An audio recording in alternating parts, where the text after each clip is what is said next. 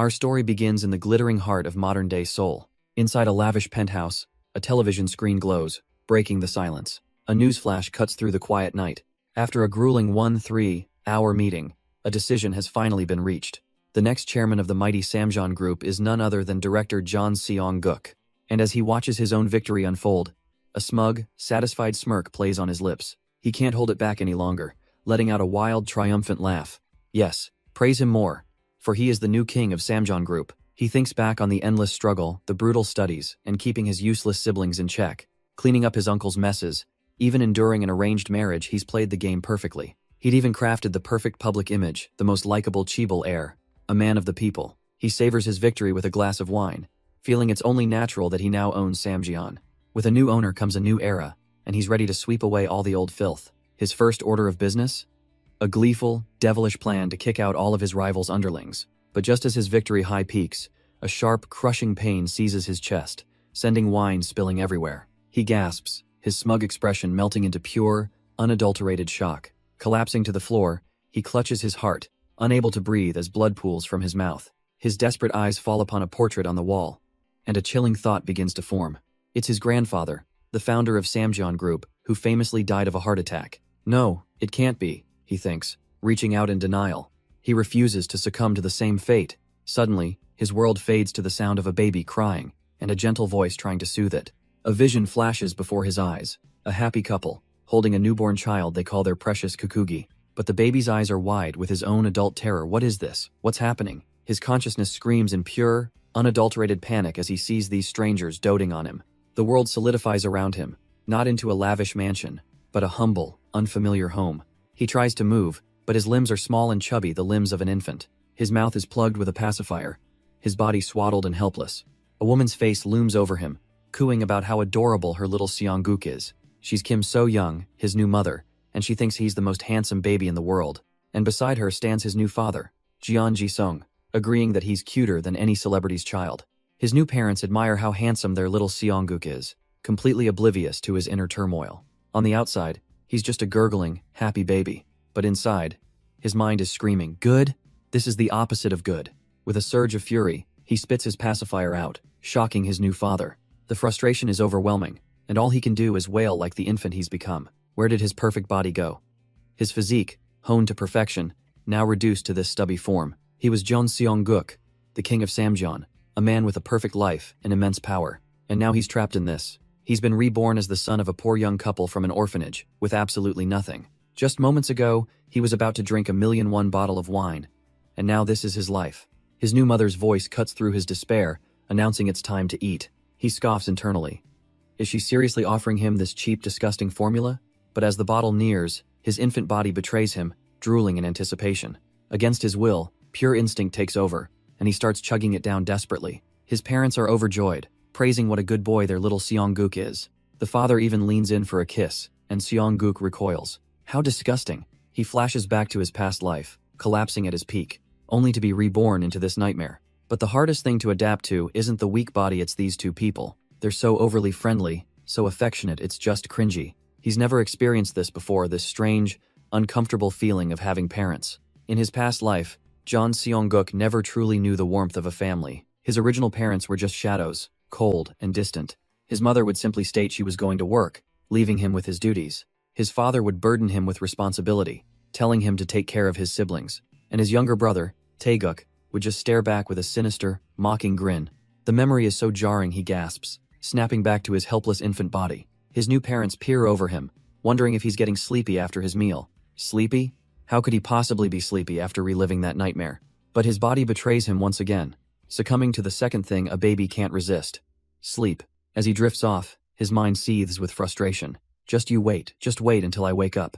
While their son sleeps, his new father tells his wife she should rest too. He insists she relax, reminding her she has to work soon. To help her unwind, he casually flicks on the television, but the screen flashes to life with breaking news.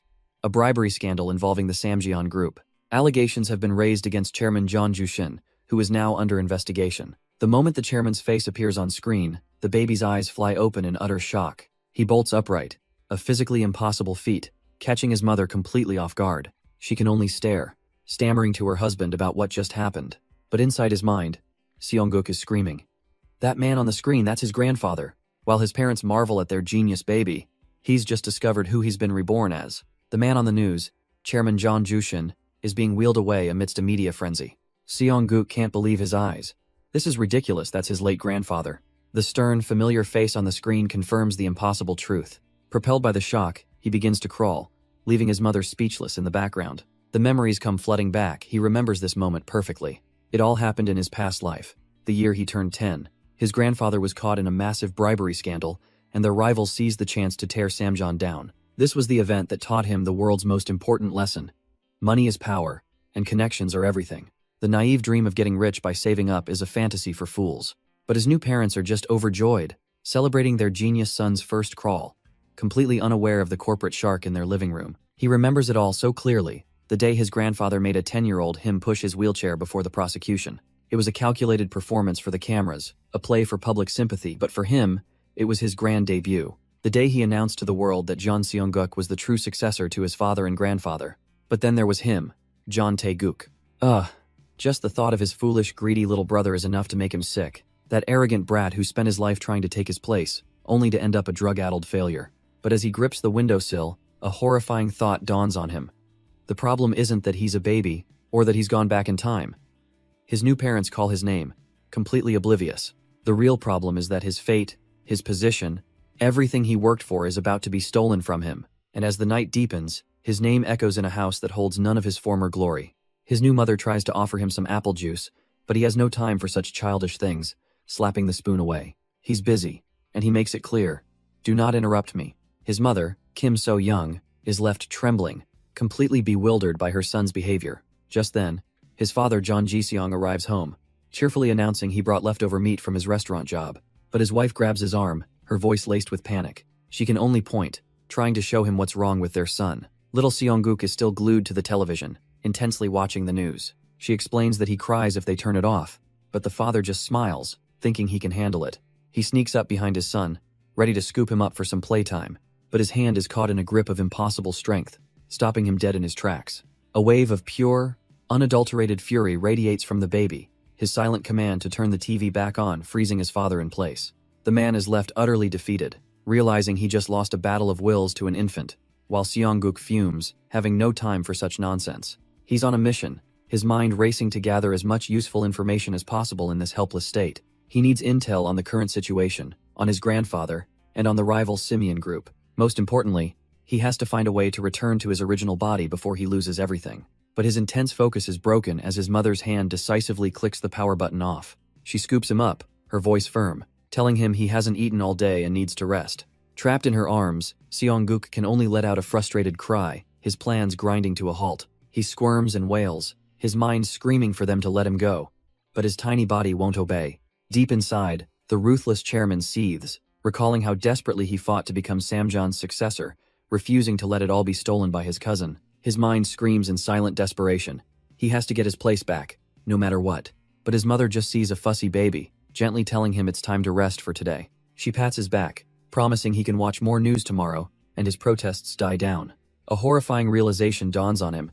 This baby body is changing his mind, making his thoughts shorter and his emotions wild. And worse, the simple comfort of being held by his mother is lulling him to sleep against his will. The chairman's iron will finally breaks, and his eyes flutter shut. His father, Ji-seong, walks in to find them, sympathizing with his wife over their son's difficult day. But So-young's expression is clouded with a deeper concern for their child. She explains that Seong-guk is nearly a year old but still hasn't spoken a word, only staring intently at the news. She confesses her fear that she's failing as a mother, as her husband looks on, deeply troubled. Ji-seong holds his family close, reassuring his wife that their love is all their son needs to grow up well. But a few days later, Seong-guk wakes up with a single, soul-crushing thought. He is screwed. Utterly and completely screwed. He spent days trying to secretly watch the news, fighting his infant body, but learned nothing of value. The world continues to turn without him, while he remains trapped, helpless. He lets out a sigh of pure defeat just as his mother, So-young, enters the room. She's surprised he's not demanding the news, not realizing the former chairman has simply given up. Deciding he needs fresh air, she suggests a walk and scoops him into her arms. A trip to the market to buy groceries and look at flowers is on the agenda. And just like that, he's strapped to her chest and brought out into the bright world, a prisoner of his new life. Just as they're leaving, they run into a woman So Young warmly greets as Miss Landlord. The landlord observes that they're leaving a bit late today. With a stoic expression, she gives a curt farewell and walks away as So Young cheerfully wishes her a good day. Seong-guk is genuinely surprised the owner of this building is So Young. His mother, however, is already on a mission, carrying him towards the bustling market. They arrive, and So Young's face lights up at the sights and sounds. She gets excited about a sale on bean sprouts, not noticing their landlord is also shopping nearby. As Seong-guk internally complains about his formula-only diet, a sudden, sharp clatter echoes from above. His eyes snap upward in alarm as something starts to plummet from the construction scaffolding overhead. His mind reels in absolute shock as time seems to slow down. In a flash, his mother spins around, her body instinctively moving to cover him. She screams his name, bracing for the brutal impact from above. A sickening crash resounds as people shout for the woman from room 107 to stay with them. The landlord rushes over, crying out in horror at the sight of So Young collapsed on the ground. Bloodied and dazed, So Young's vision blurs as she whispers her son's name. With her last bit of strength, she promises to protect him, her arm still curled around his small body. His tiny hand reaches out, trembling near a growing pool of his mother's blood. Trapped in a baby's body, the former chairman can only scream internally for his mother not to die. Paramedics finally arrive, rushing the emergency patient onto a stretcher and away from the scene. In the emergency room, the report is grim: a severe head injury from falling construction materials. The doctor prepares for surgery, but a flicker of concern crosses her face. There's more to this case. Sometime later, consciousness finally returns to Kim So Young. Her husband, Ji Seong, is right by her side, his voice cracking with relief as he calls out her name. He gently helps her sit up, but she's dazed and confused, asking where she is. Suddenly, memory and panic flood her senses. Seong-guk, where is her son? Ji Seong's face is heavy with emotion as he tries to explain what happened. He tells her that their son is right here, safe and sound. He lifts the baby, explaining that thanks to her sacrifice, Seong-guk is fine but was terrified to see her get hurt. Forgetting her own pain, So Young reaches for her son, telling him it's okay, that mommy isn't hurt at all. She holds him close, whispering that all that matters is that her little Seong-guk is safe. For the reborn chairman, this raw, unconditional love is something he's never known. The dam of his carefully controlled emotions finally breaks, and he begins to wail. Ji Seong watches them, explaining how their son was absolutely terrified to see her hurt. He gently scolds his wife, asking if she ever considered what they would do if they had truly lost her. But for now, it's a moment of pure, tearful relief for the reunited family. As things calm down, So Young's sharp eyes notice their surroundings, a very expensive-looking private room. Her husband immediately gets flustered, trying to find the right words for his little secret. He stammers that the doctors insisted she needed complete and total rest. And then comes the real reason. The orders were for strict bed rest, specifically for pregnant women. So Young is completely flustered by the news, but her husband just tells her to focus on resting for a week. The family shares a tender moment, basking in the warm glow of the sunset. But their peaceful time is cut short by a knock at the door. A nurse peeks in, gently reminding them that visiting hours are almost over for the day. Ji Seong promises to return tomorrow, while his wife asks him to take good care of their son. And so, father and son leave the hospital for the night. Ji Seong holds Seong-guk close, smiling as he says it's time to head home. But then he stops, looking down at his worn-out shoes, muttering about the bus fare. Seong-guk's eyes narrow in disbelief. Are they seriously going to walk because they can't afford a bus? The former chairman is absolutely appalled. What kind of miserable household can't even pay for a bus ride home? But as he reflects, he realizes this new life has a father who works tirelessly for his family, and a mother who literally risked her own life to bring him into this world. A quiet realization dawns on him, and he lets out his first sound, a simple, "Ah boo." Ji Seong freezes, his heart pounding as the baby in his arms calls out, "Clear as day, Dad." He can't believe it. His son just said his first word. In that moment, Seong-guk finally accepts it. These people are his family now. A week flies by, and the family prepares a small, humble celebration at home. It's a welcome party for So Young, finally discharged and back with her family. And for the occasion, Seong-guk has been dressed up in a traditional outfit, looking utterly unimpressed. His parents, however, are completely losing their minds, snapping photos and fawning over how cute he is. The former chairman can only sit there stoically, enduring the endless praise with a silent, weary sigh. The former chairman lets out a long, suffering sigh, his patience wearing thin. Internally, he's screaming, "A celebration? Now? Are they insane?" They struggle to pay hospital bills, saving every last penny on bus fare. His old self would have flipped the table, scolding them for such a foolish waste. But then, looking into their eyes, something inside him finally clicks.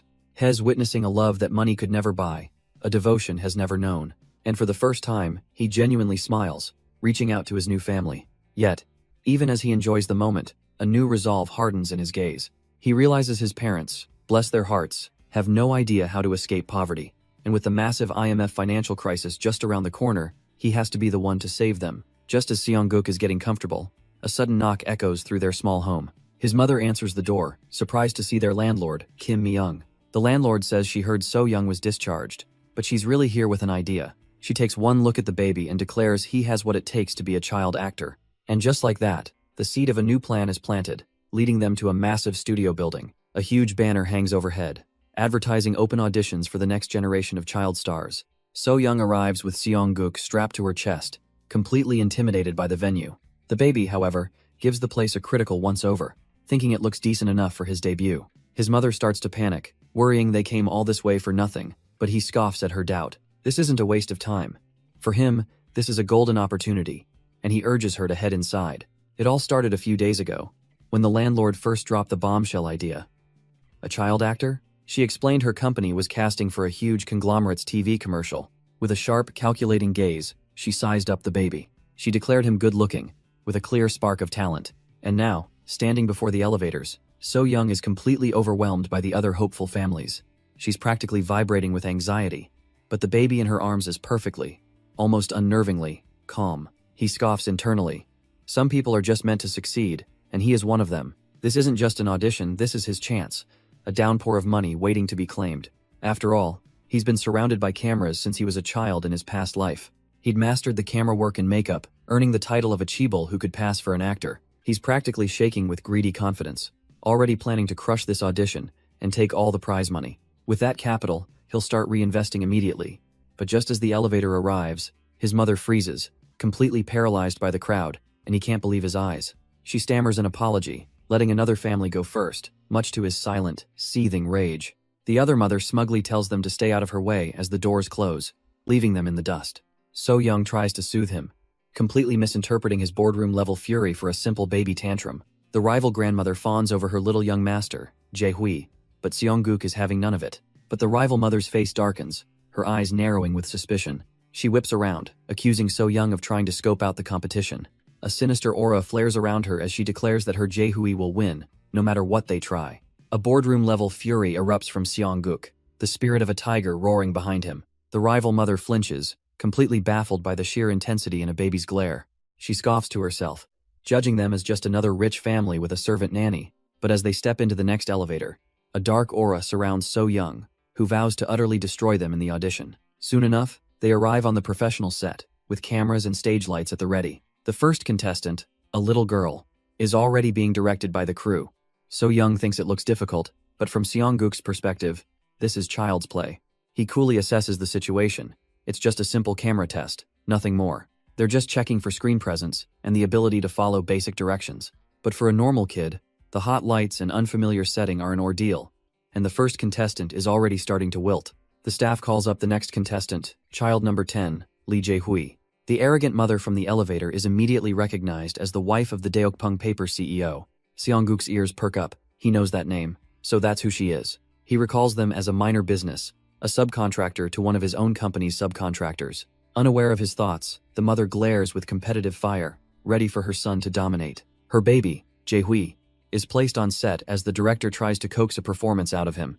All they ask for is a simple smile, but the poor kid just stares, overwhelmed by the bright lights. From the side, his mother and grandmother begin to panic, frantically trying to get him to smile. But the pressure is too much, and the boy breaks down into tears as Seong-guk and his mother watch. The director calmly states they can't continue, but the mother snaps back, insisting her son will stop crying any second. The rival mother desperately argues for more time, but her pleas are cut short, as the staff calls for the next contestant, John Seong-guk. The director looks utterly exhausted by her theatrics. He calmly instructs his assistant to escort the disruptive mother and her child outside, so they can calm down. She trembles with silent rage, humiliated and furious at being dismissed. With perfect timing, the staff calls out Seong-guk's name again, and his mother proudly steps forward. Seong-guk is placed on the floor, the stage now his. The judges give him a welcoming smile, announcing that his audition will now begin. His mother watches with a gentle, hopeful expression, believing in her son. But the rival mother shoves her way to the front, rudely pushing past So-young to watch. Seong-guk meets her spiteful gaze with a chilling smirk, promising to show her exactly how it's done. With a single, adorable smile, Seongguk turns on the charm, completely captivating the room. The director's heart skips a beat.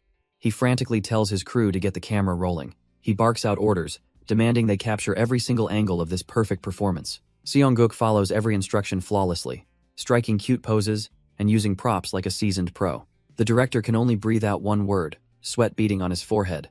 Amazing. Watching from the side, the rival mother's face darkens, a horrifying thought dawning on her: this child is a genius. The staff are in unanimous agreement they have to recruit him on the spot, immediately. Held in his mother's arms, Seongguk smirks, while So-young is just baffled by the praise. Wasting no time, the director strides purposefully toward them. He extends a hand, introducing himself with a beaming smile as Director Kwak Juna. He's so eager he practically begs So-young to sign a contract on the spot, asking for any conditions. But she's still in a daze, cautiously asking if her son really has that much talent. The director pulls himself together, admitting he got carried away by the boy's overflowing potential. He explains that Seongguk wasn't just a natural. He responded to every direction flawlessly. It was as if he understood everything, which, of course, Seongguk smugly knows he did. Beaming, the director says he's genuinely looking forward to their future collaboration, but his heartfelt pitch is suddenly shattered by a furious shriek from across the room. The rival mother is having a full-blown meltdown, screaming that the final audition hasn't even happened. She furiously declares that she won't accept anyone but her son as the winner. And with that, the stage is set for the final showdown: Jeon Seong-guk versus Lee Jae. The families are ushered into a waiting room, but the rival mother is already seething. Kim So-young can't help but feel annoyed by the woman's obvious hostility. Still, she's bursting with pride, telling Seongguk he was a finalist among so many clever kids. He just beams back, thinking to himself, "Of course I was." But So-young's celebration is cut short by a sudden wave of nausea. The rival's grandmother notices her distress and offers to hold Seongguk so she can use the restroom.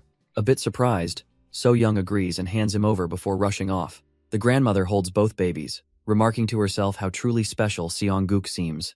But that simple praise is the final straw for her daughter, who erupts in a venomous aura. She unleashes her fury, screaming at her own mother for daring to compare her perfect son to that child. The grandmother shrinks back as her daughter threatens her, asking if she wants to be fired. Held right there, Seongguk's face twists with rage, absolutely livid at the woman's disrespect. He clenches his tiny fist, wishing he could just smack some sense into her as her own son begins to wail. But before the meltdown can continue, an assistant director quietly interrupts the scene. He was actually looking for them, specifically for the guardian of Jeon Seongguk. Seongguk listens intently, his anger momentarily replaced by curiosity. The rival mother immediately confronts the director, complaining that this whole competition is ridiculous. She then blurts out the real reason for her anger. Wasn't her son, Jae-hee, already chosen as the winner? The words hang in the air, and Seongguk's eyes widen in sudden, dawning realization. Ah, so that's what this was. A classic case of corruption where the winner was decided before the audition even began. It was all a staged scam, using other children as props just to make her own kid look like a genius. The assistant director nervously tries to calm the mother down, begging her to be patient. But there's a problem.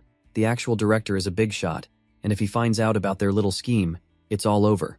In a flashback, the mother smugly confirms she's prepared, having hired a private tutor for her son. They glance over at Seongguk, confident that a practiced child like Jae-hee will easily outshine him. The assistant then leans in to coach the boy, trying to get him to practice his lines. He tells the child to just repeat after him, a simple enough task.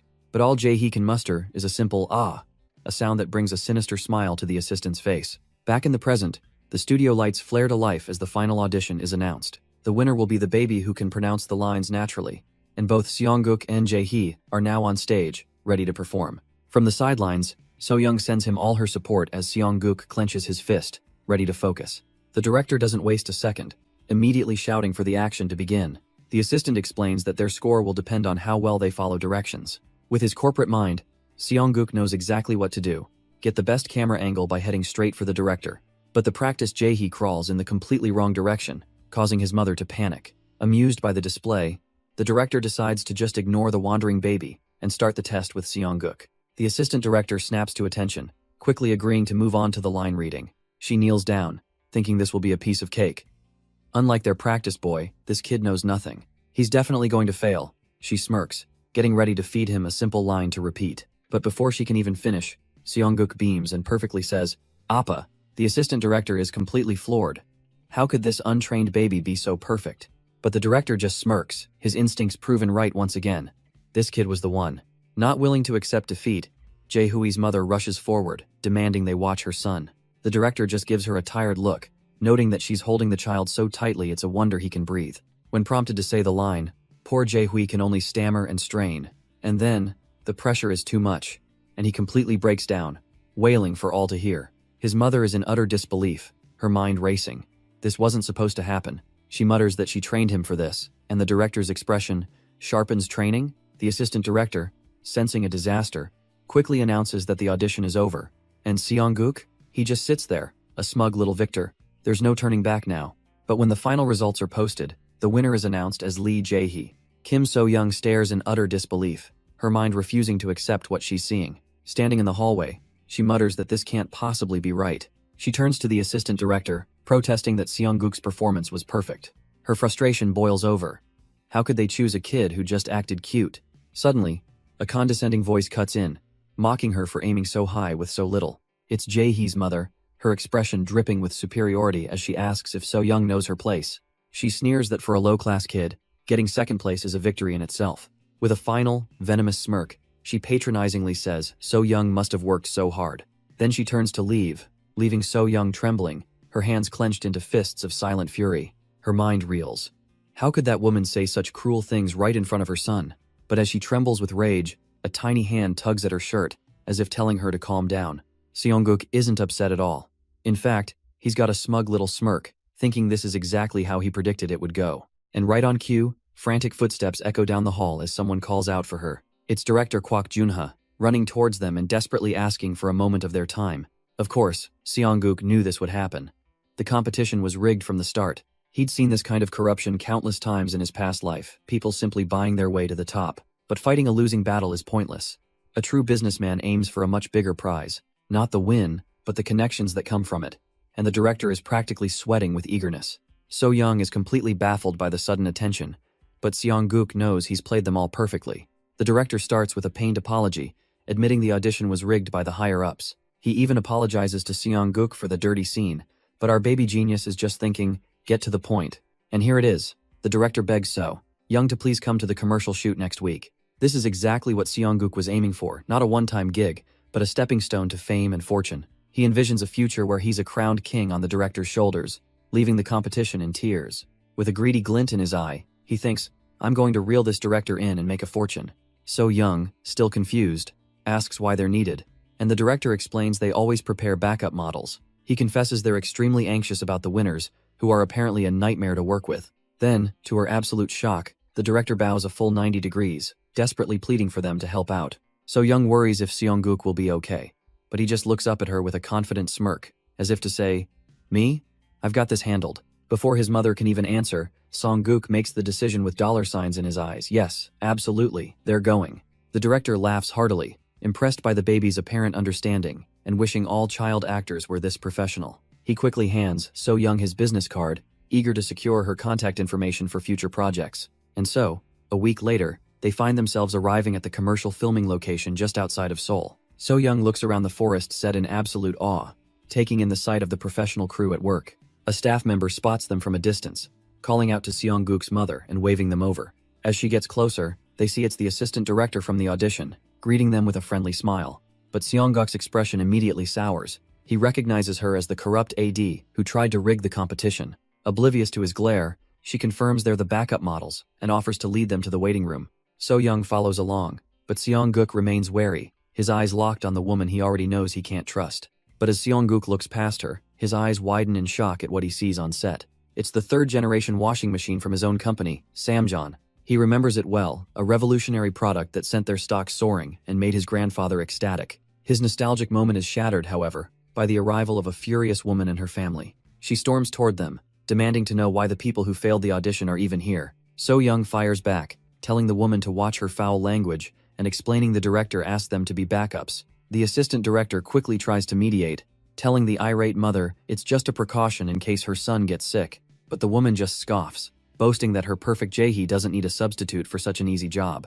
A quick glance at her son, however, reveals he's already a crying, slobbering mess, a fact not lost on Seong-guk. Ignoring her child's distress, the mother waves them away, telling them they're useless and should just leave.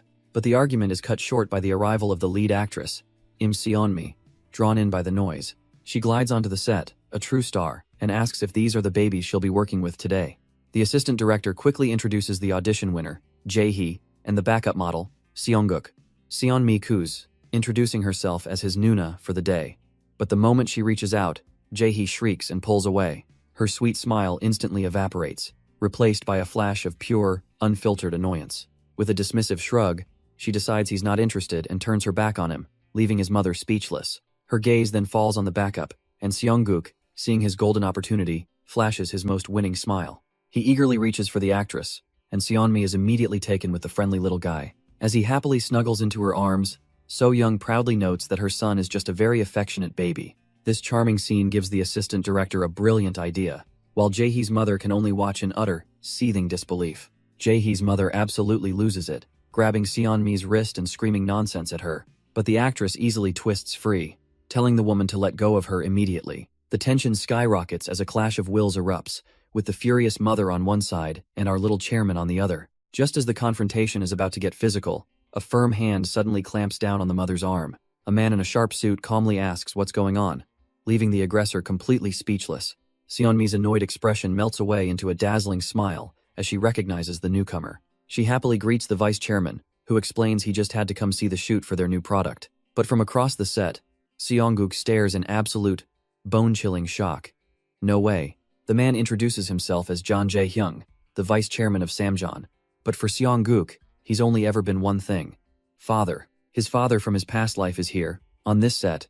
With a calm smile that hides a history Seongguk remembers all too well. Seongguk remembers his father wasn't as legendary as his grandfather, Chairman Jeon Jushin. But make no mistake, Jeon Jae-hyung was a highly competent vice chairman. He was celebrated as a future business leader, a capable man who guided Samjeon with a firm hand.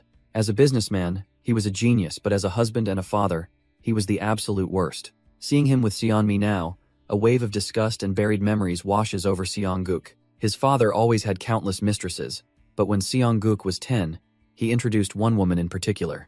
She looked down at him with a predatory smile, feigning politeness. The young Seongguk could only stare back in silent contempt as she asked him to take care of her. That woman, his father's mistress he had long since erased from his mind, was Im Seonmi, and suddenly, it all makes a sickening kind of sense. She didn't just choose any kid for this shoot, she chose him. A voice from above notes that he seems like a smart kid, as a pair of expensive shoes steps into his line of sight. Leaning down with a polite but unsettling smile is a man Seongguk knows all too well. His mind screams the word he thought he'd left behind: father. But the reunion is cut short when an assistant reminds the vice chairman it's time to head inside. Jae-hyung turns to his entourage, which of course includes Seonmi, and smoothly announces his departure. With a final, chilling smile, he instructs them to take good care of the filming. The director's wife can only grimace, her face a mask of pure terror. Seongguk gets it. No one, not even the wife of Daeokpung Paper's president, would dare defy Samjeon's vice chairman. This was the kind of man Jeon Jae-hyung was: a predator hiding behind a pleasant smile. He may have looked like a playboy, but in crucial moments, he wielded the absolute charisma of a corporate tyrant. That was his father. But before leaving, Jae-hyung gives the boy a gentle pat, telling him to take care during the shoot. He offers one last cryptic smile and simply says, "Then," before turning away. Seongguk can only watch as the imposing figure of his past life's father walks away, and in that moment, a fire ignites in his eyes. This life will be different. He looks up at his new mother, realizing he's finally found something worth calling a family. A new ambition forms. He will protect these people, and one day, build a company even greater than Samjeon. With a quiet resolve, he promises himself that they will meet again, but on his terms. The intense moment is shattered as an assistant director yells for everyone to get ready. Staff members begin herding the parents and their children, telling them the director is on his way. So-young stands with the other families, holding Seongguk as they all wait for the filming to begin. Seongguk shakes his head, deciding his past life is just that, the past. Right now, he needs to focus on what's important, and a dark, determined aura surrounds him and his mother. He recalls the advertisement's concept. A simple, heartwarming story set in a picturesque forest villa. A mother lovingly washes her husband's sweat-stained shirt using the new Samjeon washing machine. The shirt comes out dazzlingly white, and the baby, overjoyed, rubs his cheek against it, calling for his dad. Seongguk remembers this exact commercial. It was a massive hit that won awards and launched its child actor to stardom. A wicked, calculating grin spreads across his face as the gears in his mind start turning. This is his chance. He has to be the one in this ad. And luckily for him, the current audition is a disaster. The actress playing the mother is completely baffled, wondering what on earth is wrong with this baby. The child just keeps crying and flailing his arms, hitting her whenever she gets close. Even Kim So-young is baffled. wondering why that seemingly gentle child is suddenly throwing such a fit. But for Seongguk, this chaos is music to his ears. It's all going according to his genius plan. Head given the poor, tormented kid a simple tip. If he fights back, he'll get to go home early. And through some strange baby-to-baby telepathy, the message was received loud and clear. Finally, the director snaps, declaring that this isn't working, and they'll shoot with the second model. The rival mother is aghast, screaming that her baby was the winner of the audition. But he's had enough. The shoot has been stalled for an hour because the kid won't stop slapping the actress. She scoffs, asking if he has any idea which powerful family she comes from. Pulling out a comically old phone, she sneers that the chairman of Daeokpung adores his grandchild. Her threat is clear. She's going to call him right now and have every single one of them fired. But her tirade is cut short by a sudden presence, leaving her utterly bewildered. Before she can even react, a sharp crack echoes as actress Im Seon-mi slaps her across the face. The entire crew, including the director and Seongguk's stunned mother, freezes in shock. The woman stumbles back, hand clutching her stinging cheek, unable to process the assault. Im Seon-mi stands over her, eyes glowing with a cold, intimidating light. She calmly states how much she detests it when outsiders disrupt her set. Then, turning to the flustered director, she suggests they simply get back to work with the other baby. But as she turns to leave, the director suddenly calls out, his mind completely changed. He points directly at Seongguk, a new fire in his eyes, declaring he wants to film with that kid. Im Seon-mi smiles, her plan a roaring success, and happily agrees to start the shoot over. And just like that, the spotlight shifts entirely onto little Seongguk. The director barks an order for everyone to get on standby, leaving the rival mother on the floor in disbelief. She scrambles to her feet, absolutely livid, demanding to know why her son is being replaced. His mother holds him tight, trying to shield him from the woman's bitter insults about their family. But Seongguk isn't listening. His mind flashes back to the red recording lights that followed him to his death. He remembers the swarms of press, the cameras flashing, a world where he was the powerful CEO, John Seongguk. Back then, facing down his enemy's weapons was second nature to him. So now, as the real cameras roll, he knows exactly how to perform with a confidence that stuns the crew. Im Seon-mi holds him up, delivering her line perfectly as she presents her clean, fluffy baby to the world. And right on cue, Seongguk grabs the shirt, beams at the camera, and utters his very first word, Appa. The director is completely floored, gushing over how adorable and perfect the take was. He immediately shouts for the main camera to hold its shot. All other angles will now focus on Seongguk. The baby buries his face in the laundry, a picture of pure, innocent joy. He knows exactly where the lens is, locking eyes with it for the perfect shot. What is with this baby? The director thinks, stunned that he's looking right at the camera. Even the veteran actress Im Seon-mi is taken aback by her tiny co-star's talent. She can't believe it. How can a baby act with such precision? It's almost unnatural. The assistant director quickly cues her for the next part of the scene. Without missing a beat, Im Seon-mi delivers her line, playing off Seongguk's perfect performance. Together, they create the ideal final shot for the commercial, a flawless and heartwarming scene. The director is absolutely beaming, his face glowing with satisfaction. It was perfect.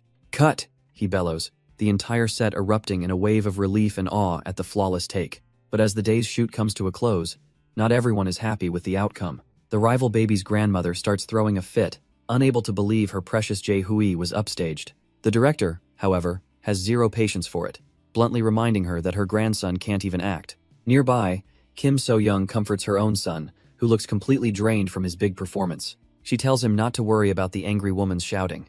That's when Im Seon-mi approaches, smoothly telling her that no amount of screaming will change the results. She scoffs at the pointless drama, especially when the other child was so uncooperative. Leaning in towards Seongguk, she praises him as the best. Still amazed they wrapped the shoot in just 2 takes. But the rival grandmother completely snaps, grabbing her daughter and raging about the money she wasted. She then points a trembling finger at the director, accusing him of being bribed. The director sputters, momentarily caught off guard by the wild accusation. His shock quickly morphs into a dark promise to have a little chat with his assistant later. The grandmother, however, is far from finished, sneering that she doesn't need this pathetic commercial anyway. She storms off, threatening lawsuits as Seongguk watches the ridiculous scene with a tired sigh. With the problem gone, the director quickly approaches Seongguk's mother, apologizing for the chaos. Kim So-young simply offers a polite smile, saying he's worked hard today. Overwhelmed with gratitude, the director thanks them profusely, admitting Seongguk truly saved the day. He assures them they're done for the day, and a hefty payment is coming, which is all Seongguk wanted to hear. With the day's chaos over, Kim So-young happily asks her son if he's ready to head home. But from a distance, the famous actress Im Seon-mi watches them leave with a curious, thoughtful expression. A warm smile spreads across her face as she decides to approach Seongguk's mother. Soon, they're all cruising down the highway after she generously offered them a ride in her van. The long day finally takes its toll, and Seongguk is completely knocked out, drooling in his sleep. Im Seon-mi can't help but smile, remarking how cute he is and that he must have been tired. His mother thanks her for the luxurious ride, but the actress insists she's the one who should be grateful to Seongguk. Kim So-young is utterly bewildered by the comment thanking her baby. The actress explains that Seongguk was a brilliant lead actor today, allowing her to wrap up her work much earlier than expected. She recalls how his eyes perfectly followed the camera's light, showing a professional awareness no ordinary baby should possess. She gushes about how he instinctively acted in perfect rhythm with her, even knowing her best side for the camera. It wasn't just a fluke. He understood the flow of the shoot and delivered a performance that dominated the screen. To her, Seongguk is already a complete, professional actor, which leaves his mother absolutely shell-shocked. Kim So-young stares at her sleeping son, unable to process what she's hearing. Seeing her confusion, the actress smiles and says that, in light of his talent, she'd like to make a suggestion. As if sensing a golden opportunity, Seongguk's eyes flutter open. Im Seon-mi reaches out her hand, presenting an offer that seems to glow with promise. His mother can only gasp in disbelief at the sudden proposal. But inside, Seongguk is wide awake, a triumphant grin spreading across his face as he realizes his plans are accelerating. And just like that, they arrive back at their humble rooftop home, but with a life-changing offer on the table. Their landlord arrives, slamming down a fat stack of cash, a whopping 4 million won. Seongguk's parents are speechless as she explains the director insisted on paying a bonus. And our baby genius can barely contain his glee. This is exactly what he was hoping for. He knew it. Becoming a child actor was the fastest way to build his starting capital. As the money is handed over, his mind is already racing with investment plans for stocks and gold. His father is over the moon, shouting that he's never seen so much money in his entire life. But his mother, Kim So-young, is unusually quiet, her expression unreadable. Her husband asks what's wrong, and she simply mentions the landlord. Then she pulls out a business card, revealing it's a gift from the actress Im Seon-mi. A fact the landlord is just now discovering, staring at her phone in absolute disbelief. Not just any card, but one from the famous Sinsung Entertainment. The landlord realizes the actress must have been seriously impressed with Seongguk. She spells it out for the stunned parents, a direct offer to become an exclusive child actor. An offer our baby genius accepts with a smug little nod, as if it were obvious. The landlord asks if they're really trying to make their baby a celebrity, but his parents are just as lost. She mulls it over. While unexpected, it would be a huge opportunity if he succeeded. But his mother, Kim So-young, suddenly cuts in, telling everyone not to worry. She's heard of the agency and declares she'll look into its powerful CEO. And more importantly, she'll find out exactly how they treat their talent. Seongguk watches in surprise, impressed that his mother is willing to go to such lengths for him. The landlord wraps things up with a confident smile, congratulating Seongguk on his commercial debut. She announces the ad will air in 2 weeks before turning to leave for work. But just as she's about to go, So-young calls out, stopping her in her tracks. The landlord asks if she's feeling uneasy, but that's not it at all. So-young finally asks the question that's been bothering her. Why is she helping them so much? She's the one who recognized his talent and has always stepped up for their family. The landlord's simple, honest answer that she just wanted to support them leaves So-young speechless. She then opens up, revealing she's been on her own since she was young, and it was a tough life. Seeing a young, hardworking couple like them move in reminded her of her own struggles. She just wanted to cheer them on, though she humbly dismisses her kindness as just being nosy. So-young is left stunned, processing the landlord's unexpected kindness. Then, with a burst of emotion, she asks if she can call her Unnie, like an older sister. The landlord's eyes widen, completely caught off guard by the offer to be treated like family. But a warm smile spreads across her face. She's touched by how kind-hearted this household is. So-young's expression absolutely explodes with joy, her hope fulfilled. As they agree to their new, closer relationship, baby Seongguk watches from the doorway, taking it all in. He seems to understand everything perfectly, even as his brother Taeguk crawls up, wondering what's so interesting. Outside, the two women hold hands, a genuine bond now formed between them. The story then jumps forward 2 weeks, landing us outside a restaurant late at night. The owner cheerfully reports to someone off-screen that they've closed up shop for the day, just as instructed. And the person doting on Seongguk is none other than Park Won, the owner of the restaurant and his father's boss. Has so invested that he closed his entire shop early, just so everyone could watch Seongguk's commercial on the big screen. Seongguk is absolutely mortified, thinking if this old man wasn't his dad's boss, he'd never tolerate this kind of cheek-pinching. But since the man did him a favor, he decides to let it slide for today, even as the affection makes his head spin. Just as the family gets settled, the sound of a heel clicks at the doorway as a new arrival asks if she's late. It's the landlord. So Young immediately rushes over, happily welcoming her to their little viewing party. The landlord smiles, clearly touched to be included. It feels like they're all watching a movie together. With everyone gathered, the father, Ji-seong, excitedly tells them all to take a seat because it's finally starting. The TV screen flashes to life. The opening lines of the laundry detergent commercial echoing through the restaurant. And there they are, the famous actress Im Seon, me and our baby genius, making his official on-screen debut. The landlord and So Young are immediately captivated, their eyes wide with excitement. The commercial kicks off, showcasing the brand new Samjeon turbo washer. On screen, the beautiful actress, Im Seon-mi, holds the baby actor, cooing about how soft the laundry is. Then comes the money shot. The baby looks up with sparkling eyes and utters a single, heart-melting word, "Daddy." The room absolutely loses it. So, Young gives it a perfect 10, as Ji-seong and Park Won are overcome with emotion. Park Won claps enthusiastically, declaring the performance absolutely perfect. The landlord agrees it was amazing, while the real Seong-guk watches on, unimpressed by the fuss. Internally, however, he's quite smug, noting the editing is so good it might win an award.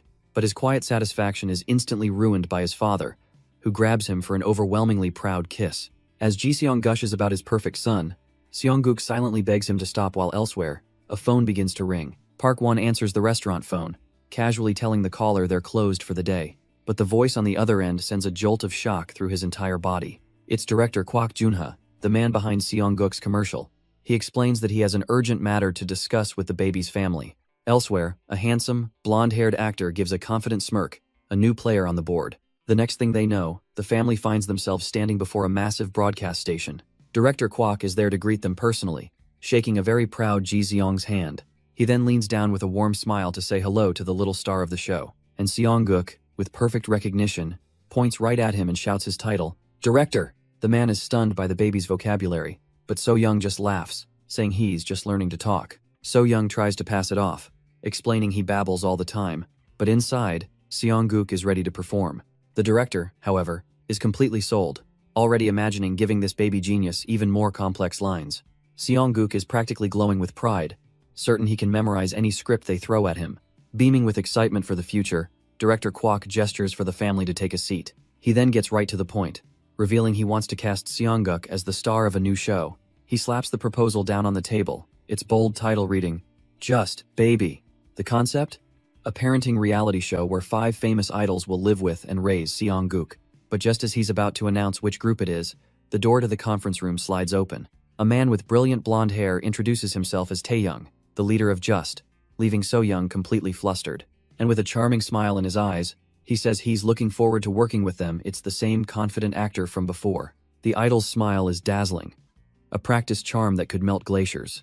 So Young immediately erupts into a full-blown fangirl scream, much to her husband's disbelief. Tae-young notes her reaction with a playful smirk, correctly guessing she knows his group. He humbly adds that they still have a long way to go, a perfect line to win over any parent. But as the idol shines, Ji-seong's face twists in pure envy, a reaction Seong-guk finds pathetic. The director promises they'll meet the other members once filming begins, and So Young is thrilled. But a sudden thought stops her. She snaps back to reality, her excitement turning to worry. Grabbing her son, she asks if this whole production might be too overwhelming for a baby. Director Kwak immediately jumps in, insisting that Seong-guk is the absolute heart of the program. He praises the baby's incredible empathy and expressions, all while Seong-guk smugly soaks it all in. The director insists they can't imagine anyone else in the lead, and Seong-guk mentally agrees this is a must-do deal. Then, a spark of memory ignites in his mind, a wicked grin spreading across his face as he realizes something huge. He remembers this show from his past life. The unique concept of idols raising a baby captivated the entire nation. It became a cultural phenomenon, the very first show to establish the parenting reality genre. This is it, the perfect show to build his fortune as a child star, and he eagerly bangs the table to seal the deal. But his father, Ji-seong, completely misses the point, his own expression growing dark with doubt. Noticing the shift, the director asks if there's a problem, sensing the deal might be slipping away. Ji-seong finally speaks up, worried that constant TV exposure will prevent Seong-guk from having a normal childhood. He just wanted to raise an ordinary, beloved son, not a celebrity, a sentiment that shocks the room. But just as the father's heartfelt plea hangs in the air, Tae-young, the idol, suddenly speaks up. He reveals that he was a child actor too, and he understands the pressure of constant attention. But he has zero regrets, because he had a talent for performing, and was given the perfect stage to shine. Tae-young then turns the question on the stunned father, asking why he can't seem to trust his own son. If the boy has the ability to shine, he reasons, then his father should give him that opportunity. Ji-seong looks down at his son, a sudden wave of pride hitting him. His boy is more talented than anyone. He finally smiles, accepting that if it's his son's destiny to be a star, then he understands. With a firm handshake, Ji-seong entrusts Seong-guk to the director, asking him to take good care of him. The deal is made, and the team for Korea's first-ever parenting reality show is officially formed. As the countdown begins, Ji-seong is a nervous wreck signing the contract just 12 days before the shoot. But Seong-guk is a natural, effortlessly charming the camera during a concept shoot just before filming starts. And finally, after all the preparation, the first day of filming has arrived. The other stars of the show make their grand entrance. The K-pop group, Just. We've got the leader, Taehyung, and the charming Lucas. Then there's the playful Jaehyun and the cool Byeomseon. And rounding out the group is Michael, who looks like he's about to devour the camera whole. The idols greet the family, and while the wife is absolutely losing her mind, Ji-seong just looks uncomfortable. Jaehyun singles out the wife, noting he heard she was a fan, which sends Ji-seong into a silent, jealous rage. The show's PD then makes a huge announcement. They'll be filming entirely at Just's dorm. With spirits high, he rallies the crew, reminding them the station has huge hopes for this project. But little Seong-guk overhears the director's real strategy. Forget the script, keep it natural. This just got interesting. And suddenly, it clicks for Seong-guk. He knows these guys from his past life. Back when they were just bowing to him, the chairman of Samjeon. He eyes them with disdain. So these are the same idols who used to perform at his company events. Michael leans in with a cocky grin, remarking that the baby isn't even that cute. But before his hand can make contact, Seong-guk's tiny fist smacks it away with surprising force. The disrespect. Michael stares at his reddened hand in disbelief as Taehyung calls him out for not washing up after a smoke break. While his dad frets over him, Seong-guk fumes. That Korean-American punk is just as much trouble as he remembered. A brilliant, almost maniacal smile spreads across his face. That's it. From now on, Hes directing this show. The other idols, however, are completely smitten, with Taehyung blushing over how cute the little guy is. But Michael isn't buying it. From the back, he shoots a dark, vengeful smirk. They'll see. With everyone gathered, the show's PD claps his hands together, laying out the plan. It's a 3-day pre-filming session at the idols' dorm to create 3 pilot episodes. During the day, staff will be present, but at night, it's observation cameras only. As for Seong-guk's parents, they'll be staying at a nearby hotel, which immediately worries them. The PD beats his chest, promising he understands their anxiety and will guard Seong-guk with his life. The idols chime in, with Taehyung and Lucas confidently telling the parents to leave everything to them. And just like that, with reassurances made, filming officially kicks off at the Just dorm. The assistant director clears his throat, reading the opening narration for the first scene. It paints a picture of 5 young men in a semi-basement, dreaming of stardom as the idol group Just. Their ordinary lives take an extraordinary turn when a baby suddenly arrives at their doorstep. The cameras roll, and Seong-guk stares blankly at his new caretakers. Taehyung forces a smile, but the awkward silence is deafening. The 5 idols just stare at the baby, completely unsure how to start. Watching from the side, Seong-guk's mother whispers anxiously about the lack of a script. The production crew also holds its breath, noticing the idols are totally frozen. They're at a loss, whispering amongst themselves what you're even supposed to say to a baby. Seong-guk scoffs internally. Amateurs. These rookies don't have a clue what they're doing. Fine. It seems he'll have to take the lead, acting like a normal baby in a new place. And with that decision made, he unleashes a torrent of crocodile tears. The idols immediately fly into a panic, scrambling to figure out how to calm him down. The group's leader, Taehyung, tries to soothe him, but his hold is so awkward it only makes things worse. Seeing the disaster, Jaehyun steps in, confidently offering to take the crying baby. And just like that, the moment he's in Jaehyun's arms, Seong-guk's tears vanish as he snuggles in. Jaehyun smirks, smugly declaring that of course the baby calm down babies just love handsome faces. Seong-guk internally agrees. It's just as he thought. These idols are simpler than they look. As the others start bickering, he takes a moment to properly analyze his new caretakers. First, there's Taehyung, the responsible leader, playing the role of the classic dad. Then Jaehyun, the narcissistic pretty boy who surprisingly has a gentle, motherly touch. Lucas is the fun, athletic type, the perfect energetic big brother to play with. And finally Byeomseon, the quiet, kind one. He realizes this is the perfect setup for a family show. And finally, there's Michael, the clueless one complaining that kids are too much of a hassle. Seong-guk decides he'd make a great villain. But for the show's sake, he'll just be the rival. With his cast decided, Jaehyun suddenly notices something is off. He realizes Seong-guk needs a diaper change, and Taehyung immediately panics, having never touched one before. But Michael steps forward, radiating confidence, boasting that he raised 3 siblings back home. He takes the baby, assuring everyone that this is absolutely nothing for an expert like him.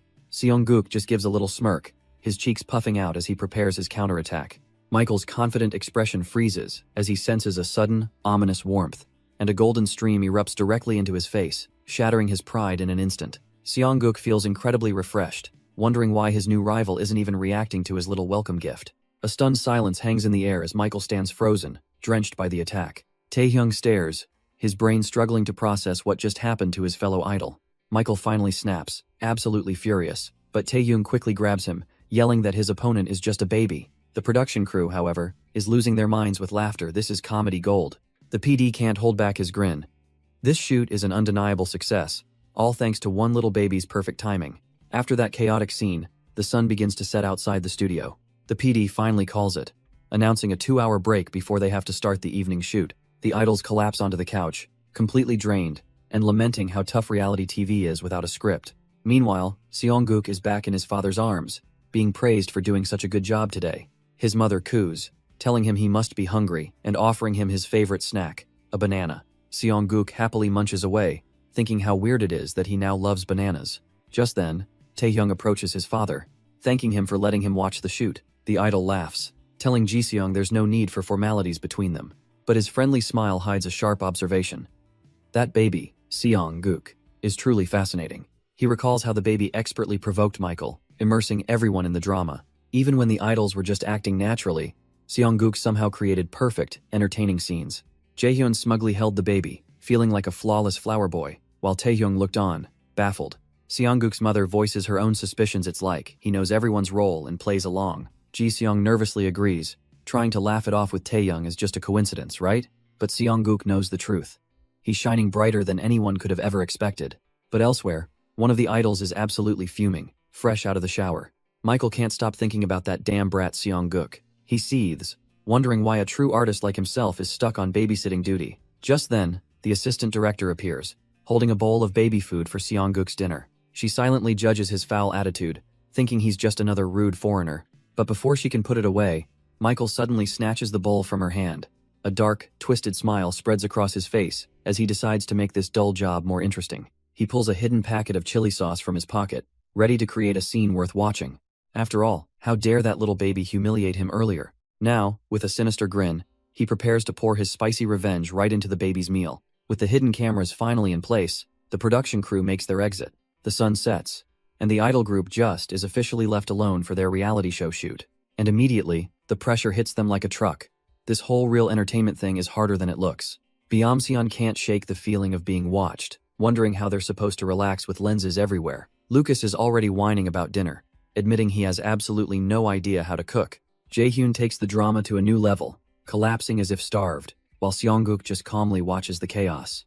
Taehyung, ever the leader, tries to rally the troops, reminding them that Seong-guk needs his baby food. But right on cue, Michael appears with a bright, unsettling smile, holding a bowl and claiming it's all taken care of. Taehyung's eyes narrow with suspicion.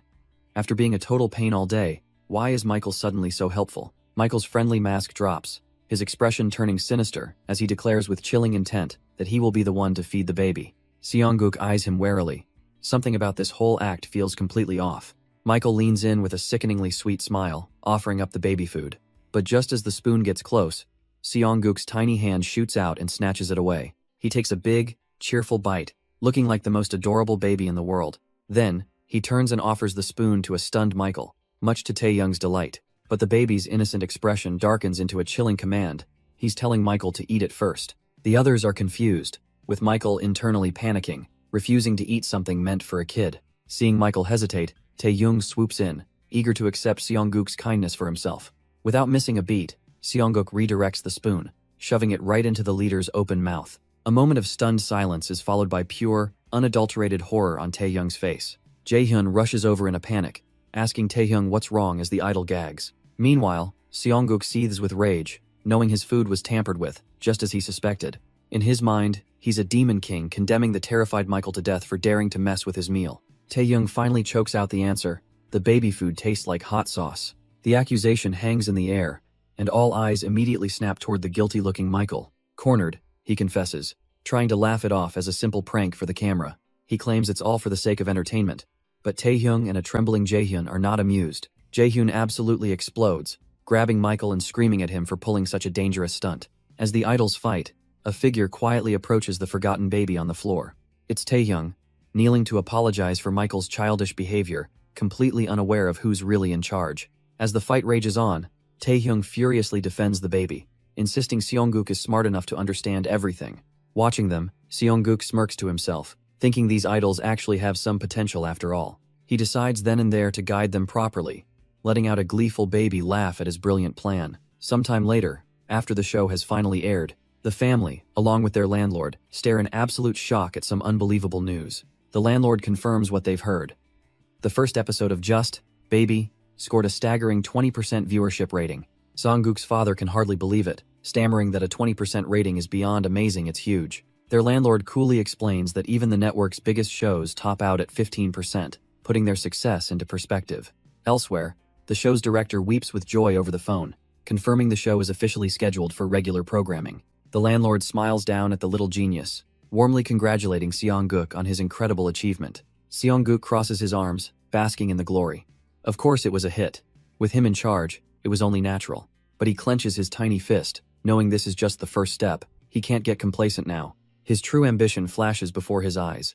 Money, success, and rising to become the absolute top of the corporate world. He lets out a triumphant baby laugh, which his mother simply interprets as the cackle of a very, very unusual child. Shifting gears, his mother nervously approaches their landlord, admitting she has something important to ask. She reveals that someone from Sinsung Entertainment, a major agency, actually came to their house. With a dark expression, she recalls how they congratulated her on the show's success, even bringing a fruit basket as a gift. The memory is vivid, men in suits extending a formal invitation from their CEO, Shin Sung-jong himself. It wasn't just a suggestion, but a clear directive to visit the agency when she had the time.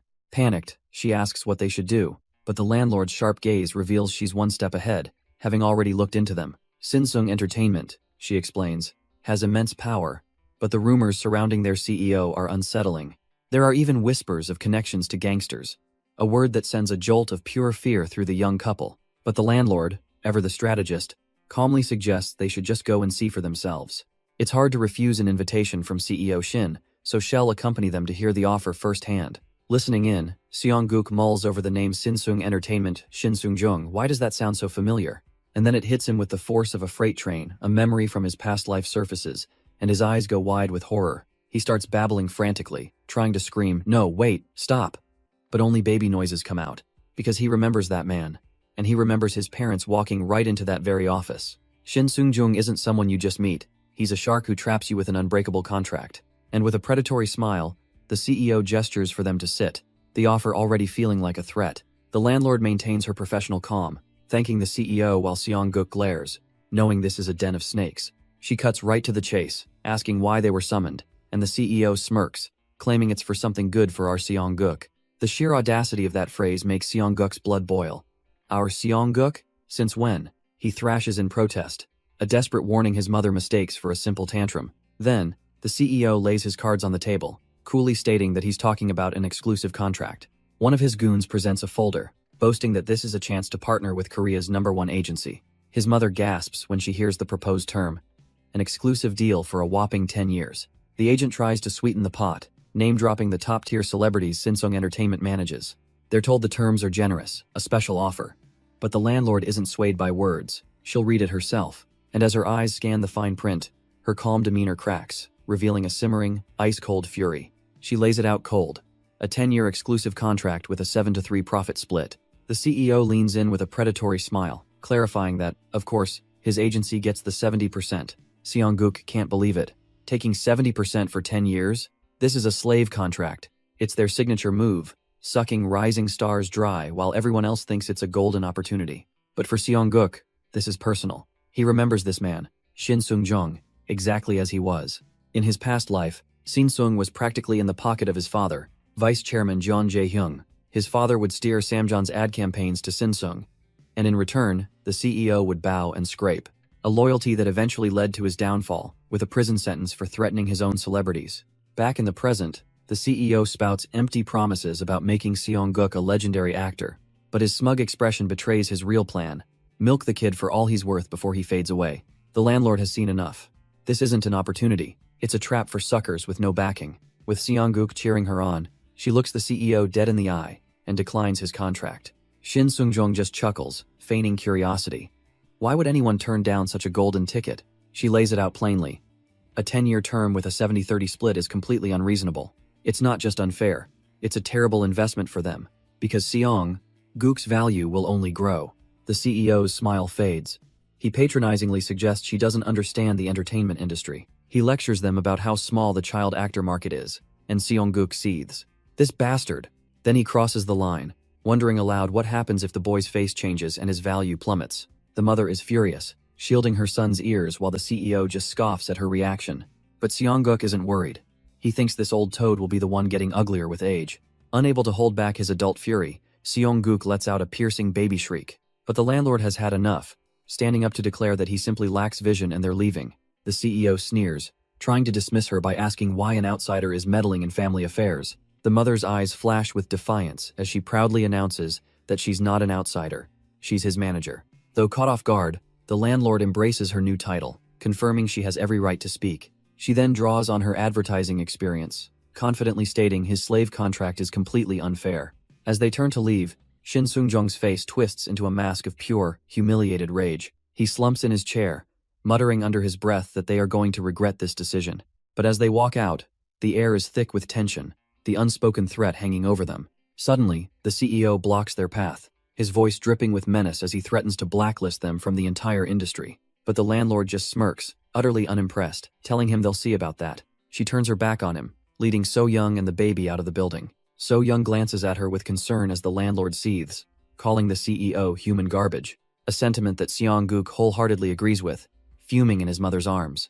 Once outside, the landlord's first thought is for So-young, checking if the confrontation shocked her. But So-young is resolute, insisting she's fine and that they have no need for a company like that.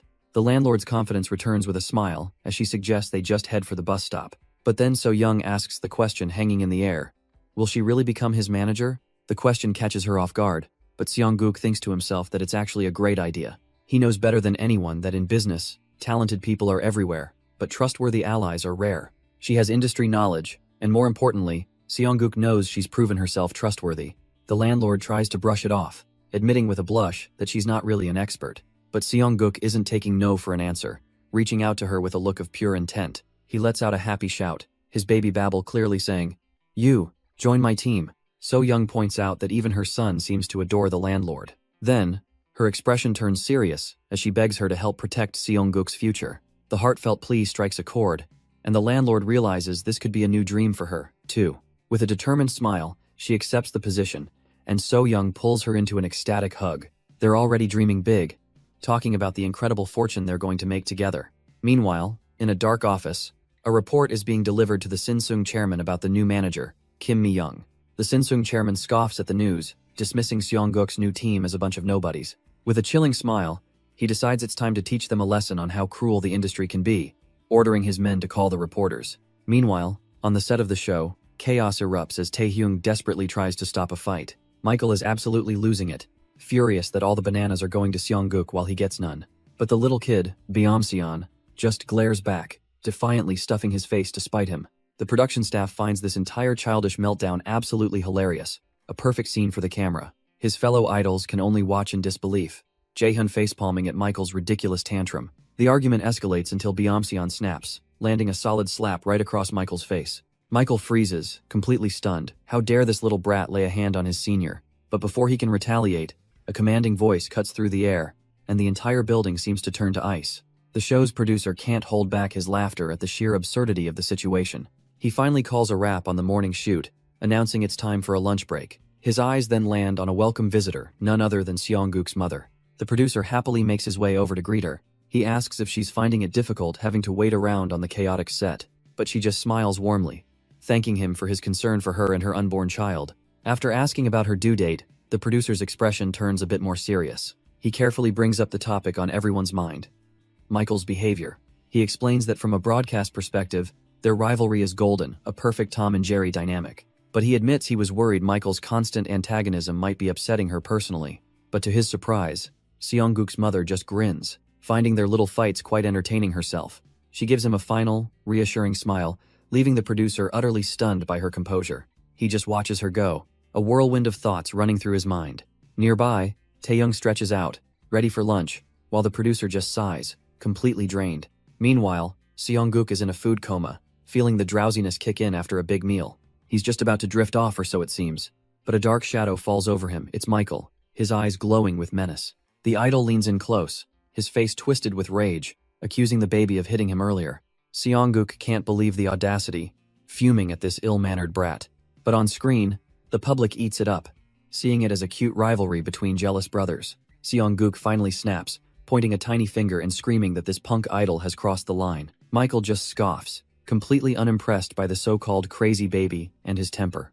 To shut him up, he reaches out and gives the baby's cheek a hard, punishing pinch. A genuine yelp of pain escapes Seongguk, his tough facade crumbling instantly. The sudden, loud wail catches Michael completely off guard, making him jump back in surprise.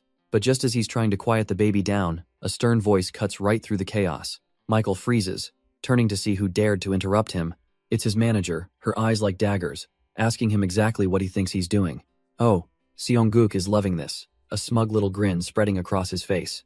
Well done, manager. She lays down the law, warning Michael to keep his hands to himself, which only makes the idol's blood boil. Michael scoffs, demanding to know why she's so protective of some insignificant kid. But the manager's comeback is swift, reminding him how many commercials he's landed thanks to that insignificant child. She pulls Seongguk close, ordering Michael to act like a professional and stop abusing a baby. With a final, chilling glare, she makes it clear that this behavior will not be tolerated. Michael is left shaking, his hands clenched in pure, humiliated rage. How dare she speak to him, a true artist, like that?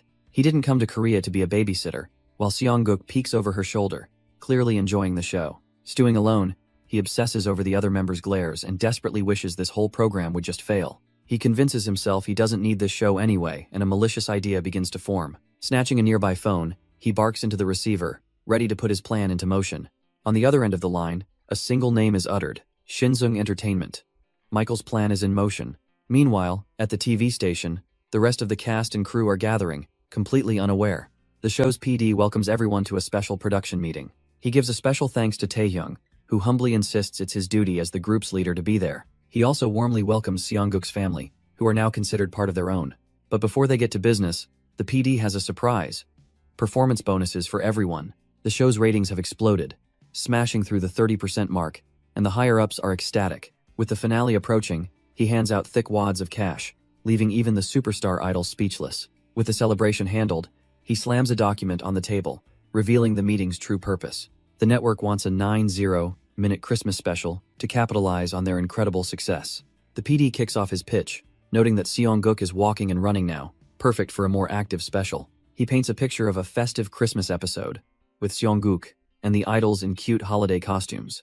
The idea of a party with dancing sounds perfect for the camera, and Seongguk's mother is visibly delighted. Seeing her positive reaction, the director grins, ready to hash out the details, but he's suddenly cut off. An assistant director bursts into the meeting room, her face pale with panic. There's a huge problem. She explains that a news article has just dropped, and it's about Seongguk's family. The headline is a gut punch, a vicious hit piece accusing his parents of greed and labor exploitation. And just like that, the poison spreads, becoming the lead story on the evening news. The anchors tease their top story, a shocking family controversy surrounding the beloved child actor, John Seongguk. They lean into the camera, gravely discussing the concerning article about him being exploited by his own parents. The TV clicks off, but the anchor's words hang in the air, an irresponsible report, yet one that has the public deeply concerned. In the heavy silence that follows, the entire team, including his family, is paralyzed by the sudden, vicious scandal. His mother is the first to break, her face pale with fear as she wonders what on earth they're going to do. The director, however, just scoffs, brushing it off as jealous tabloid gossip that always follows a successful show. His manager isn't convinced, her eyes narrowing as she vows to find out exactly why such an article was published.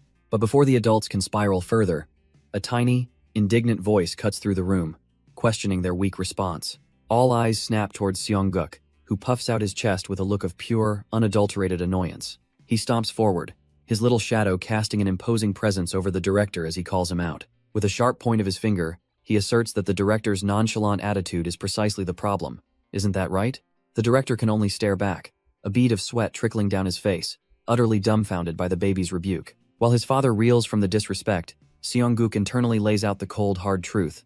This is a power struggle. In his mind, the seasoned chairman emerges, analyzing the situation with chilling clarity. They must strike first to win. He stares down the director, demanding he use his connections and take proper action. Please. The message, however blunt, lands perfectly. The director's face breaks into a smile as he admits the kid is right. Seong-guk gives a tiny, satisfied nod. Finally, someone is showing some backbone. Now in charge, the director warns the family to lay low, as reporters will surely be lurking. His mother's face falls with worry. This means Seong-guk has to stop filming. But his manager immediately steps forward, volunteering to take care of him, and his mother's expression brightens instantly. The manager turns to the director, ready to discuss strategy, earning a look of pure, trusting admiration from the mother. With a reassuring bow, the director promises to handle everything, urging them not to worry too much. Under a lone street lamp, a thought hangs in the air. This chaos will pass soon. The assistant director rushes to find Director Kwok, interrupting the quiet night. She asks if he's done, but his grim expression says it all. He cuts right to the point, his voice low as he brings up the slanderous article. It claims an insider reported Seong-guk's parents were interfering, and her face drains of color. His eyes, she frantically denies it, and he seems to believe her, which only deepens the mystery of who the traitor is. His mind flashes back to a different time. A cold winter night spent ringing a charity bell in the snow. Across the street, a happy couple celebrates the first snowfall of Christmas. The man's face is lit with pure joy, a stark contrast to the director's own lonely memory. And speaking of cold nights, a heavily disguised figure pushes a stroller through the snow. The nearby couple can't help but whisper, "Sunglasses at night? Definitely suspicious." Suddenly, a happy little squeal erupts from under the blue blanket. The manager freezes, frantically trying to shush the baby. That was close. She immediately regrets her decision, remembering she promised the director they'd stay inside. But she just couldn't take being cooped up anymore and needed to get some fresh air. Besides, she was taking a walk to meet her husband after work, and he's absolutely touched. She tries to calm Seong-guk, reminding him they need to lay low for a bit longer. But for the former chairman, the humiliation is unbearable, trapped in a stroller, unable to even walk on his own 2 feet. Unaware of his internal crisis, she happily pushes on, overhearing chatter about the show Just Baby. Her ears perk up as the couple gushes over the show's Christmas special. They swoon over the memory of Taehyung as Santa and Seong-guk as a tiny reindeer. But the real star, they agree, was the grumpy snowman Seong-guk, which they found unbearably cute. The manager swells with pride, thinking these fans have excellent taste. But her smile freezes when one of them asks if the other saw that article. They start discussing the rumors that his parents are greedy and Seong-guk is being manipulated. One finds it absurd for a toddler, but the other admits he does seem unusually smart, a comment that infuriates the baby genius. As the light changes, the couple moves to cross the street, leaving the manager rooted to the spot. She stops the stroller, her heart sinking as Seong-guk looks up at her, sensing her sudden fear. Then, a pair of sneakers steps into view, stopping directly in front of them. The figure is Seong-guk's father, Ji-seong, who jogs over with a beaming smile, surprised to see them. He's overjoyed they came to meet him, though he gently chides them for being out in the cold. But his happy expression melts away when he sees his wife's face, tears streaming from her eyes. He immediately asks what happened, as Seong-guk realizes the rumors have become a serious threat. The scene shifts to an office, where an enraged Ji-seong slams his hand on a whiteboard. He declares that this has to stop, vowing to protect his family no matter what. The director, Kwok Yun-ha, can only offer a sincere apology for the situation. He explains that Seong-guk's immense popularity is making it impossible to contain the gossip. After a tense silence, the director taps the table, an idea forming in his mind. He proposes a direct, head-on approach, asking if the couple would be willing to try it. The director's solution is a live interview, a high-stakes gamble to face the public directly. Ji-seong is stunned by the idea, but Kwok Yun-ha assures him it's the only way. And so, on the last day of the year, December 31st, they head to the broadcast station. Meanwhile, the Just Baby year-end special is on air, featuring the idol group and Seong-guk. The members cheerfully reminisce about the year, all while a very grumpy Seong-guk is passed around. The program ends with a promise to return for a New Year's special after a short break. Watching from a dark control room, a silver-haired producer quietly observes the broadcast. His screen then switches to the live feed of the press conference he's arranged. Ji-seong and his wife take a shaky breath, preparing to tell their story to the world. The producer smirks, knowing he's right. A press conference is the perfect tool to control the narrative. A staff member tries to calm the couple, telling them not to be nervous since it's a quiet affair. As the crew does a final check, Ji-seong and his wife sit in silence, the weight of the moment sinking in. His wife takes a deep breath, admitting just how anxious she really is. Ji-seong suddenly apologizes, catching her completely off guard. Hes consumed by guilt, feeling he's put her through too much trouble so close to her due date. But she reassures him, her words filled with pride for him stepping up, moving him to tears. Just as they share a warm embrace, a voice cuts through the tender moment. It's Kim Mi-young, holding a very unimpressed Seong-guk, asking if they're ready. She admits she was shocked by their sudden decision to hold a live interview. After all, she'd always seen them as just an ordinary, struggling couple. A perception Ji-seong seems to have carefully crafted. Seong-guk internally questions this sudden, bold move, finding it a bit much. His parents, however, are completely lost in the moment, doting on their pretty son. His mother pulls him into a tight, loving embrace, calling him her precious child. She whispers for him to trust them. They'll make sure to get rid of all the bad rumors. And in that instant, it dawns on Seong-guk they're doing all this for him. He buries his face into her shoulder, a rare show of affection that leaves his mother speechless. Watching from the side, Kim Mi-young smirks while the assistant director is completely flustered by the sweet display. The man is clearly touched by the wholesome family moment. He quickly composes himself and steps out, cheerfully announcing that the director can come in. But as the interview preparations are finalized, a dark thought crosses Seong-guk's mind. Just as he ponders this, Tae-young bursts in, demanding to know what they're talking about. A live interview? The assistant director sweats bullets, explaining they tried to handle the rumors quietly, but reporters swarmed them. It's obvious to everyone now. There's a mole in their midst, leaking information to the press. Outside, the hallway is a chaotic mess of cameras and microphones, with Tae-hyung caught right in the middle. The director spots him, just as others in the room recognize the leader of the famous idol group. Tae-hyung is frantic, shouting that this madness needs to stop. The pressure is immense, even for a seasoned idol. But the director can only look on with regret, admitting it's too late. The interview has already started. And indeed, his parents are already seated at the table, facing a blinding barrage of camera flashes. They're completely overwhelmed, his mother shrinking behind his father as the reporters shout their questions. But just as the chaos reaches its peak, a single, powerful voice cuts through the noise, demanding silence. It's Seong-guk's mother who steps forward, pleading with them to stop, her hand resting protectively on her pregnant belly. But the reporters are like sharks. One demands an explanation, and the father agrees, as long as they calm down. With the camera rolling, he begins to speak, explaining that false articles have been published about their family. He tells them their story, how he and his wife grew up as orphans with nothing but each other. They worked day and night, taking any job they could find, proud of the diligent life they'd built from scratch. Everything changed when a neighbor, the silver-haired producer, discovered Seong-guk's incredible talent. With tears in his eyes, the father makes his final plea. They are not parents who would ever torment their own son. The reporter scoffs, completely unmoved, asking how anyone could possibly believe them now. Their questions turn vicious, demanding to see bank accounts and proof of how much money they've made. Watching this unfold, Seong-guk's face contorts with pure rage. These vultures have crossed the line. His mother reaches for him. But it's too late. The chairman's fury has been unleashed. With a mighty roar, Seong-guk lunges forward, shouting for them to stop it. He screams at the reporters not to bully his mom and dad. His inner monologue, however, is far more vicious, cursing them out for their insolence. In the control room, Tae-hyung can only stare in disbelief as the director snaps to attention. Director Kwak Jun-ha immediately orders the assistant director to cut the live broadcast now. His father, Jeon Ji-seong, rushes to his side, his heart swelling with emotion. He pulls his son into a tight hug, apologizing for his poor words but so proud of his boy. Seong-guk pats his father's back, then turns to check on his mother. But she's pale and sweating, clutching her stomach as she reveals she's having contractions.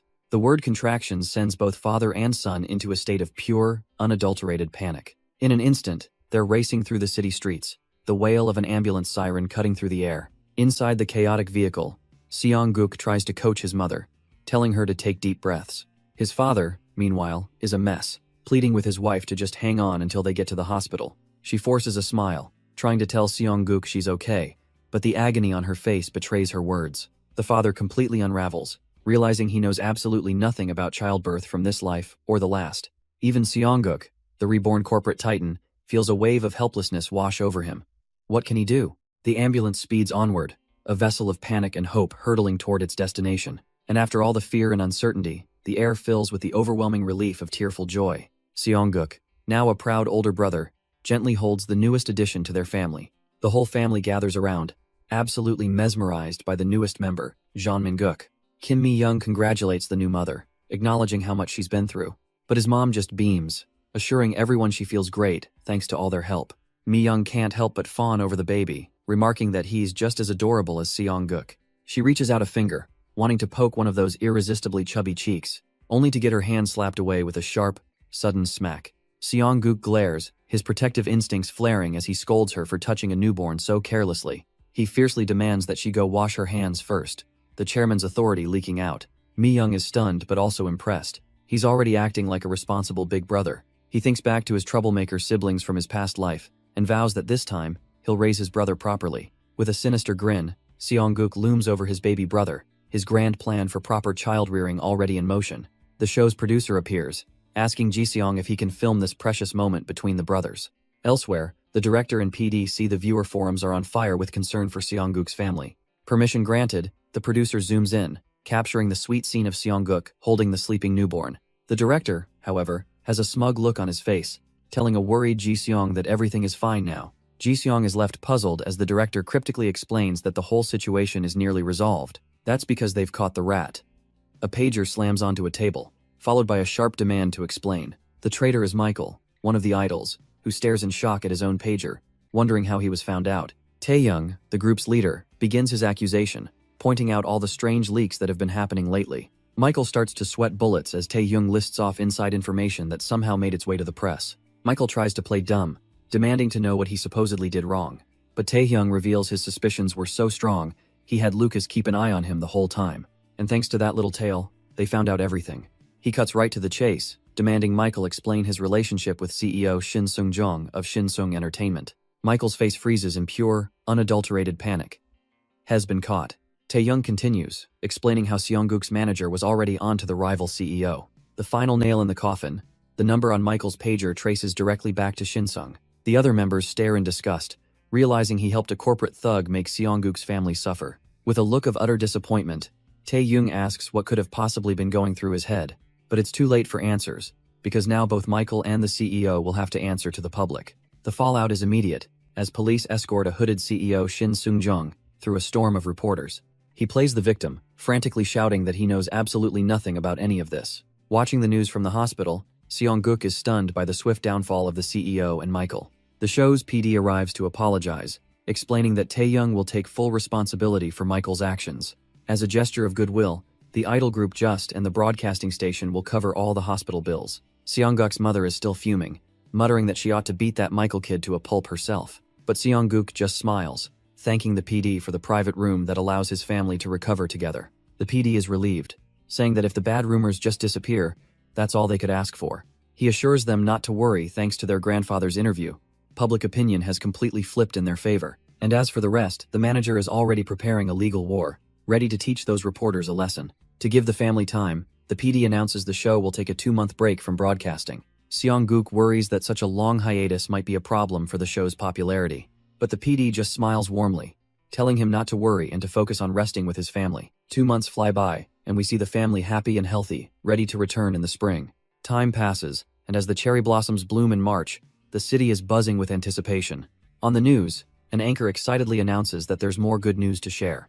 A woman watches intently, wiping away tears of joy as she hears the national baby is finally coming back. She turns from the TV and wraps her arms around a man sitting on the couch, calling him honey. It's the actress Im Seon-mi, and the man she's holding is none other than Vice Chairman John Jae-hyung. And as he watches the news about his nephew, a cold, calculating smirk plays on his lips. She leans in close, asking her man just what has him so captivated. On the screen, a rerun of Just, Baby, is playing, featuring the ever-charming Seong-guk. She playfully asks if he recognizes the little star, but Jae-hyung seems to have conveniently forgotten. With a little smirk, she reminds him they met that very child on the set of the Spinwash commercial. A light bulb seems to go off in her head, and she murmurs that it all makes sense now. He finally admits it, the boy caught his eye, and there's something strangely intriguing about him. And on the TV, that same intriguing child laughs without a care in the world. She knows exactly why, hopping onto his lap to declare that the boy is a bona fide genius. A genius? Jae-hyung scoffs internally, dismissing him as just another cute kid with temporary fame. But she leans in, reminding him that while her career may have his backing, her eye for true talent is all her own. She explains that Shin-sung Entertainment tried to exploit that very child, and now their entire company is collapsing. Jae-hyung is stunned. He asks if she wasn't with that same agency. She just smiles, confirming that's exactly why she's trying to terminate her awful contract and get out. Pulling her closer, he asks what her plans are after she leaves. With a confident glint in her eye, she admits she has a very interesting idea brewing. Then she drops the pitch. If he's really interested, he should consider investing in Seong-guk. The weight of that suggestion hangs in the air as the scene shifts to a humble neighborhood. A mother's voice calls out that it's mealtime, a pot of seaweed soup steaming on the stove. It's Seong-guk's family, his mother happily serving him and his siblings. And our little genius, far from the world of corporate schemes, simply savors the delicious smell of home. His mother is pleasantly surprised, commenting on how good their manager's cooking is. The manager then offers a warm bowl to a very grateful So-young. So-young thanks her for always preparing their meals, but the manager just brushes it off as her duty. She insists, however, that the manager goes above and beyond, even bringing fruit without asking for payment. A little flustered, the manager shyly admits it's because she thinks of them as family. The confession hits So-young right in the heart, her eyes sparkling with emotion. Meanwhile, Seong-guk is having a very different family moment, yelling at his baby brother. He fiercely protects his food, declaring that Min-guk only gets milk. Their mother chuckles, thinking childcare must be easier since the baby copies him, but Seong-guk knows better. For him, this isn't a cute phase, it's the simple, exhausting truth that childcare is hell. The constant crying is driving Seong-guk absolutely insane, wondering why his baby brother cries at all hours. He's completely sleep-deprived, practically begging the wide-awake infant to just go to sleep for once. It's relentless. He can't even sneak off to the bathroom without Min-guk wailing for his attention. He remembers his grand plan, to have a loyal follower this time, not like the rude siblings from his past. But this is a whole different kind of challenge, with the baby's unwavering adoration becoming a heavy burden. Utterly exhausted, he pleads with Min-guk, telling him his big brother is just too tired for this. The baby just stares back with impossibly wide, innocent eyes, letting out a questioning little coo. And with that single look, Seong-guk's resolve is completely shattered, his heart pierced by the cuteness. Fine, just this once. He gives in, grabbing the bottle to feed his little brother himself. Watching from the side, his mother laughs at the sight of a baby taking care of a baby. And So-young can't help but agree. Their mother turns to So-young, proudly stating that Seong-guk is truly the most filial son. She then pivots, suddenly asking if they've considered moving to a new place. As their landlady, she admits it's a bit awkward to say, but this house is far too small and old for 2 growing kids. So-young begins to protest about their finances, but their mother cuts her off with a sly grin, asking what she'd say if money were to suddenly appear. Confused, So-young leans in as their mother gestures for her to come closer, a secret hanging in the air. She whispers the unbelievable news. She just got a call from Samjeon Electronics. The corporate titan wants to sign Seong-guk as their exclusive model. So-young can't believe her ears. While in the background, the future star is just trying to keep his baby brother from crying.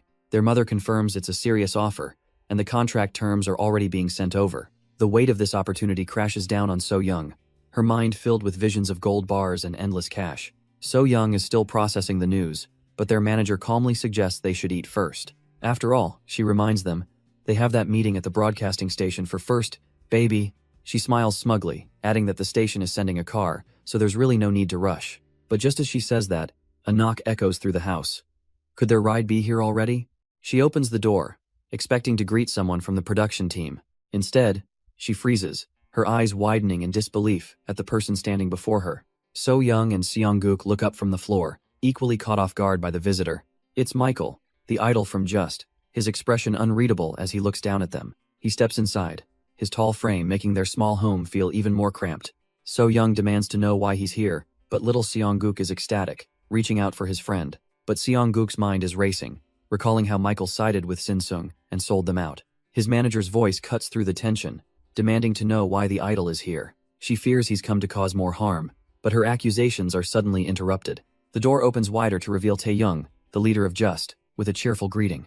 He gives a quiet Michael a friendly pat, acknowledging that his friend probably startled them. Tae-young explains they wanted to visit and, more importantly, brought Michael along to apologize. Prodded by his leader, Michael finally looks up, his face full of regret as he offers a quiet sorry. He bows his head to the family, admitting that he was completely in the wrong.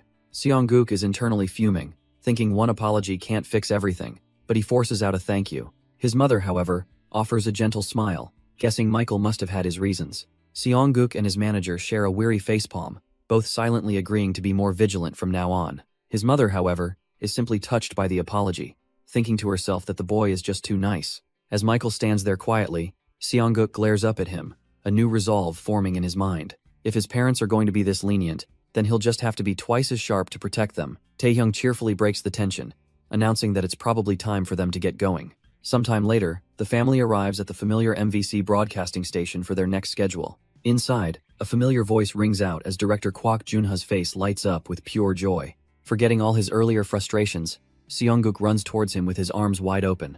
The director happily kneels down, catching the little actor in a warm, heartfelt hug. He chuckles, surprised and delighted that the usually aloof Seongguk is greeting him so warmly today. Still, in the director's arms, Seongguk closes his eyes, a blissful smile on his face as he announces Hez had an epiphany. With a sudden burst of fiery energy, he declares that he was made for work, he will live for it and die on the job.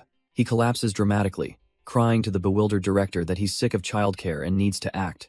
Director Kwak then spots his mother arriving and turns to greet her warmly. His eyes then land on the baby in her arms, Jeon Min-guk, whose own eyes are already welling up with tears. The director can't help but smile, remarking on how much cuter the little brother has gotten, but his compliment is immediately met with a piercing wail as Min-guk cries out for his Hyung. The director flinches back in shock, but Seongguk's mother calmly explains that Min-guk always wants to be close to his brother. Realizing the baby is crying because he can't see him, Seongguk panics, silently begging the director to save him and start filming. The director finally puts the pieces together, greeting the newly arrived manager, and noting how things have changed in just 2 months. With a huge grin, Director Kwak announces that since everyone's here, they can finally get down to business. He lays out the plan, 20 episodes left, wrapping up filming around September. A sly glint flashes in his eyes as he reveals the theme for their first shoot back. Their location? A beautiful, private cherry blossom picnic. On set, his co-stars Taeyoung and Jae-yoon spot Seongguk and are absolutely stunned. He's been styled into a literal spring fairy, dressed in an impossibly adorable pink bear outfit. Taeyoung teases him, asking if he enjoys the praise, and Seongguk just soaks it all in with a smug little smile. The assistant director then calls for all cast members to gather, as filming is about to begin. Jae-yoon can't resist scooping up the little star, ready to carry him to the set. But from a nearby car, hidden eyes watch on, a quiet squeak betraying their jealousy. A man in a suit reports from his car, confirming he's arrived at the filming location as ordered. The person on the other end is none other than the imposing vice chairman, John Jae-hyung. Jae-hyung himself is watching from a separate vehicle, his expression unreadable. He wonders if he really needed to come, but his eyes are glued to the scene of Seongguk with the idols. Later, back in his office, an older secretary finishes delivering a business report. Jae-hyung stops him before he can leave, asking for an update on a specific matter. He wants to know the status of the exclusive contract offer for the child star, Jeon Seongguk. The secretary reports that the parents are overwhelmed by the offer, so Jae-hyung tells him to back off for now. When asked for his personal opinion, the secretary admits the contract seems excessive for a rookie child, but Jae-hyung just leans back with a knowing smile, musing that there's an undeniable connection to the boy that makes him worth it. He can't shake this feeling, this strange sense of a deep, unbreakable blood tie. Telling his assistant to wait, the vice chairman steps out, needing to confirm something with his own 2 eyes. His sudden, imposing presence immediately catches the attention of the idols on set. Taeyoung spots him first, pointing out the powerful figure striding purposefully towards them. But it's Seongguk who truly understands. His heart freezes. That's the vice chairman of Samjeon. A single, impossible word forms in his mind as the man's reflection fills his tiny eye. He looks up at the towering figure of the man who was, in another life, his father. The shock is overwhelming. To see his past life's father here, what kind of man was John Jae-hyung, really? He was the eldest son of Samjeon's founder, groomed from the very beginning to be the heir. But where his grandfather was a conquering king, Jae-hyung was a modern ruler, obsessed only with performance and results. Yes, performance-oriented was the perfect word to define the man he once called father. He was a cold machine who cared for nothing but absolute, quantifiable results. This obsession extended to everything: his company, his wife who withered under the pressure, and of course, to his own children. His other kids, Taeguk and Mi-jin, could never meet his impossible standards and were crushed by inferiority. But him? He wasn't just a son.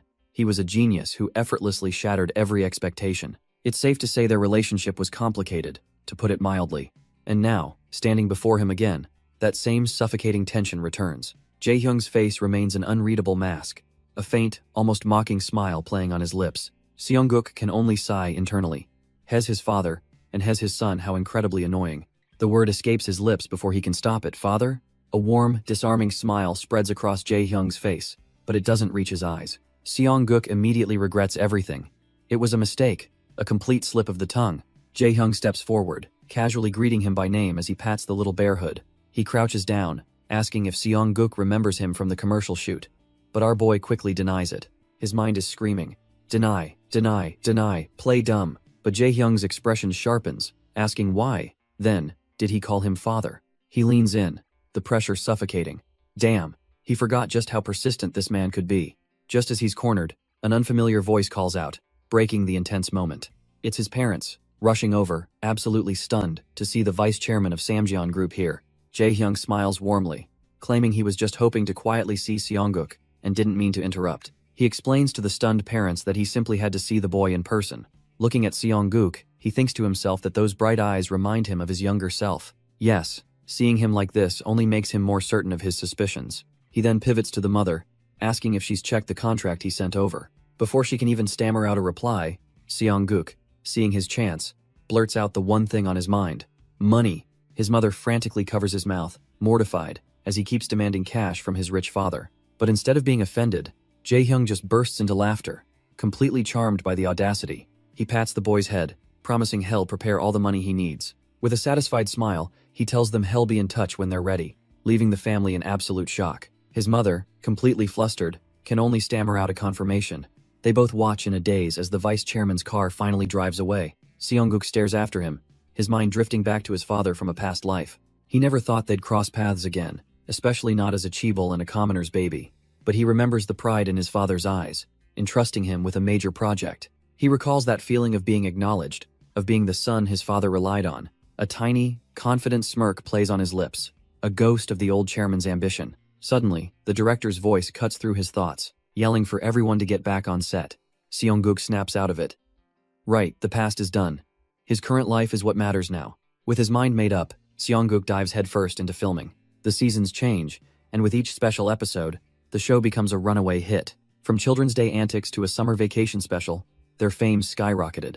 But as autumn rolled in, their success brought an entirely new kind of problem. Hordes of screaming fans for the idol group just began showing up everywhere. His manager can only sigh, completely overwhelmed by the chaos and wondering how they keep finding their secret locations. She holds Seongguk tight, complaining that filming is nearly impossible with these obsessive Sasang fans. Warning him to be careful, she puts him down, and the little chairman toddles off, a plan already forming in his mind. He looks over at the boys, now a national sensation, and can't help but smirk. These kids have grown up quite a bit. The idol group just had exploded, becoming a top-tier sensation in just half a year. And our little chairman wasn't doing too bad either, becoming a certified advertising star. The show's directors were practically swimming in cash, enjoying some hefty bonuses. But as his manager and the assistant director spoke, the mood turned serious. The show was ending, with only 1 or 2 shoots left before it was all over. Seongguk felt a pang of bittersweet nostalgia, but his thoughts were cut short by a hand reaching from the darkness. It clamped down on his wrist with a sudden, unyielding strength. He froze, his eyes widening in shock as a voice called his name. A mysterious figure held him fast, asking for a single, ominous favor. The mysterious figure is revealed to be Taehyung, the idol leader, who quickly shushes Seongguk. Seongguk scoffs internally. Even while hiding, the guy's first thought is about obsessive fans. He asks what kind of help the idol needs, but their secret meeting is cut short by an approaching figure. It's the assistant director, wondering why they're loitering in the stairwell instead of being on set. Cornered, Taehyung blurts out his grand plan. He wants Seongguk to choose their group's next title track.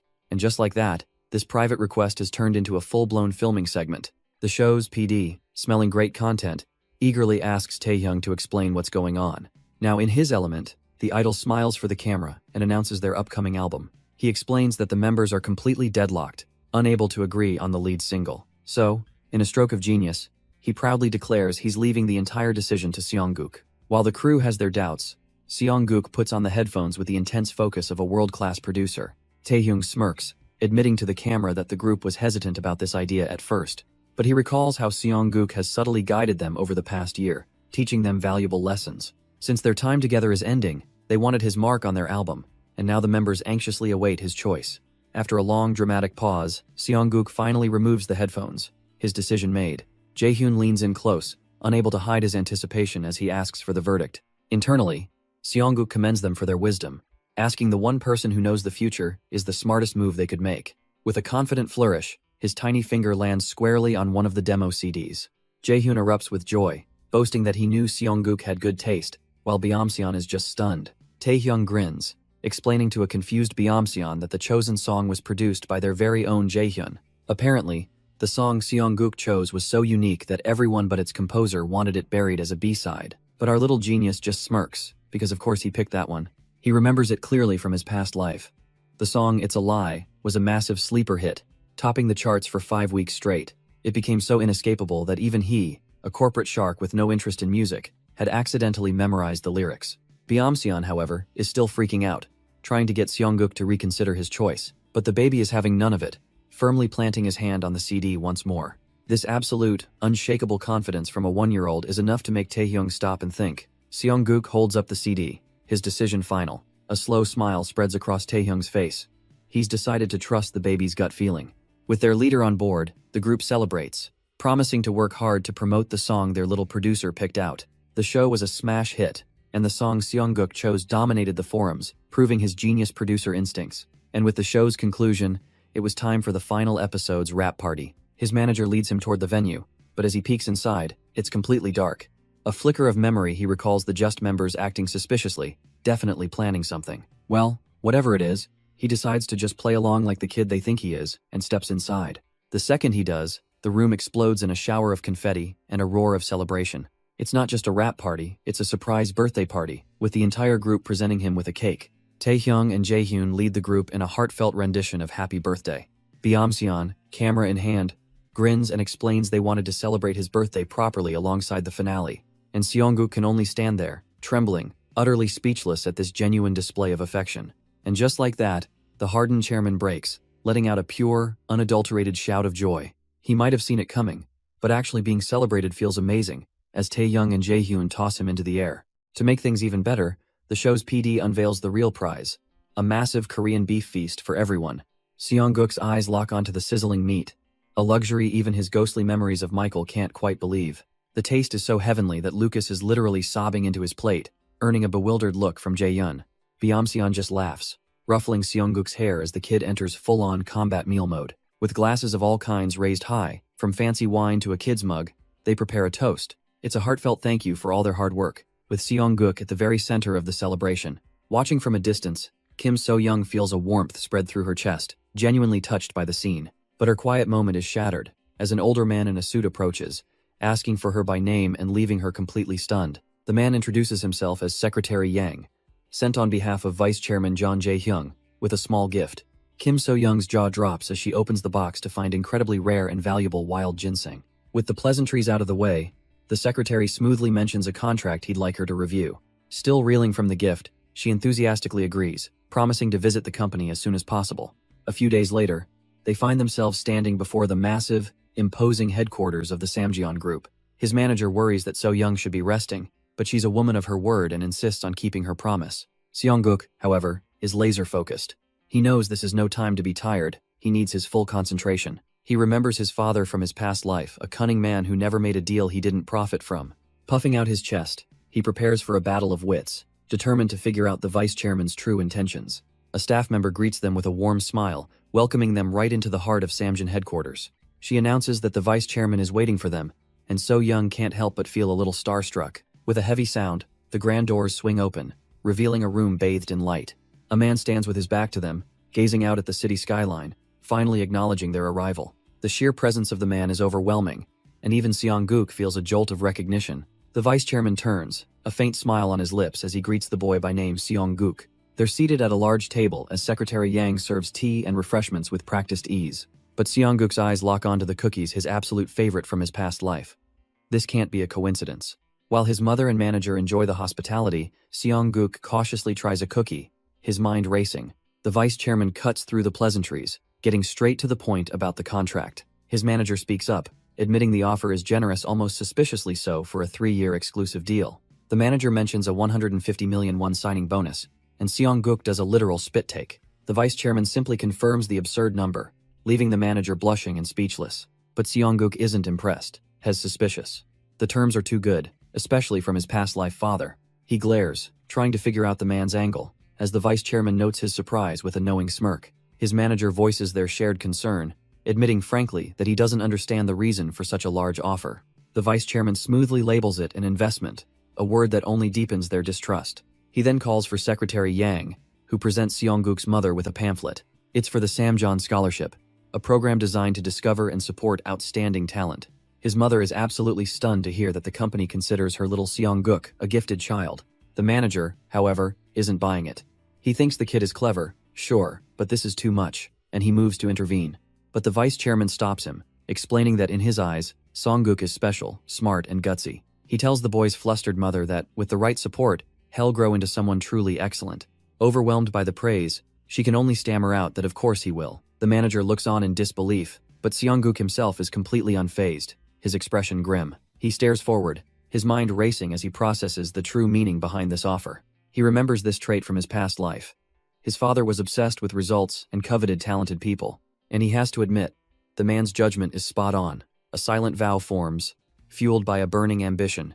He will become the best, more capable than anyone. His mother panics at his intense baby babble, but the vice chairman just lets out a satisfied laugh. He's impressed, noting that this child possesses a fighting spirit that even his own sons lack. The vice chairman's eyes gleam.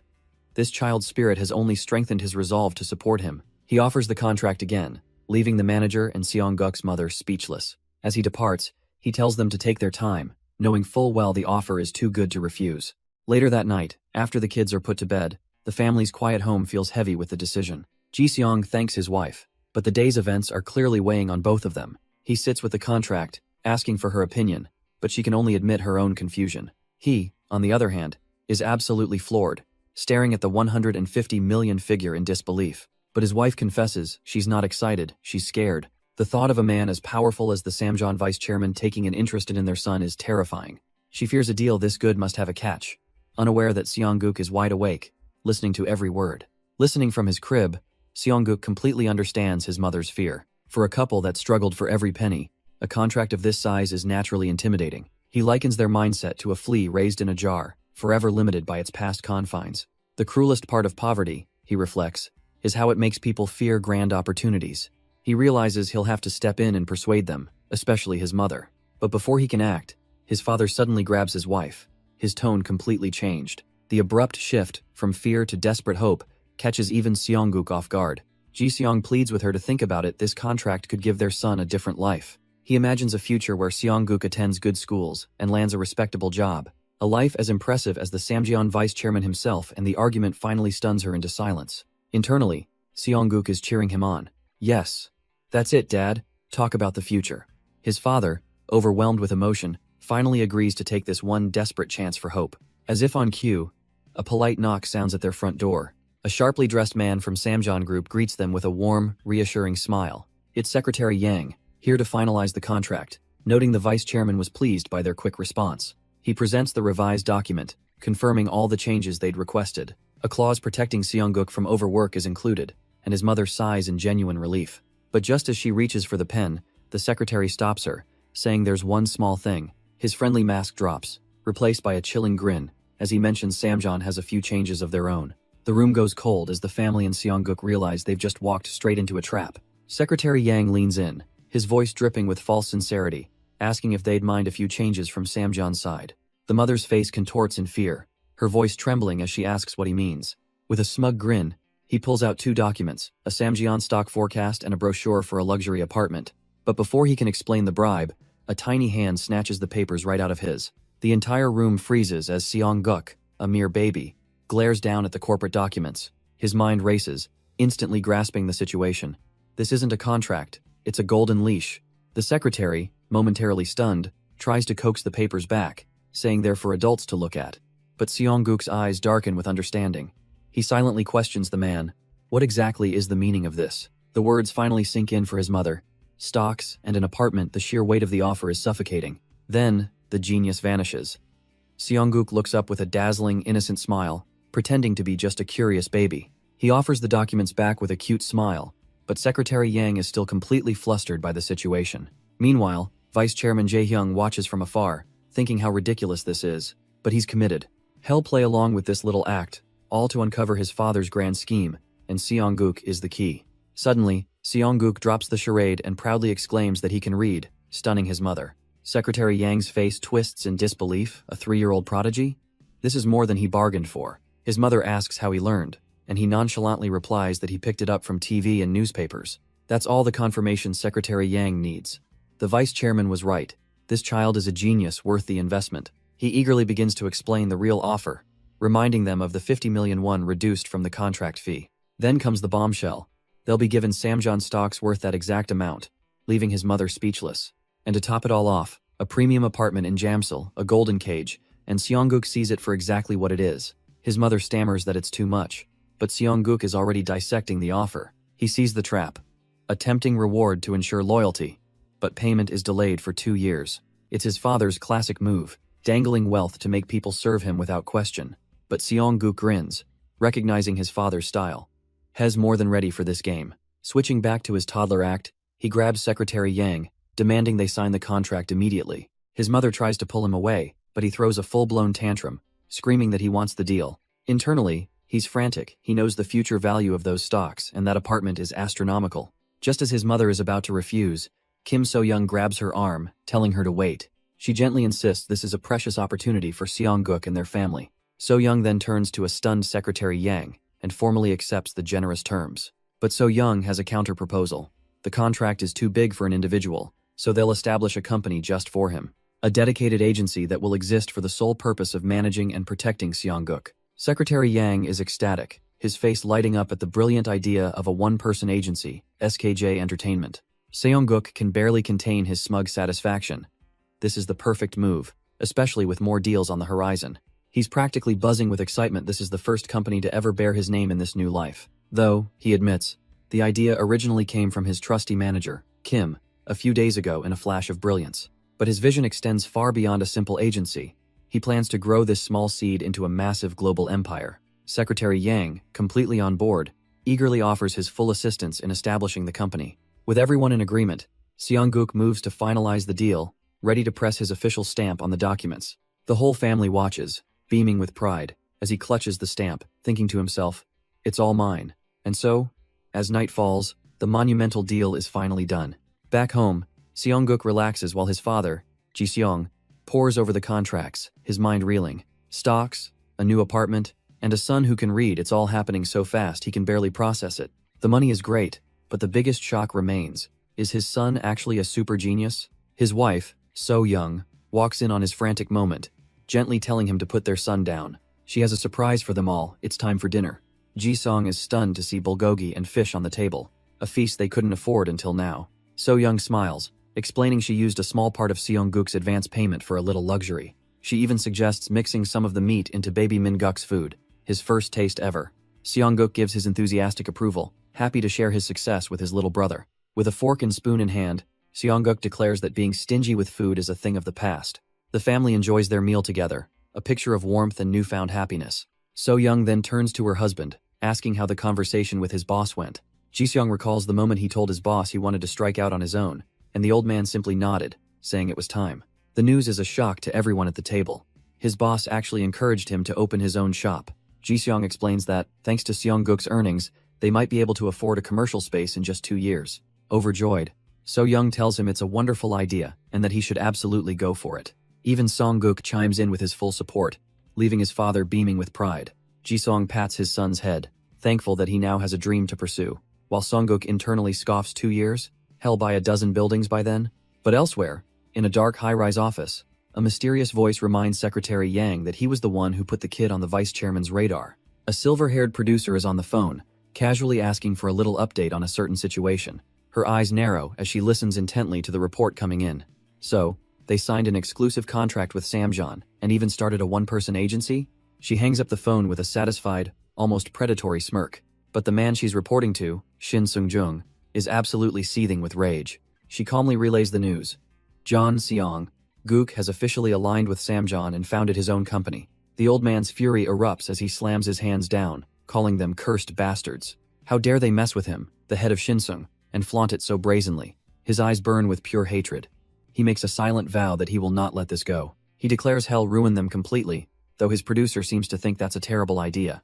She calmly explains that Seongguk isn't the same person he used to be. The producer then hits him with the real threat. He's daring to touch Vice Chairman Jeon Jae-hyung's prize asset. She reminds him of the contract, of the Vice Chairman's immense expectations for the boy, and she lets the implication hang in the air. Does he really think Jae-hyung would forgive him for ruining this? Backed into a corner, Shin Sung-jung can only lash out, screaming at her to get out of his office. But as she walks away, he's already folding, demanding the contract renewal documents be brought to him. The producer glances at another expiring contract, this one for the actress Im Seon-mi, realizing her boss is truly lost.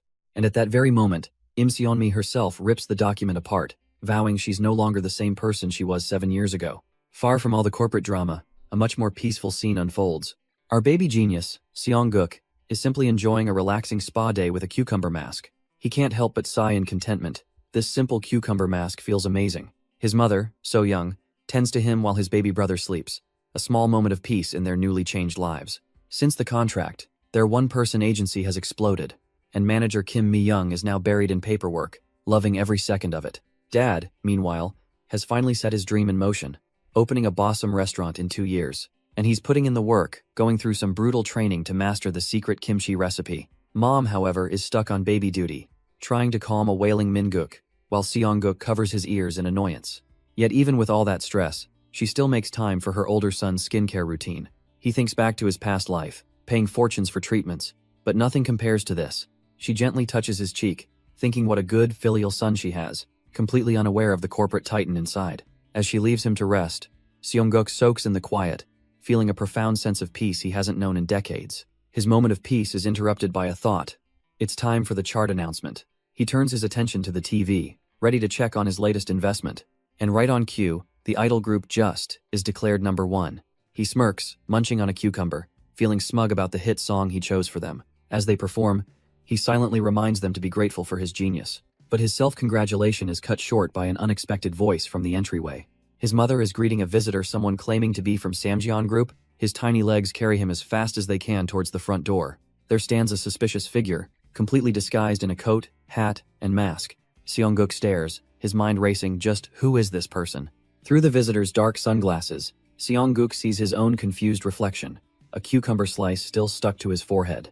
The disguised figure suddenly lunges, gushing over how cute he is, and trying to scoop him into a hug. His mother instantly intercepts, shielding him and demanding to know who this stranger is. Flustered, the visitor apologizes, explaining she was just so happy to see him again as she removes her disguise. And beneath the hat and mask is a radiant, smiling face, the famous actress, Im Seon-mi. Seong-guk and his mother are completely floored by the reveal. A-list celebrity Im Seon-mi is in their living room. After the initial shock, things settle down as a cup of coffee is prepared for their guest. His mother cautiously offers her the drink, inviting the top star to make herself comfortable. Seon-mi sits gratefully at their small table, beaming with joy, while Seong-guk continues to eye her with suspicion. Finally, his mother nervously asks the question on everyone's mind. What on earth is she doing here? With a sudden bow, Im Seon-mi bursts into a tearful apology that she's been holding back this whole time. She confesses it was all her fault for recommending Shin-sung Entertainment, leaving Seong-guk and his mother stunned. She insists she only wanted to work with him, never imagining CEO Shin Sung-jung would resort to such vile tactics. But Seong-guk remains unmoved by the display, his mind already racing, analyzing her true motives. He recalls from his past life that Seon-mi and the CEO were merely business associates, nothing more. He also remembers she was a cunning woman who had an affair with his father, but she wasn't one to harm people directly. That's it, her strategy isn't to make enemies, but to put powerful people in her debt. With a simple sigh, he mutters that it's fine, catching the emotional actress completely off guard. His mother beams, telling Seon-mi that her apology is more than enough for them. Overwhelmed by their simple kindness, the A-list celebrity is now the one who's truly moved to tears. Seon-mi immediately gets cozy with his mother, insisting they're family before casually asking about Samjeon. But Seong-guk, ever the little chairman, cuts right through the act, asking what business she has with them. The actress playfully praises his quick development, while his mom is just stunned that he spoke so clearly. Seon-mi explains, she's just here to deliver a contract document she picked up from Secretary Yang. She holds the folder out to him, but then pauses, a sly smile creeping onto her face. Before she hands it over, she mentions she heard something interesting. A dark, ambitious glint flashes in her eyes as she brings up his plan for a one-person agency. And then comes the bombshell. She wants to join, leaving Seong-guk completely speechless. Her sinister aura vanishes in an instant, replaced by a dazzling smile as she repeats her offer. His mother is left sputtering, wondering how she knew, as Seong-guk grapples with this insane proposal. She cheerfully admits she had to beg Secretary Yang for the details since she's a Samsung model too. Her tone then shifts, explaining to a stunned So-young that her contract with Shin-sung Entertainment just ended.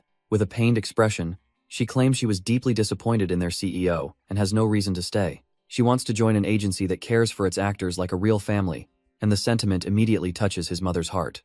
Seon-mi presses her advantage, telling So-young to think of it as a great opportunity for everyone involved. She paints herself as an angelic figure who can bring them fame and money, and his mother is completely mesmerized. But her inner thoughts reveal a darker motive. If she secures a spot, She can move things exactly the way she wants. So, she asks if they should sign, and while his mother eagerly agrees, a tiny voice cuts through with a firm no way. Both women whip around, shocked by the sudden and absolute rejection. It's Seongguk, arms crossed, declaring with all his might that this deal is absolutely not happening. His mother can barely believe her ears, stammering if he really just said no way. She immediately scolds him for being rude, but Seonmi just smiles, calmly asking for his reason. Lacking a logical explanation he can voice, Seongguk resorts to the ultimate baby protest. A dramatic face, plant on the floor. His mom, flustered, tries to brush it off as a strange tantrum, telling Seonmi they can just ignore him and talk.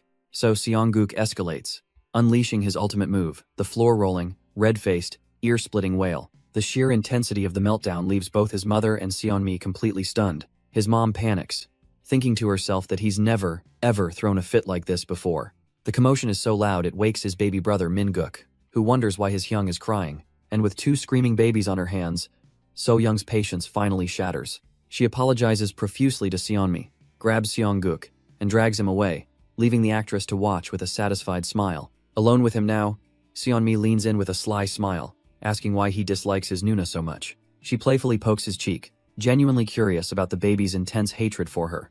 But Seongguk has had enough, and with a surprising burst of speed, he smacks her hand away. It's simple, he thinks.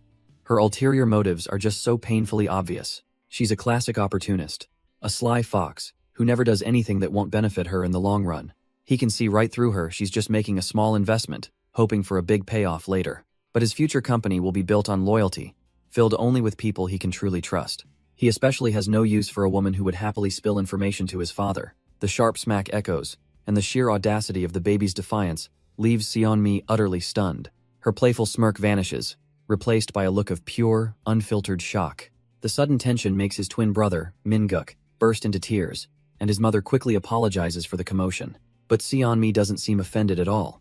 In fact, a slow, knowing smile spreads across her face. She realizes this baby is more than he seems, and now she's even more determined to join his future agency.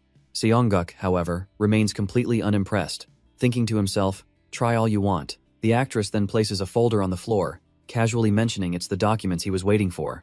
With a dramatic wave and a flash of sunglasses, she promises to see him again very soon. As she leaves like a storm, his mother is left baffled, but Seongguk is already deep in thought. He isn't dismissing Seonmi talent, but he needs someone who will be a loyal member of his team. He's building an empire, not a temporary stop for opportunistic stars, and a wicked grin forms on his face. But his corporate scheming is cut short when his mother finally snaps, scolding him for his terrible manners. But the tiny chairman tries to argue back, protesting that he wasn't throwing a tantrum. He desperately points to the folder, shouting that the crucial Samsung documents are right there. His mother, Kim So-young, is still mid-lecture and clearly not finished scolding him. But when she finally opens it, her annoyance melts into pure shock. It's an official contract request from Namjeon Electronics for Seongguk to be their exclusive model. And just like that, they arrive at the filming location, with Seongguk already dressed for the part. His mother looks around in awe, amazed by the beautiful studio so close to the city. A man rushes over to greet them, calling out to Seongguk and his mother with a wide smile. Seongguk, ever the professional, immediately greets the director with practiced charm. The director explains that Namjeon must have been seriously impressed to handpick him for this project. The director can't help but fawn over Seongguk, remarking on how handsome he's become. He proudly points out the sponsored outfit they sent over, saying it looks fantastic on him. But Seongguk's professional smile cracks when he hears the brand name, Petite Cochon Little Pig. As he internally fumes about his chubby cheeks, a sleek, unassuming car pulls up nearby. Inside, Vice Chairman John Jae-hyung watches the studio entrance with a neutral expression. His eyes land on the director, playfully lifting a squirming Seongguk into the air. A faint, almost nostalgic smile touches Jae-hyung's lips as he murmurs that it's been a while. A voice from the passenger seat observes that this must be the child he sponsors so diligently. Jae-hyung's expression hardens slightly as he confirms, his gaze never leaving the boy.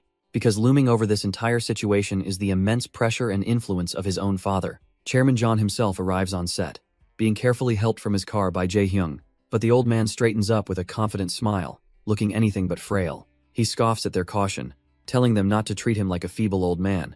After all, he knows his recent illness was just a calculated performance for the media. His gaze then lands on Seongguk, and he questions the proposal for a noisy commercial starring a child. He grills his son, reminding him that Samjeon has always maintained a dignified and classy image. Jae-hyung defends the move as a necessary change, a way to shed the company's stiff reputation. The chairman's expression sours, twisting his son's words into an insult against his own legacy, forcing a flustered denial. He waves it off, telling Jae-hyung to do as he pleases, though his son knows this sharp old man is just testing his resolve. But then, the real question, why this kid? Jae-hyung coolly replies that it's nothing more than an investment in the future. An investment? The chairman scoffs at the very idea. What could a little brat like that possibly have to offer Samjeon Group? Meanwhile, Jae-hyung's wife, the famous actress Im Seon-mi, reveals her own plans to join Seong-guk's one-man agency. With a sly smile, she calls it an investment, just like her husband did. She explains that the industry has changed. Seong-guk's friendly image is exactly what the public wants now. She sees it clearly. The boy is a genius at marketing, and she's hitching her wagon to his rising star. Back in the present, Jae-hyung smirks, telling his father that this kid is going to be a huge shot. But the chairman is still unconvinced until Jae-hyung drops a truly shocking fact. That little kid can already read. He even mocks the old man, reminding him he didn't learn to read until he was 5, while Seong-guk is only 3. The chairman's face falls, a wave of regret washing over him as he thinks if only that child were his. Jae-hyung's cold eyes reflect his father's harsh judgment. The chairman walks away, muttering how none of his grandkids are up to his standards, a sentiment Jae-hyung can only agree with. Miles away, Seong-guk's ears twitch. He has a funny feeling someone's talking about him, but he shakes it off, his focus entirely on the script. Has absolutely certain this ad will dictate Samjeon's entire future. He'll nail this performance, and his own value will skyrocket right along with the company's. Suddenly, his name is called, and he looks up to see the members of the idol group just rushing toward him. It's a chaotic reunion as the boys shove each other out of the way, all desperate to see the little star. Jae-hyun immediately starts charming Seong-guk's mother, which earns him a furious glare from the boy. Their leader, Tae-young, cuts through the noise with a bright smile, asking Seong-guk if he's been doing well. Seong-guk grins back, confirming he has, and notes that it looks like they've been doing great too. And he's right, the boys from Just are practically glowing with success. His father explains to his baffled mother that they owe it all to Seong-guk, their little savior. The song he picked for them has been #1 for 30 straight weeks, setting a new record. Seong-guk just smirks, soaking in their praise. Yeah, you're welcome, you little punks. He points a tiny, demanding finger, reminding them that, since they listened to him, it's time to pay up. Tae-hyung just laughs, hoisting the little mastermind into the air, shouting that of course they'll repay him. The whole group crowds in, promising to do anything he asks, startling the kid with their sudden intensity. But that word, anything, hangs in the air as Seong-guk's expression darkens with new schemes. Just then, the director claps his hands, announcing that it's time to start filming. With an enthusiastic cheer, the set comes to life, ready for action. Tae-young holds Seong-guk, completely starstruck by the scale of the production he's now a part of. Meanwhile, staff members are rushing around, trying to herd the other idols into position for the shoot.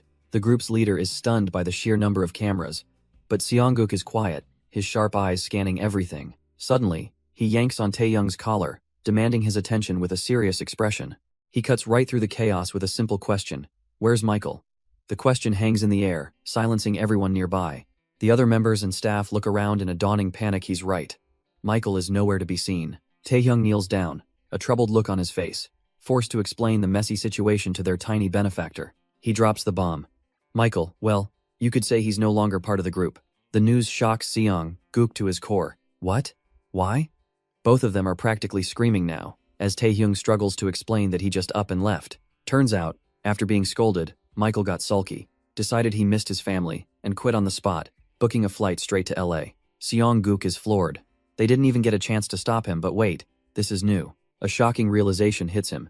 The future has changed. In his past life, Michael caused endless scandals but stuck around. Everything had been following the script of his past life perfectly, except for one crucial variable: he met me. If he could change that, could he change other things? Could he change his own lonely, tragic end? The chilling memory of the IMF crisis flashes through his mind, a reminder of the disasters he knows are coming. He snapped out of his thoughts by a sudden, angry shout from across the room. Seong-guk whips his head around, startled by the commotion. It's the other members. Lucas is desperately trying to break up a fight between Jae-hyun and Byam-seon. The two are at each other's throats, grabbing collars and screaming in a full-blown brawl. Seong-guk can only stare in disbelief, demanding to know what on earth is happening now. Jae-hyun explodes, convinced Byam-seon is looking down on him for his acting. But Byam-seon just stares back, coldly stating it's not his skill, but his terrible attitude that's the problem. Lucas, trying to keep the peace, challenges him if he thinks Jae-hyun's so bad. Why doesn't he try it himself? A flicker of determination crosses Byam-seon's face. Fine. He'll show them how it's done. And with that, he launches into the most ridiculously over-the-top performance imaginable for a vacuum cleaner commercial. The sheer cringe is overwhelming, leaving the other members absolutely horrified by his beautiful acting. But for Sunguk, it's a light bulb moment.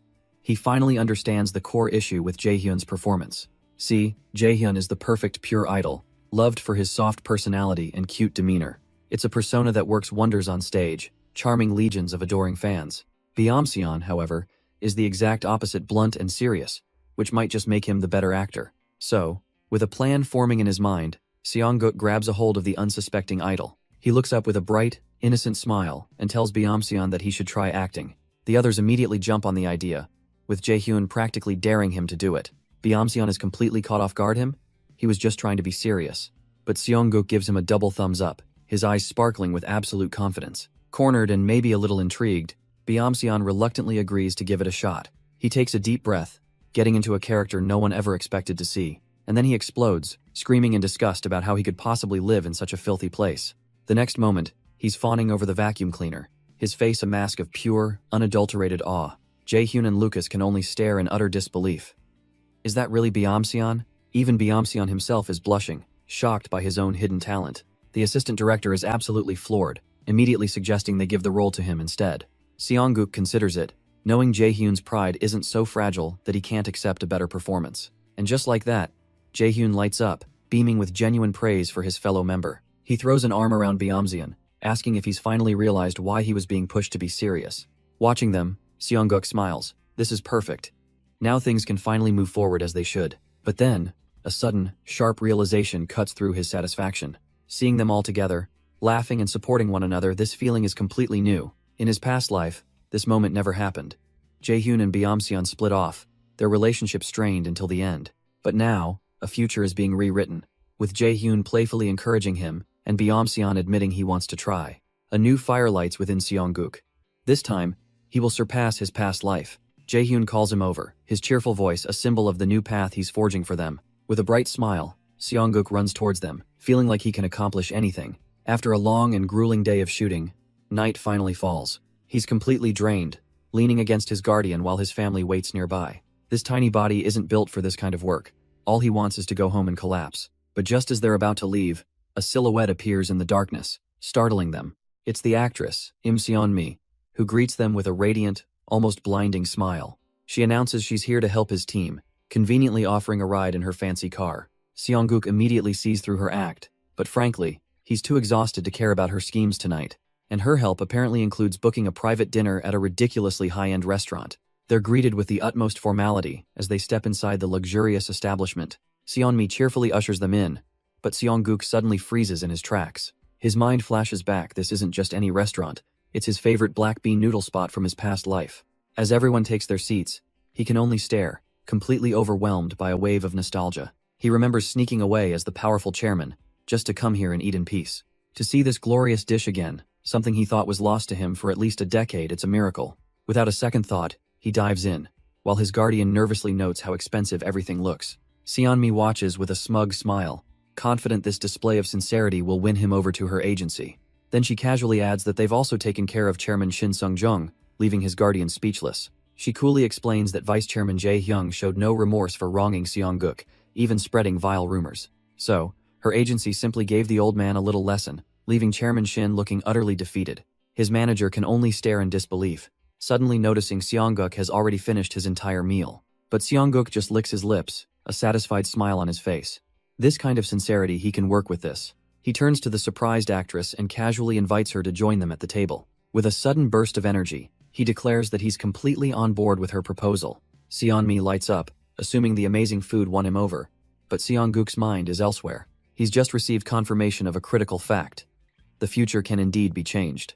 And if that's true, then perhaps even a woman like Im Seon-mi could become something more. A reliable ally, he thinks, as she excitedly tells his mother that he's finally agreed to join her. His mother, however, is a bit more cautious, telling the eager actress she'll discuss it with her husband first. And later that night, the family meeting commences. After hearing the proposal, Seongguk's father thoughtfully considers the situation before slamming his foot down, declaring he's completely against it. Everyone is stunned by his firm opposition to bringing Im Seon-mi into their agency. He passionately argues that they can't call themselves an agency when they have no office or staff. His wife's eyes widen in realization. Her husband has a very, very good point. But Seong-guk, ever the strategist, has already factored that in, and he still votes yes. After all, finding a reliable employee who won't just run off with his money is the real challenge. And just like that, a brilliant idea seems to strike him. As the family debates, a brilliant idea suddenly explodes in Seong-guk's mind. His father is still focused on the logistics, arguing they need to hire staff, and the manager has to agree. His mother adds that at the very least, a company needs a trustworthy accountant to handle the money. That's his cue. Seong-guk suddenly runs off, returning with a book held high for his mom. It's a textbook on accounting principles, and the name written on the cover is none other than Kim So-young. The manager and his mother stare in disbelief. The solution was right in front of them this whole time. So-young blushes, completely flustered that her old secret has just been brought into the light. The manager asks if it's true, and she shyly admits she graduated from commercial high school and briefly worked as an accountant. She confesses she's been thinking about working again, but trails off, insecure about her past experience. But Seong-guk cuts her off with a huge, encouraging smile, insisting that she can absolutely do it. His mother is overcome with emotion, but Seong-guk plays it cool, saying it's just for a small startup. But inside, his mind is racing. Trust is more important than experience, making his mom the perfect candidate. The manager and Mi-young immediately back him up, encouraging So-young to take the chance she's been waiting for. With newfound determination, she clenches her fists and declares she'll do her best, much to everyone's delight. Seong-guk beams, thinking how noble he is for supporting his mother's passion and talent. Of course, the real reason is much simpler. With her in charge, his money is finally safe. Mi-young then takes the lead, offering up the vacant unit in her building as a rent-free office space. She grins, reminding them that this is her business too, a sentiment Seong-guk wholeheartedly approves of. With the team assembled, Seong-guk throws his hands up, rallying them to make their new company a massive success. The scene then shifts to a quiet rooftop, the air still, as someone calls out from nearby. And the visitor is none other than top actress Im Seon-mi, arriving with a bright smile and a watermelon as a gift. Kim Mi-young is completely stunned to see her, but Seon-mi just flashes a peace sign, saying she came to see their new office. She looks around the tiny space, complimenting the professional setup of desks and supplies. Mi-young feels a little embarrassed by their humble start, but Seon-mi quickly reassures her, saying she prefers a clean and efficient space. After all, what good is a huge, flashy office when it just attracts the attention of vultures like Chairman Shin Sung-jung? Speaking of which, she pulls out a newspaper she brought along for them. She unfolds it to reveal a massive headline. She's officially changing agencies to join Seong-guk's company. Mi-young can't believe the news is already out, but Seon-mi just grins, teasing that she's stuck with her now. Her smile is warm and genuine. She's clearly thrilled with her decision to join them. Finally, she asks where their little CEO is, just as Mi-young invites her in, eager to get that watermelon. Mi-young explains their little CEO is currently busy with his big brother duties, and the sight that greets Im Seon-mi is so adorable she can barely contain herself. Seong-guk, however, is just putting on a show, welcoming his new top actress with a calculated display of cuteness. Mi-young adds that his baby brother, Min-guk, has started crawling and is surprisingly fast. In fact, the little guy is practically glued to his brother's side at all times. The women see a dutiful son struggling with his clingy sibling, but Seong-guk is internally screaming. Seon-mi claps her hands, thinking this is perfect timing now that Min-guk is a bit older. She announces an upcoming event, the 10th birthday party for Vice Chairman John Jae-hyung's son, Tae-guk. Mi-young is stunned by the news of a party at the Samjeon Hotel, but for Seong-guk, this isn't just a party, it's a battlefield he now has to enter. The name Tae-guk triggers a flood of bad memories of his reckless, useless brother from his past life. And now, in this new life, he's about to meet that very same person all over again. His baby brother Min-guk, however, is all smiles, completely unaware of Seong-guk's inner turmoil. Cradling the infant, Seong-guk tries to convince himself this one is different, he has to be. But the baby's constant, affectionate clinging is already starting to get on his last nerve. Suddenly, the date of the party, July 8th, rings a bell in the back of his mind. He racks his brain, trying to recall why that specific date feels so familiar, so important. Later that night, the family is sound asleep, a rare moment of peace in the household. But that peace is shattered by the sudden, jarring ring of the telephone. His mother, groggy and confused, picks up the receiver, wondering who could possibly be calling at this hour. Seong-guk stirs from his sleep, overhearing his mother on the phone with Secretary Yang. His feet hit the floor as he silently creeps out of bed, drawn by the urgent tone. Peeking around the corner, he listens as she confirms the party preparations are complete, but there's a problem. The party has been indefinitely postponed? His eyes fly open in shock. Hearing the words "breaking news," he doesn't hesitate for a second, sprinting toward the television. He flicks it on, the screen bursting to life in the dim room. The sudden light wakes his older brother, who groggily asks what's going on. But Seong-guk finally understands this is why July 8th had been nagging at him. He stands transfixed as a special news report flashes across the screen. The anchor solemnly announces the death of North Korea's supreme leader, Kim Il-sung. His parents can only stare in shock, his mother wondering what on earth could have happened. But Seong-guk knows. It all clicks into place. July 8th, 1994, the day Kim Il-sung died. This single event derailed peace talks and threw the entire international community into a state of high tension. While some naively hoped for unification, the reality was a brutal period of suffering known as the March of Hardship. Seong-guk, however, isn't focused on the politics. He's thinking about the consequences, the inevitable chaos. His birthday party being delayed is nothing. His eyes widen as a far more important thought strikes him: the stock market must be in absolute turmoil. He looks at his dad, asking if the market dropped a lot, and if he even knows how to check his stocks. His father proudly explains that Samjeon's vice president gave him some shares, so he's actually been studying. A brilliant idea sparks in Seong-guk's mind. This is his chance. He grabs his confused father, practically shaking with urgency, insisting they have to buy stocks right now. With the news of the North Korean leader's death, the stock market plummeted as people panic-sold, fearing war. But to Seong-guk, this is the golden rule: buy at the knees and sell at the shoulders. This is the perfect time.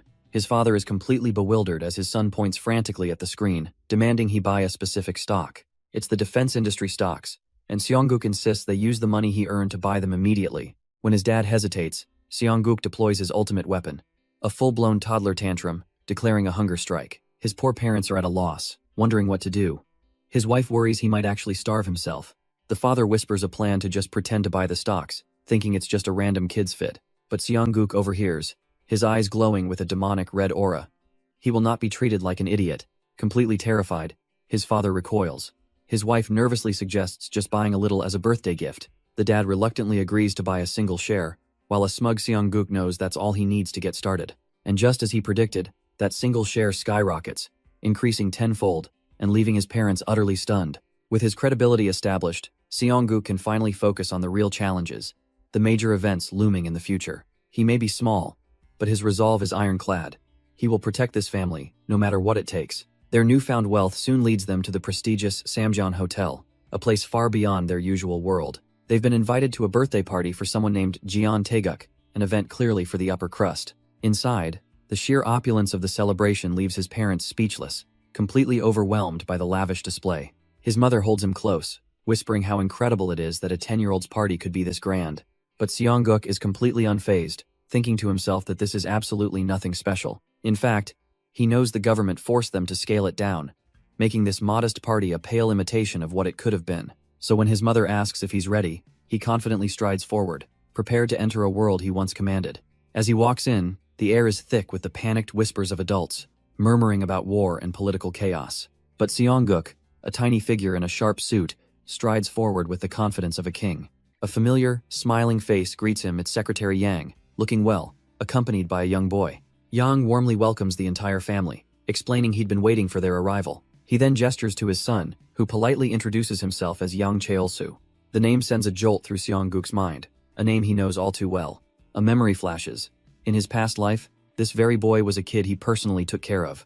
Now, the roles are reversed, as this older boy extends a hand to the toddler chairman. Cheolsu takes the lead, guiding the little Seong-guk toward their seats like a protective older brother. His mother thinks it's sweet, but Seong-guk is already calculating this boy was a remarkable talent, even back then. But as he's led away, a flash of brown hair catches his eye, and he instinctively reaches out. His mind goes blank. No, it couldn't possibly be her. A face from a lifetime ago appears in his memory. A girl named Jong-hee. Cheolsu notices his stare and asks if he knows the daughter of Soon Steel. Seong-guk tries to play it cool, muttering that he thinks he saw her somewhere, but inside, he's reeling. Of course he knows her. She was his first love from his past life. He remembers everything, how he'd even thought of marriage, only for her to break up with him during the IMF crisis. Her father had given her an ultimatum, and she chose to save her family's company over him. Back then, he resented her for it. But now, as a man who understands the weight of family, he gets it. He whispers that the IMF was the real problem, leaving Cheolsu completely baffled by the toddler's strange comment. Shaking off the past, Seong-guk turns to leave, telling his family it was nothing. But before he can take a step, a foot juts out, deliberately tripping him. He goes down hard, skidding across the polished floor as his family looks on in shock. His mother cries out his name, completely stunned by his sudden fall. They all rush to his side, realizing immediately that someone tripped him on purpose. Seongguk pushes himself up, his chin scraped and his eyes burning with fury. Who the hell did that? His gaze lands on a smug-looking boy with his arms crossed, clearly the culprit. Ah, of course. It's Jeon Taeguk, the brat his father dotes on, and Seongguk's anger begins to boil. Taeguk scoffs, wondering aloud why someone so insignificant was even invited to his party. And with a surge of pure rage, Seongguk lunges forward and delivers a vicious slap across the boy's face. The sharp crack of the slap echoes as Taeguk stumbles back, his face a mask of pure disbelief. But Seongguk stands firm, his tiny body radiating an aura of absolute fury, his family frozen in the background. The adults rush in, his mother crying his name while Taeguk's father shouts for his own son. When his mother demands to know what he's doing, Seongguk points an accusing finger, declaring that Taeguk started it. Taeguk's father grabs the boy, but the little brat just plays the victim, asking if he'd really believe that kid over his own son. Not taking any chances, the father calls out to another boy, Cheolsu, who flinches at being put on the spot. Cornered, Cheolsu quietly admits that Taeguk did indeed trip Seongguk, sending the bully into a rage. His mother tries to tell him he shouldn't hit people, but Seongguk roars back that the punk absolutely deserved it. In his mind, he's seen this 1,000 times before, the classic bully who preys on those he thinks are weak, and he knows from long, hard experience that with a brat like this, you have to bite back, or they'll never stop. A man named Secretary Yang finally steps in, telling Taeguk that's enough, he was at fault too. He leans in with a quiet warning. If he makes any more of a scene, the vice president won't like it. Seongguk smirks, realizing the kid is still scared stiff at the mere mention of his own father, even in this life. With the situation handled, his mother's gentle hand reaches for him, calling him over. She pulls him into a warm hug, patting his back and asking if he was hurt. Across the room, Secretary Yang tries to comfort Taeguk, pointing out his scraped knee. But the boy's fight is gone. He just tugs on the man's sleeve, asking where his mom is. The secretary offers a tired excuse about her being late for work, a line the boy has clearly heard before. Tears stream down Taeguk's face as he realizes neither of his parents came for him, not even on his birthday. The boy finally snaps, screaming that he doesn't even want this stupid birthday party. Secretary Yang can only watch helplessly as Taeguk slumps into his seat, trying to hide his tears. From across the room, Seongguk's new mother murmurs that it just doesn't feel right seeing a kid so alone. His father, Ji-seong, watches with a grim expression, wondering if this is just how the elite operate. Seongguk looks on, and a familiar feeling begins to stir. This scene is all too familiar. He flashes back to his past life, when his mother was always busy, and his father was a man who never cared for such sentimental things. Of course, back then, he hadn't cared either, too busy celebrating his own glamorous birthday. He was the young master, basking in the praise of powerful men from politics and business. But as he looks back at the present, at the sight of Taeguk sniffling all by himself, the memory feels a lot less glamorous. He can't help but think how pitiful Taeguk looks, sobbing all alone at his own party. On stage, Secretary Yang tries to liven things up, thanking the guests for attending. He announces that the meal and a special performance have been prepared for everyone's enjoyment. But Seongguk is completely blindsided when he learns his mother ordered him jjajangmyeon. He happily digs into the noodles, his mother watching with a fond smile at his simple tastes. Just as he's getting comfortable, the host returns to the podium to introduce the main event. And to everyone's surprise, the nation's top idol group, Just, takes the stage. Seongguk freezes, his face smeared with black bean sauce, utterly shocked by the reveal. A nearby girl immediately loses her mind, screaming for her idol, while Seongguk just looks on, unimpressed. The girl beside him absolutely loses it, screaming an idol's name at the top of her lungs. Ah, so that's her type. Seongguk makes a mental note, thoroughly unimpressed. On stage, the members of Just continue their perfectly choreographed performance for the crowd. Suddenly, the group's leader, Taehyung, catches his eye with a familiar wink and a casual greeting. To his horror, even his own mother is blushing and fawning over them, and Seongguk feels betrayed. He has to admit though, Secretary Yang played this perfectly, using food and a show to calm the chaos. But as his gaze wanders, it snags on a small, lonely figure sitting off to the side. It's that kid, Taeguk, all by himself with silent tears rolling down his cheeks. Seongguk scoffs. The boy is hopeless, but seeing him sniffling alone just doesn't sit right. He's still fuming, wondering what kind of parents would just leave their son crying alone. The thought is cut short by a sudden gasp from Secretary Yang at the podium. A grand announcement echoes through the hall. Vice President Jeon Jae-young and his wife have arrived. The room immediately shifts, welcoming the power couple with a wave of applause. His former father's eyes find him in the crowd almost instantly, a small, knowing smile on his face. But it's the woman beside him that makes Seongguk's heart stop, her gaze coolly assessing him. In a flash of horrifying recognition, he realizes it's his mother from his past life. She looks him up and down before flatly declaring that he's cute, her face devoid of any warmth. And just like that, all the memories of her cold, sharp personality come rushing back. She was the Iron Lady, a woman who only ever knew work. He tries to greet her, but she immediately shuts him down, telling him to sit and behave. His new mother remarks how they all look like a happy family, but Seong-guk knows the truth. His past life was a cold void, a family bound by money and achievement, not love. But this time is different. With his new family, he feels a warmth he's never known. A new future seemed to stretch out before him, bright and full of promise. Back in the summer of 1995, a 5-year-old Jeon Song-guk was ready to take on the world. But the memory fades to a sterile hospital room, his new parents watching over him with desperate eyes.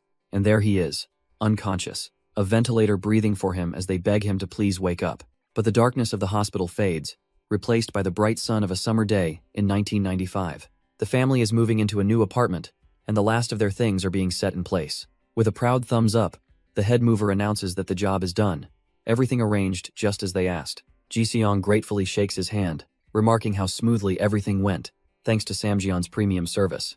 The mover smiles, ready to head out after a job well done. But before he can leave, Ji-seong stops him with a thought. He calls out for Seong-guk, reminding him that he needs to thank the men for their hard work. And a small figure comes pattering into the room, asking if he was called. There he is, Jeon Seong-guk, 5 years old, bright-eyed and full of life. The mover's face lights up in recognition, suddenly flustered as he admits he's a huge fan of their family from the show Just Baby. As a final gift, the mover presents a teddy bear his wife made, just for Seong-guk. The boy's face erupts in a genuinely joyful smile as he hugs the toy tightly. With the starstruck movers finally gone, the family waves them off, their new life about to begin. Ji-seong's wife peeks out, telling him their other son is asleep and it's time to celebrate. Because starting today, this massive, beautiful apartment building is their new home. They wander through the pristine rooms, absolutely speechless at the sparkling new space. His parents are overwhelmed, thinking the vice president of Samjeon must be an incredibly generous man. But Seong-guk puffs out his chest, knowing this wasn't charity, it was a reward he earned. He recalls the handshake, the deal he brokered to be Samjeon's exclusive model, in exchange for stock in this very apartment which his father, Jae-hyung, delivered ahead of schedule. While his mother heads off to sort the kitchen, Seong-guk knows the official story is just a cover. This was all thanks to his contribution to Samjeon's next-gen image project, one of Jae-hyung's top priorities. A project so successful it rocketed Samjeon Electronics past its competitors to become #1, and he can't help but feel he deserves all the credit, having worked like an ox to make it happen. Even his grandfather, Chairman Joan Jushin, was reportedly thrilled with the outcome. Still, Seong-guk pouts, feeling he should have gotten a bigger bonus for his efforts. His father notices his mood, and playfully asks what he wants to do today to celebrate. But Seong-guk's mind is already elsewhere, analyzing the bearish stock market on the news. He turns to his dad with a simple, yet profound instruction. Buy more Samjeon Electronics stock. Ji-seong hesitates, pointing out its recent drop, but Seong-guk scoffs at such a short-sighted view. He knows the legend of Samjeon Semiconductor is about to begin, a move that will multiply its value. So he insists, with all the authority a toddler can muster, that they need to buy Samjeon Electronics now. His father, understandably, asks if this is just based on some childish gut feeling, and when Seong-guk confirms it is, Ji-seong immediately panics, realizing he has to buy it. After all, his son has become his personal stock manager, once recommending a defense stock that soared tenfold. Since that day, despite his initial doubts, he always asks Seong-guk which stocks look promising. At this point, his faith is absolute. If his genius son says buy, then they buy, no questions asked. Seong-guk appreciates his father's simple trust. But a new question forms in his mind. He asks his dad why he's so obsessed with stocks, a suspicious glare darkening his face. Ji-seong flinches, stammering that it's just cool and fun to make money, but his reaction is anything but convincing. The truth comes out: his father's secret dream is to save up and give his wife the proper wedding she never had. Seong-guk is stunned into silence, the pure, heartfelt reason catching him completely off guard. His dad, blushing furiously, begs him to keep this a secret from his mom, especially the part about the stocks. Moved by his father's devotion, Seong-guk gives a confident thumbs up, promising to help him achieve his goal. Just then, a tiny voice calls out for his big brother. It's Jaeon Min-guk, his 3-year-old sibling, toddling over with a book and sleepy eyes, asking for a story. Seong-guk glances over and sees their mom is completely swamped with work in the kitchen. So he sighs, telling his little brother to come here, and Min-guk happily runs into his arms. His father watches with a warm smile as Seong-guk settles down to read to his little brother. But as he opens the book, his eyes go wide. The 3-year-old has brought him crime and punishment. His father can only watch in disbelief as Seong-guk actually starts reading the grim novel to his toddler brother. But this isn't story time. Seong-guk has been personally tutoring Min-guk. He's giving him the full Chibol treatment, economics, humanities, even foreign languages. And he's impressed. This kid has real potential, unlike that idiot Taeguk from his past life. A dark grin spreads across his face. He'll raise his brother to be the perfect, competent subordinate. Just then, his scheming is interrupted by the sound of the phone. His mother answers, and Seong-guk's sharp ears immediately tune in. It's his manager, Kim Mi-young, happily confirming that their big move is complete. A smug look crosses Seong-guk's face as he remembers his company is also running smoothly. He thinks to himself that putting her in charge was the right call and it's already time to think about her next job. She's practically giddy, hearing about a big Samjeon electronics event where the vice president will be attending. Seong-guk, however, is less than thrilled. Great. He'll have to see that old boomer again. His mother happily confirms she's going, promising to see her friend there tomorrow. But as she does, a dark and sudden memory flashes forward, a man bumping into someone at an event. It looks just like a Samjeon promotional event, crowded with unsuspecting people. Then, the horrifying sound of the building itself beginning to crack apart. The walls splinter and groan, a premonition of total structural collapse. The next day, however, the sun is shining as a car pulls up to their new apartment. Kim Mi-young steps out, having been invited by Seong-guk's mother. His mom smiles, explaining she figured Mi-young was busy and decided to bring her along to the event. Mi-young just smiles, explaining that no matter how busy SKJ gets, being Seong-guk's manager is her true main job. She looks around for a moment, wondering where her star client has gotten to. And there he is, popping up with a bright smile, all decked out in a cool headband for their trip. She can't help but laugh, complimenting how great he looks and ruffling his hair. With everyone gathered, they're finally ready to head out straight to the Samjeon event hall. As they drive, Mi-young starts a business talk, mentioning a recent conversation she had with Im Seon-mi. She reveals their plan to move the SKJ office to Gangnam, which catches Seong-guk's mother by surprise. His mom worries about the cost, but Mi-young just gives a confident smirk, assuring her it's perfectly manageable. After all, SKJ Entertainment has been signing more and more celebrities. A prime location is crucial for visibility. She even adds that Seong-guk himself approved the idea, leaving his mother stunned by her son's hidden influence. His mother turns to ask him about it, only to find her son completely silent. He's totally passed out, a little trickle of drool escaping his lips. The big business talk wore him right out. Mi-young chuckles, explaining that he spent the whole morning looking after his little brother Min-guk. And by looking after, she means being used as a human jungle gym by the clingy toddler. As Mi-young announces their arrival, they pull up to a fancy-looking department store. His mother glances back at the sleeping Seong-guk, deciding she'll carry him inside herself. He deserves a little more rest before the event begins. But as he's being carried, Seong-guk starts to stir, wondering why his bed feels so shaky. He opens his eyes to find himself on his mother's back as she walks with Mi-young. "Mom?" he blurts out, completely caught off guard as she smiles, happy to see he's awake. His eyes fly open in shock. A Samjeon event? How did he end up here? He squirms on his mother's back, flustered and demanding to be put down, blaming his exhaustion on his little brother. She finally sets him on his feet, just as a man in a suit approaches, welcoming them with a warm smile. He introduces himself as the PR director of the department store, clearly having been waiting for them.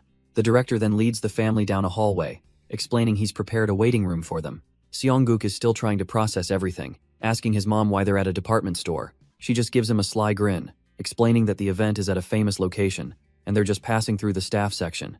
As he follows, his mind starts working, trying to remember the big-name department stores from this era. But something's off.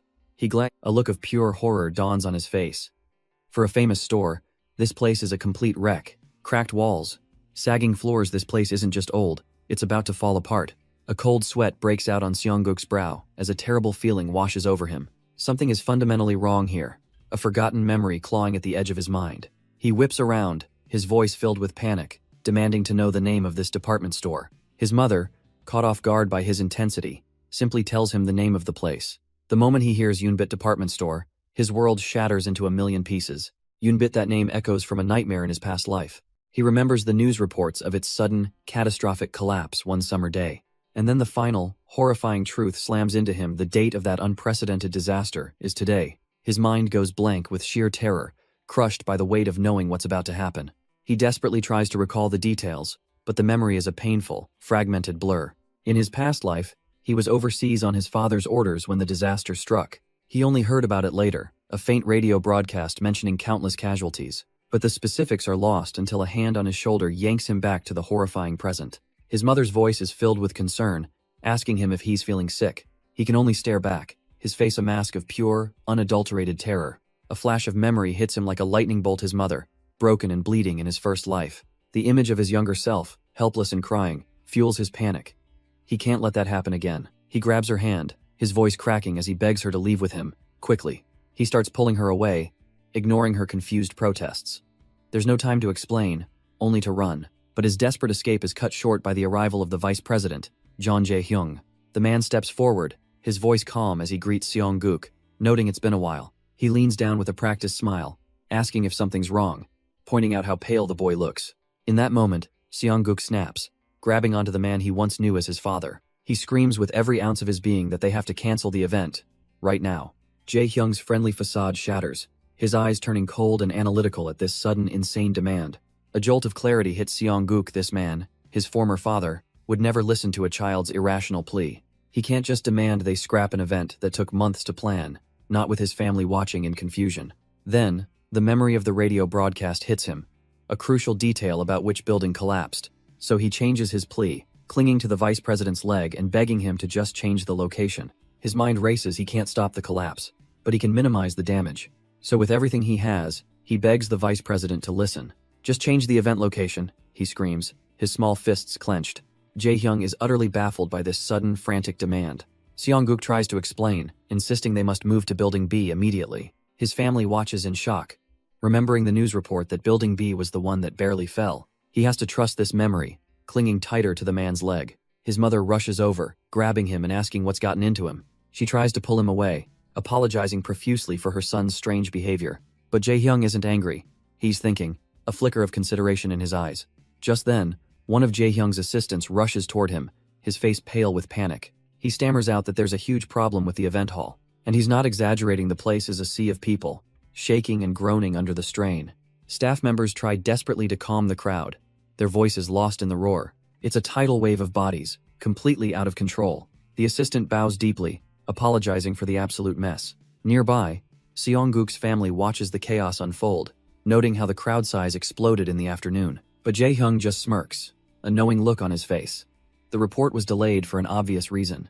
The local department head tried to handle it himself, hoping the vice president wouldn't see the disaster. And Seong-guk finally understands the news of his arrival, with just brought in triple the expected guests. The building is groaning, threatening to give way at any second. And it all clicks for Seong-guk, so that's what his father was trying to tell him. The suggestion to change the venue, it wasn't a casual remark, it was a warning. A flash of relief hits him. His father understands the danger they're in. He immediately tries to make a run for it, yelling that they have to get to Building B now. But Jae-hyung is already handling it, turning to his own secretary with a stern command. He asks if Building B can accommodate this many people, and the secretary confirms there's a cultural hall. Good, Jae-hyung says, we'll relocate, but the department head suddenly looks panicked. He quickly objects, insisting the other place isn't ready, and that they can manage the crowd here. But from behind them, Seong-guk screams out a defiant no. He knows staying is a death sentence. He screams at the men, urging them to go, to move, to get out of there. The thought consumes him. He has to save them all, no matter what it takes. Jae-hyung's face hardens, the boy's desperate cries echoing his own grim premonition. With a single glance, he overrules the department head and orders Secretary Yang to move everyone to Building B. The department head stammers, trying to stop them, pleading with the vice president to wait. He desperately claims Building B's ventilation is broken, that the air conditioning is out. But Jae-hyung is unmoved, reasoning that being a little hot is far better than being crushed to death.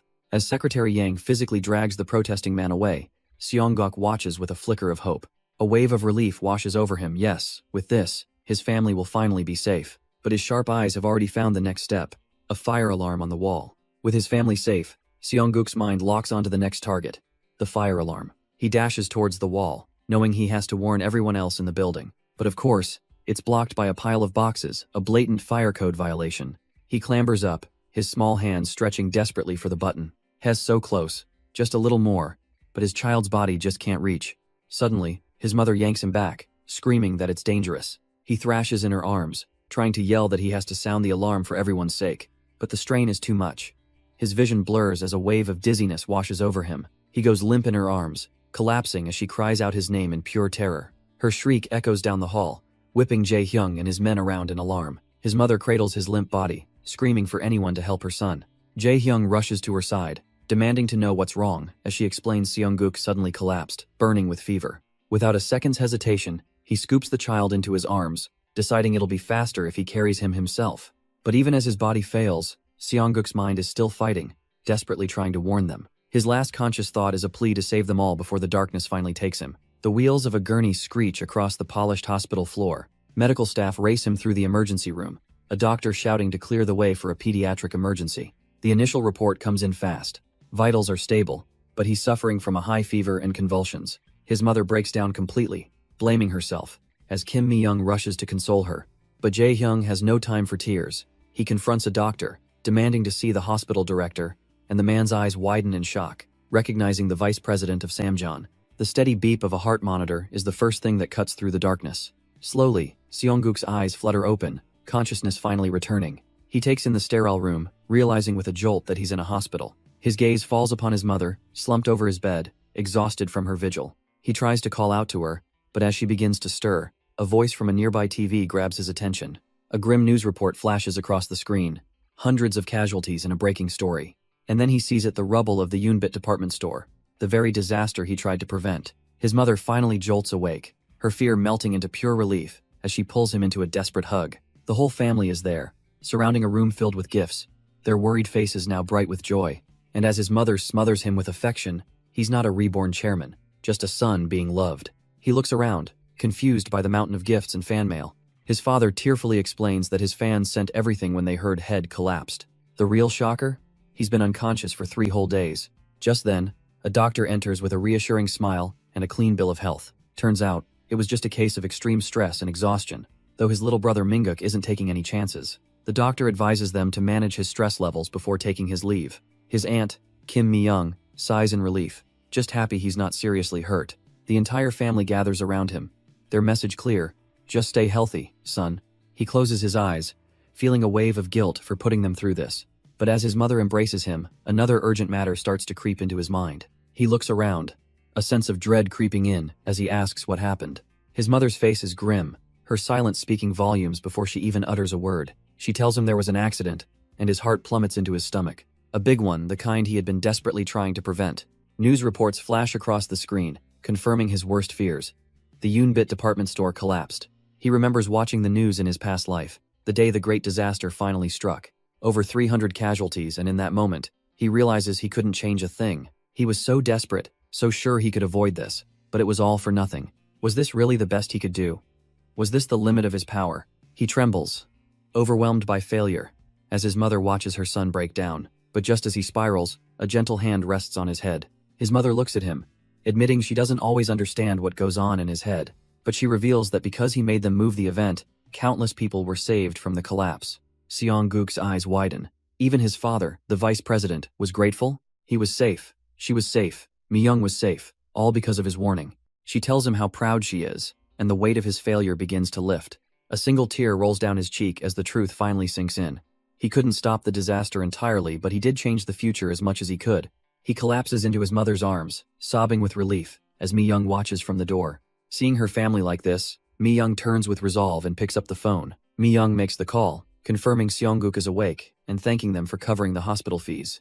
In a high-rise office, the call is patched through to the executive suite. An assistant turns to the man gazing at the city below. Vice President John Jae-hyung. He delivers the news that his son, Seongguk, has finally regained consciousness. Jae-hyung's first concern is his son's condition, and he's told the boy is perfectly healthy. With that confirmed, his mind instantly pivots to corporate strategy and damage control. He orders his assistant to personally visit Seongguk with a fruit basket.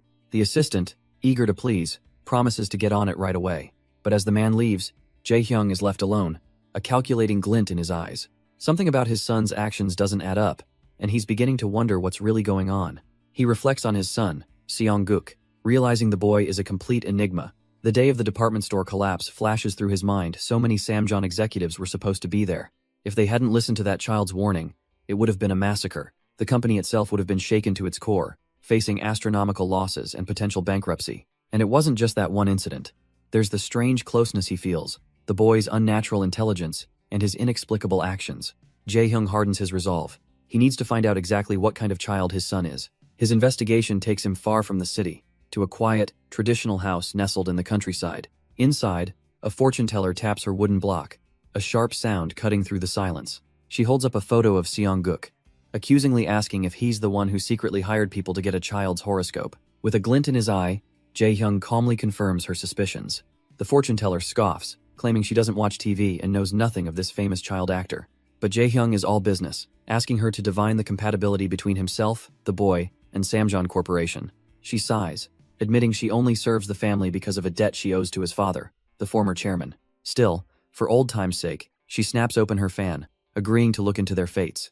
The room darkens as her eyes begin to glow, asking if he's truly prepared to know how their destinies are entangled. With a sharp crack, she breaks a divination stick in two. Her prophecy is chilling and direct. Jae-hyung will be devoured. A vision of his son's smug face looms over him as she explains the boy will give a little, only to take everything. She reveals their families were fated to meet, a connection that has been mutually beneficial, but there's a catch.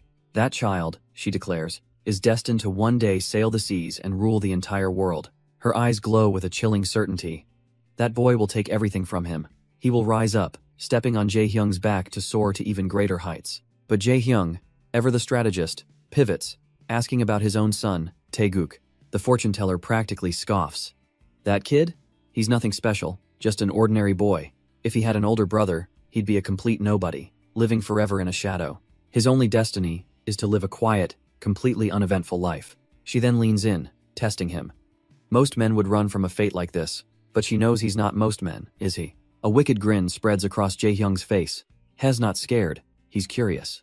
The fortune teller erupts in laughter. Now this is the man she knows, a true predator. She tells him this is the mark of a true ruler, the instinct to keep your enemies close. Whether he chooses to nurture the boy or crush him, Seong-guk has already helped him. The fortune teller then reveals a stunning connection. That child saved her life in the department store collapse. He even begged relentlessly for them to continue searching the ruins for just one more week. A predatory grin spreads across Jae-hyung's face. This is the perfect opportunity to test the boy's worth. With his mind made up, he pulls out an old brick phone and makes a call. The fortune teller watches, knowing a major move is being made. Jae-hyung, with a chilling smile, begins to discuss his plan over the phone. The scene cuts away as a news alert flashes across the screen. The Samjeon group, on day 10, is suddenly leading the rescue effort at the department store ruins. The news breaks, and against all odds, a 13th survivor has been found, shocking Seong-guk's entire family. His mother, Mi-young, is brought to tears, exclaiming that her son was right all along. Seong-guk clenches his fist, a wave of genuine relief washing over him. He did it. He remembers his past life, where the search ended in just a week, and that survivor was found dead. He lets out a deep sigh. He's truly fortunate to have changed that person's fate. Mi-young pinches the bridge of her nose, recalling the absolute second-hand embarrassment she felt when her son was shamelessly begging the vice chairman for 30 million won. But now, she strokes his hair, realizing her son is truly special for having saved a life. His father proudly holds up a bank book, showing he kept his promise and donated 4 million won to the victims. Seong-guk's heart swells, remembering how his parents worried over him endlessly even after he left the hospital. He admits to himself that the tragedy had left him dazed, which is why his parents were so worried. But now, with a brilliant smile, he declares it's time to ease their minds for good. His parents are overjoyed, his father boasting about how proud he is of his donating son. But Seong-guk cuts the celebration short, telling his mother he's ready to go back to work. She insists he should play more, but he's adamant. He wants to work. His parents share a look, his father silently telling his wife to just let their strange son have his way. Seong-guk's eyes narrow with resolve. He has to work, because he knows what's coming next. The scene cuts to a chaotic film set, where a single word echoes in shock. What? Actress Im Seon-mi can't believe her ears. Her exclusive Samjeon contract isn't being renewed. A cameraman has to remind her they're still filming, and she stammers an apology, completely rattled. She tries to get his attention, but Seong-guk just strikes a pose, thinking they can talk later. He flashes a perfect capitalist smile for the camera, urging everyone to love Samjeon's new product. Finally, a staff member calls for a short break, giving them a window to talk. The moment they're off set, Im Seon-mi pulls him into her waiting room, demanding to know what that was all about. She's completely distraught, admitting she knew the contract was ending but can't fathom why Samjeon wouldn't renew. But Seong-guk just sits there, a sly look on his face, thinking this is all going perfectly according to his plan. The actress is utterly baffled by his reaction. How could this possibly be just right for him? He reflects internally that the child actor gig was never his real goal. It was just a way to earn money. Now that he has the seed capital, he can finally walk his own path and build a top-tier company. He tells her a businessman must do business, leaving her to realize this isn't some childish whim. She can't wrap her head around it. He's doing things even adults wouldn't dare. The fame and fortune of being a Samjeon model is a life-changing opportunity. And he's just throwing it away? But Seongguk just smirks, thinking to himself that, of course, he'll be great at whatever he chooses. She has to ask if the CEO and the others actually approve this, and he gives her a confident thumbs up. The reality finally sinks in for Im Seon-mi. This kid isn't joking around. Just then, a nervous staff member peeks into the room, timidly trying to get her attention. He stammers, asking if their break is over, but behind him stand two imposing men in black suits and sunglasses. The sudden intrusion startles Seongguk, who whips his head around to see what's going on. And there he is, flanked by his security, the vice chairman of Samjeon Group, Jeon Jae-hyung. He locks eyes with the boy, asking if it's true that his schedule is completely clear after today. Then, with an unnerving intensity, the vice chairman extends an invitation for dinner. Before Seongguk can even process it, Jae-hyung scoops him up like a proud uncle. Completely flustered, the boy insists he's perfectly capable of walking on his own. Jae-hyung just laughs, asking if he doesn't like being held, leaving Seongguk utterly baffled by this sudden change in personality. He can't help but be suspicious. Is this powerful man trying to sweet-talk him for some reason? Just then, Im Seon-mi announces her departure to the vice chairman, breaking the strange moment. She gives a soft smile, saying it was nice to see him, even if it was just for a little while. The air grows thick with unspoken words, and Seongguk is caught right in the middle of the tension. Jae-hyung's expression hardens as he tells her he trusts that she understands the situation. She doesn't falter, replying that she knew from the very beginning that their relationship had an expiration date. Jae-hyung bluntly states that since Seongguk is the future owner of Samjeon, any potential rumors must be squashed. The words hit Seongguk like a lightning bolt as his mind flashes back to his past life. He realizes now she was cutting ties to ensure a clean succession for the company. With a final goodbye to the boy, Im Seon-mi turns and walks away without a single shred of regret. Seongguk watches her go, a part of him impressed by her cold, decisive nature. But his train of thought is shattered by Jae-hyung's unsettlingly cheerful smile. Before he can even ask, he's being dragged off somewhere against his will. They arrive at an incredibly lavish building, its lights shining against the night sky. The doors part, and Seongguk's eyes widen. It's his favorite Chinese restaurant. Suddenly, a familiar voice calls his name, and he turns in disbelief to see his mother. And not just his mother, but his father is here too, both of them looking completely bewildered. Jae-hyung ushers them inside, cheerfully announcing that someone is waiting for them. Seongguk's mind races in panic. Who could possibly warrant calling his entire family here? Inside, a figure sits shrouded in shadow, radiating an aura of absolute authority. The light reveals the chairman of Samjeon Group, Jeon Jushin, his sharp eyes fixed on the boy. But before anyone can process the situation, a glorious feast is laid out on the table. All of Seongguk's anxiety melts away as his eyes lock onto his favorite black bean noodles. The chairman's intimidating presence vanishes, replaced by a booming voice urging them to dig in. His parents, however, are frozen solid, the tension completely killing their appetite. Even Seongguk has to admit it's a little hard to enjoy a meal with the most powerful man he knows watching his every move. But for Seongguk, black bean noodles are a serious matter, and he digs in with gusto. Still, as he slurps down a noodle, he can't help but wonder what is really going on here. Why would the former chairman of Samjeon, Jeon Jushin, suddenly appear before them? This was a legendary man who built an empire from nothing. Even his own father, the powerful vice chairman, had always deferred to the old man's authority. So why? Why would a man of his stature suddenly take an interest in him now? The chairman notices his son's unease, asking if the food isn't to his liking. Seongguk's father can only stammer that it's delicious, sweat beading on his forehead. Finally, he musters his courage and asks the chairman why he and Seongguk were summoned. The old man smiles, explaining it's only right to express his gratitude, since Seongguk saved his son's life. But the chairman's gratitude has a much deeper, more serious edge to it. He says he had to personally meet the child his own son wants to adopt. Seongguk's father turns to the vice chairman, stammering, but the man just smiles, asking what he thinks of the idea. He lays out the offer. The best education money can buy, from private kindergarten all the way to studying abroad. The boy's father can only stare, his mind completely short-circuiting at the proposal.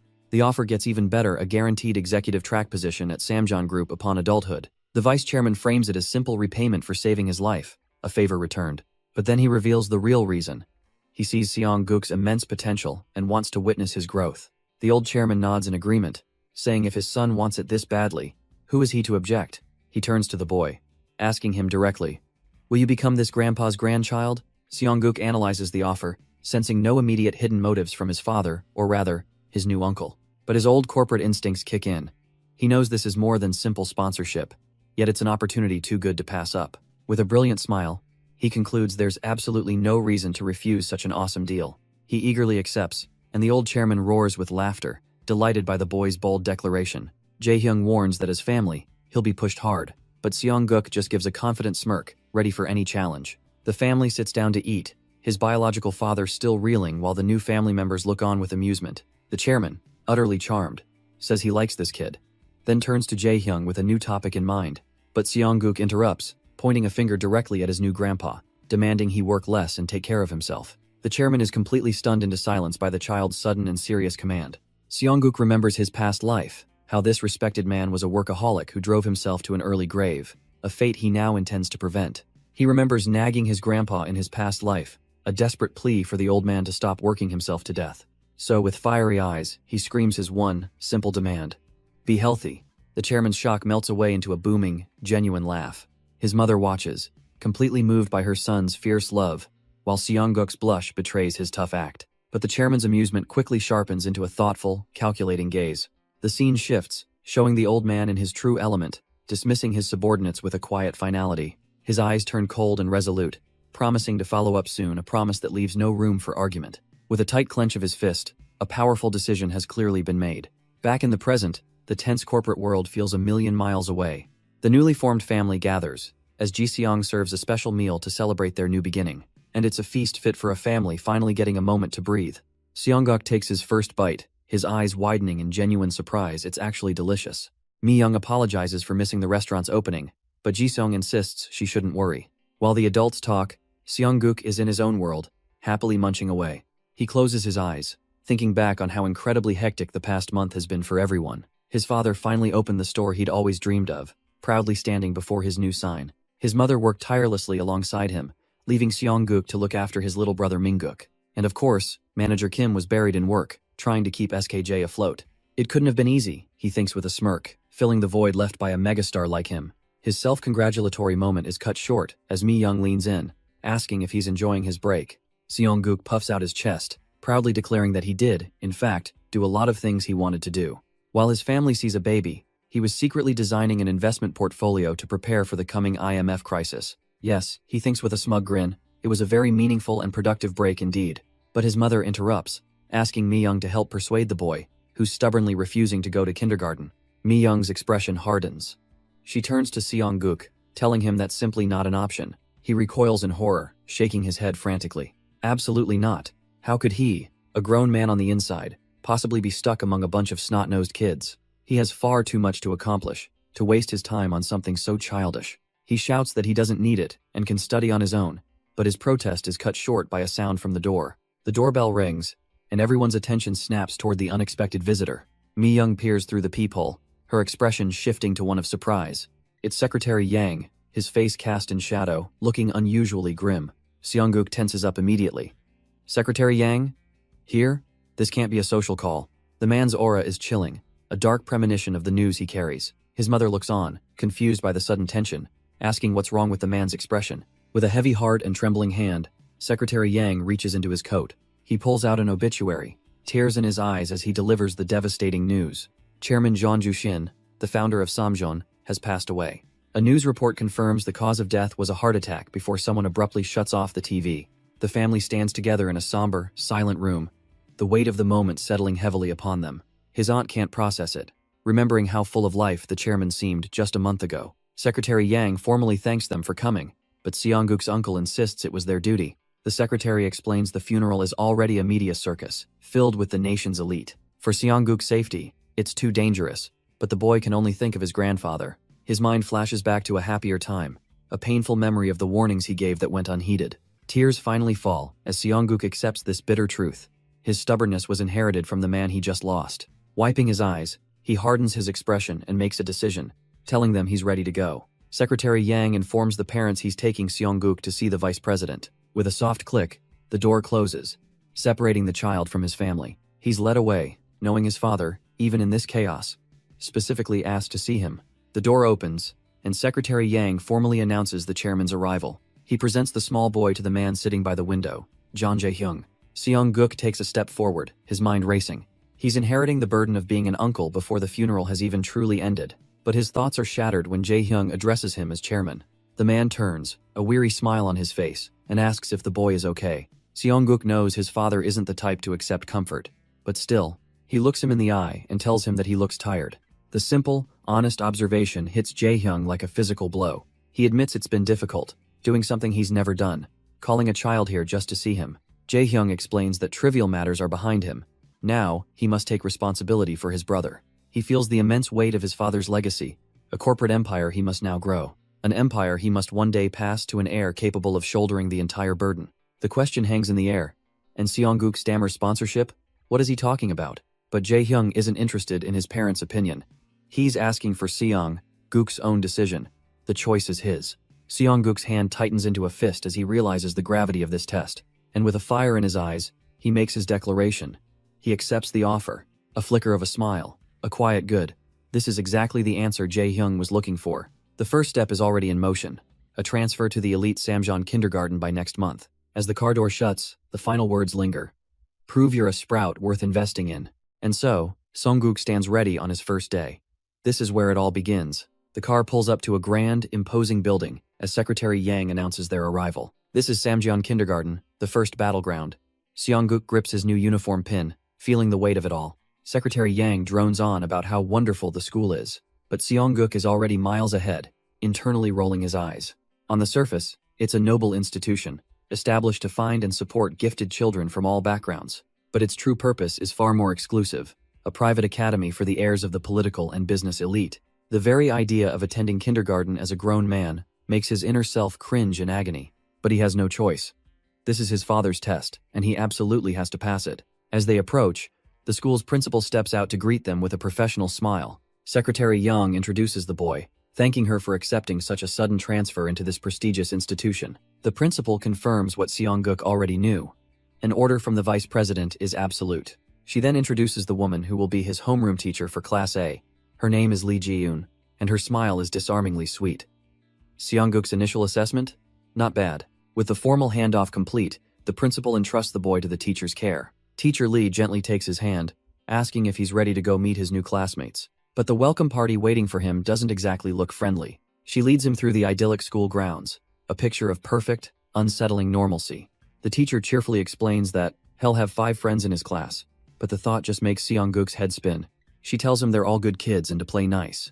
He gives a quiet okay, but his mind is already elsewhere. 5 classmates. He begins to connect the dots, a grim suspicion forming about who they might be. His mind races, thinking there's one person in particular who must be here as the classroom door slides open. The teacher cheerfully announces the arrival of a new friend, completely unaware of the tension in the air. And there they are, 5 children standing like a wall, their faces obscured by shadow, radiating an intense aura. He immediately starts identifying them. Kang Ju-seong, the grandson of the prosecutor general. Next, the arrogant-looking Kim Hyun-jung, grandson of the Samjeon Electronics CEO. Then Lee Si-hee and Seo Yo-rim, granddaughters of the hospital director and former minister of defense. And finally, the one he was waiting for, Jeon Mi-jin, daughter of the current Samjeon chairman, Jeon Jae-hyung. A wide grin spreads across Seong-guk's face. Just as Head calculated, she was here. He recalls that in his past life, he was sent abroad for early education and missed this entire period. But now, he has the chance to meet her, as their teacher obliviously asks the class to welcome their new friend. But the welcome is immediately shot down by Kang Ju-seong, who scoffs at the teacher's old-fashioned ways. Kim Hyun-jung chimes in, yelling that they shouldn't be forced to greet anyone, as Seong-guk silently judges these rude little brats. So, he decides to play the game, stepping forward with a dazzling smile to politely introduce himself. The teacher is absolutely smitten by his manners, while Seong-guk inwardly seethes at the other little rascals. Completely overwhelmed, the teacher stammers that she'll go get snacks and textbooks. She leaves them alone to get to know each other, and an awkward, tense silence fills the room. But the silence is broken by Seo Yo-rim, who points a finger and says she knows him, he's the kid from TV. The other kids are confused, but she confirms he's practically a celebrity now. Kang Ju-seong, however, is completely unimpressed, crossing his arms and demanding to know about his family. He immediately starts flexing, boasting that his grandpa is the prosecutor general, and Hyun-jung's is the CEO of Samjeon Electronics. Kang Ju-seong points accusingly, demanding to know what kind of family Seong-guk comes from. Seong-guk can hardly believe it. These kids are already obsessed with their family's power. He prepares to troll them with a cheerful smile, claiming he doesn't even have a grandpa. But before he can, a quiet boy named Lee Si-hee nervously admits his parents just run a small restaurant. The other elite brats whisper in disgust, but Seong-guk thinks he actually likes this kid. Suddenly, their little social hierarchy squabble is cut short by a new arrival. A girl named Jeon Mi-jin steps forward, radiating an unshakable, almost royal confidence. She walks right past the others and gets uncomfortably close to Seong-guk, greeting him by name. With a sly smile, she tells him she saw him on TV too, and his polite mask begins to crumble. A wave of pure dread washes over him as he realizes, oh no, not her. She coyly asks what she likes about him, but Seong-guk's mind is screaming this face-crazed brat. He remembers it all too clearly from his past life. Her only criteria for men was their looks. Flustered, he stammers out that he thinks she's okay too, and her face just lights up. But as she gushes over his good looks, Kang Ju-seong storms over, absolutely furious. He demands to know why she's being nice to a nobody, but Mi-jin just casually tells him to be quiet. She scoffs, saying it's nice to finally see a decent face after looking at half-baked guys like them. She then turns her attention to the nervous Lee Si-hee, pulling him into the conversation. Blushing, the boy quickly agrees that Mi-jin is right, and that he thinks Seong-guk is good, too. And Seong-guk sees it instantly. The granddaughter of the Samjeon hospital director already has him wrapped around her finger. He sighs, realizing that to survive this classroom, he'll have to carefully navigate Jeon Mi-jin's den. But outside the classroom, unseen eyes are watching, a camera clicking away in the shadows. Elsewhere, a powerful woman is being briefed by her subordinate. The report is simple. That boy, Jeon Seong-guk, has just transferred into the same class as her daughter, Mi-jin. She listens with a cold, unreadable expression, noting that Secretary Yang himself handled the transfer. And back in the classroom, a sudden chill runs down Seong-guk's spine, feeling as if his name was just spoken by a demon. Her face hardens into a mask of fury. She orders her man to contact the chairman. His wife demands a conversation. The chairman, Jeon Jae-hyung, is clearly annoyed by her sudden appearance in his office. He reminds her of their purely business arrangement, but she cuts him off, bringing up the name Jeon Seong-guk. With a piercing gaze, she asks the one question that hangs in the air. Is that child his? Jae-hyung is floored, calling it nonsense, but she's not letting it go, questioning why he'd be enrolled in Samjeon kindergarten of all places. Jae-hyung is getting a migraine, insisting it's not like that, but his wife isn't buying it. He dares her to get a DNA test if she's so suspicious, but his defensive tone only fuels her doubt. Fed up, he tries to end the conversation, declaring he's leaving. He storms off, complaining he has no time for such trivial matters. But she isn't done with him yet. With her arms crossed and eyes glowing with certainty, she knows something is definitely going on. Meanwhile, back at the kindergarten, the teacher tries to begin the day's lesson, but one of the students, Seo Yo-rim, immediately pipes up, asking if the poor kid can even keep up. Kang Ju-seong smirks, backing her up and enjoying the chance to cause trouble. The whispers spread through the classroom, with the other kids betting Seong-guk can't even write his own name, and our reborn chairman can only sit there, seething with rage at these insufferable little brats. The teacher asks if he's all right, completely missing the murderous aura radiating from the furious chairman. But as the lessons begin, Seong-guk immediately puts the brats in their place, starting with a flawless performance in music class. He then breezes through arithmetic and even crafts a paper masterpiece, leaving his teachers utterly speechless. The other kids can only stare in awe, their earlier mockery replaced with whispers of him being a total genius. But all this praise only fuels Kang Ju-seong's rage, who clenches his fists in pure, unadulterated jealousy. Just then, a new face enters the classroom, a native English teacher named Thomas, ready to start the next lesson. The entire class eagerly shouts their greeting, but Seong-guk sits in stunned silence, a bead of sweat on his face. He suddenly realizes he might have gone a little too hard showing off his skills. After acing everything else, claiming he's also a self-taught English prodigy might just be too unbelievable. And from across the room, Kang Ju-seong spots it, the first crack in his rival's perfect armor. A smug grin spreads across Kang Ju-seong's face. For all his bragging, it seems the genius has a weakness. He relishes the moment, thinking aloud that maybe Seong-guk can't speak English after all. Seong-guk is internally spiraling as his teacher kindly suggests he can just sit this one out, but he quickly collects himself, gritting his teeth and announcing that he can, in fact, speak English. A moment later, he's conversing flawlessly with the native teacher, leaving Kang Ju-seong completely stunned. A female classmate, Jeon Minji, is immediately captivated, grabbing onto his arm and calling him incredible. He tries to brush her off, annoyed, muttering that this is just the basics. From the front of the room, teacher Lee Ji-yoon is just as starstruck, gushing about how amazing he is. This incredible display of talent gives her a brilliant idea. She decides to give him an intelligence test, the standard requirement for placement in the elite Class A. Even his rivals, Kang Ju-seong and Seo Yo-rim, can't hide their curiosity about his true intelligence. The teacher is thrilled, deciding to hold the test right after English class ends. Seong-guk smirks, thinking back to his past life's IQ of 150. This should be a piece of cake. Later that evening, the news of his exploits has reached his parents. His mother tells his father that not only did he ace the commercial, but he's also fluent in English. The revelation sends his dad into a cold sweat, genuinely terrified of his son's monstrous intellect. He grabs Seong-guk in a crushing hug, overwhelmed with pride and asking just what kind of genius he's raising. But inside, Seong-guk is screaming, "Genius?" Far from it. He's having a full-blown meltdown, remembering his test result, a measly 121. How could he score lower than in his past life? He collapses to the floor, utterly humiliated, leaving his poor parents completely baffled by his sudden despair. While his mom muses over his high emotional intelligence, his dad calls out to him. But Seong-guk cuts him off, tired of the genius talk.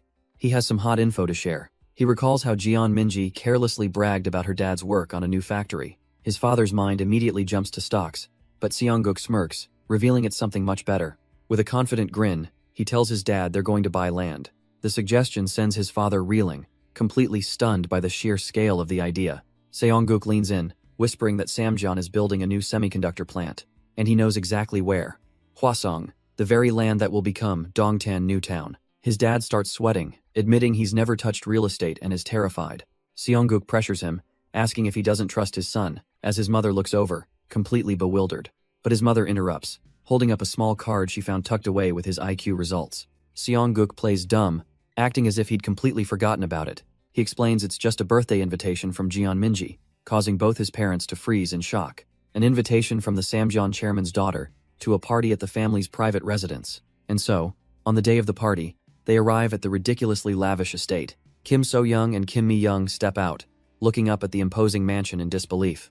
So-young is completely overwhelmed, and even Mi-young admits the place is downright intimidating. She notes how impressive a personal invitation is, but that he could have just ignored it as he steps out.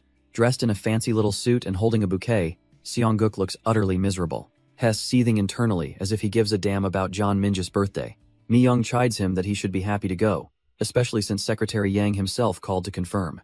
But Seong-guk is practically vibrating with annoyance, wishing he could just be analyzing stock charts instead.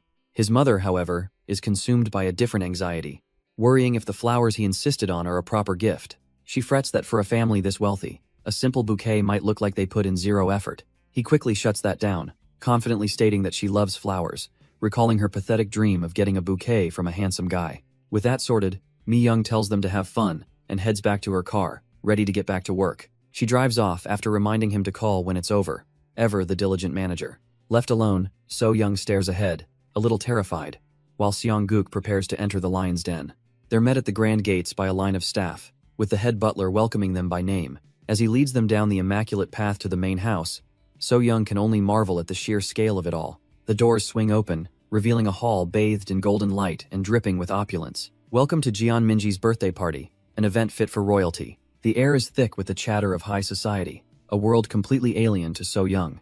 As they step inside, the sheer luxury of the place hits her like a tidal wave. She whispers that it's like a palace, but Seong-guk just scoffs, calling it a slightly shiny house. To him, it's just the place he lived for a decade. But he knows for his mom, this is a different universe. Suddenly, a voice shrieks his name, and his calm demeanor shatters.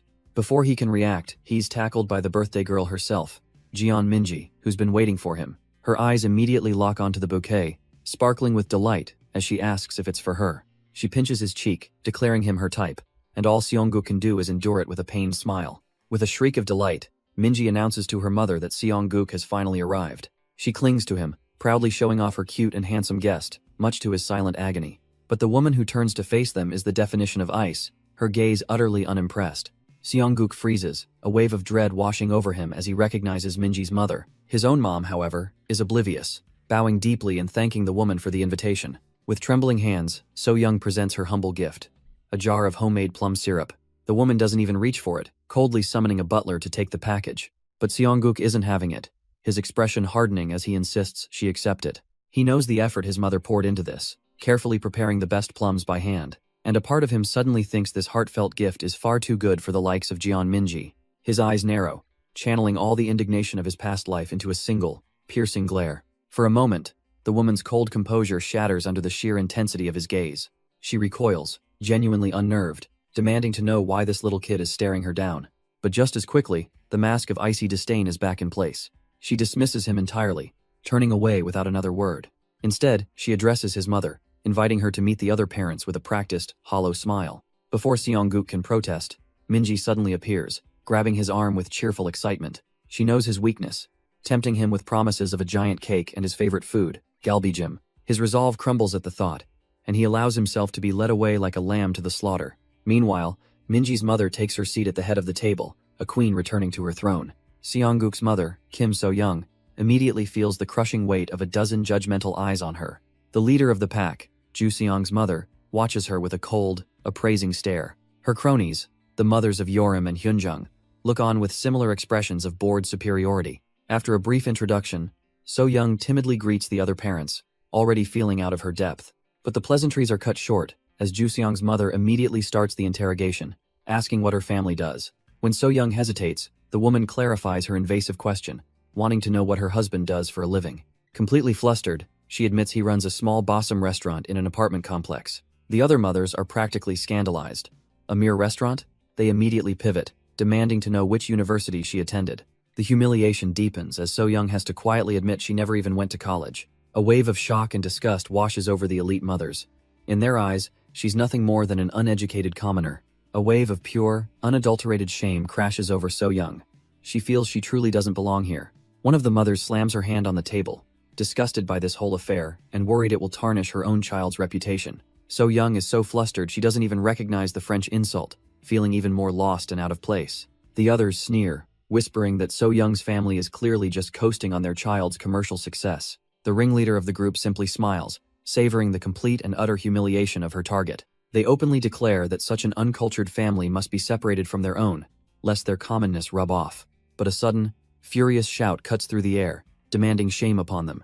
And there he is, Jeon Seongguk, standing with an aura of pure, chilling rage that silences the entire room. His eyes practically burn with contempt as he thinks how pathetic they are, looking down on someone for not knowing a few words of French. He levels a glare at the main instigator, his unspoken disappointment hitting her with the force of a slap.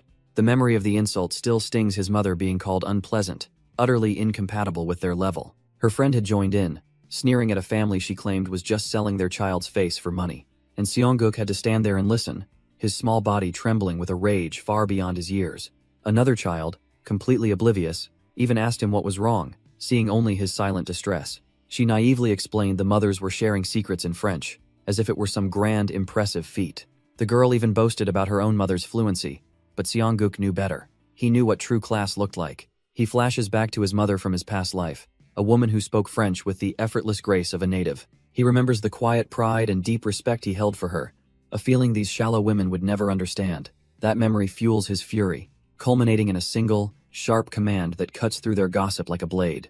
His eyes burn with contempt as he tells the ringleader how utterly disappointed he is in her pathetic, classless behavior. The woman freezes, a cold sweat breaking out as the child's words hang in the air. The other mothers whisper amongst themselves, their minds struggling to process what they just heard. A child speaking perfect French?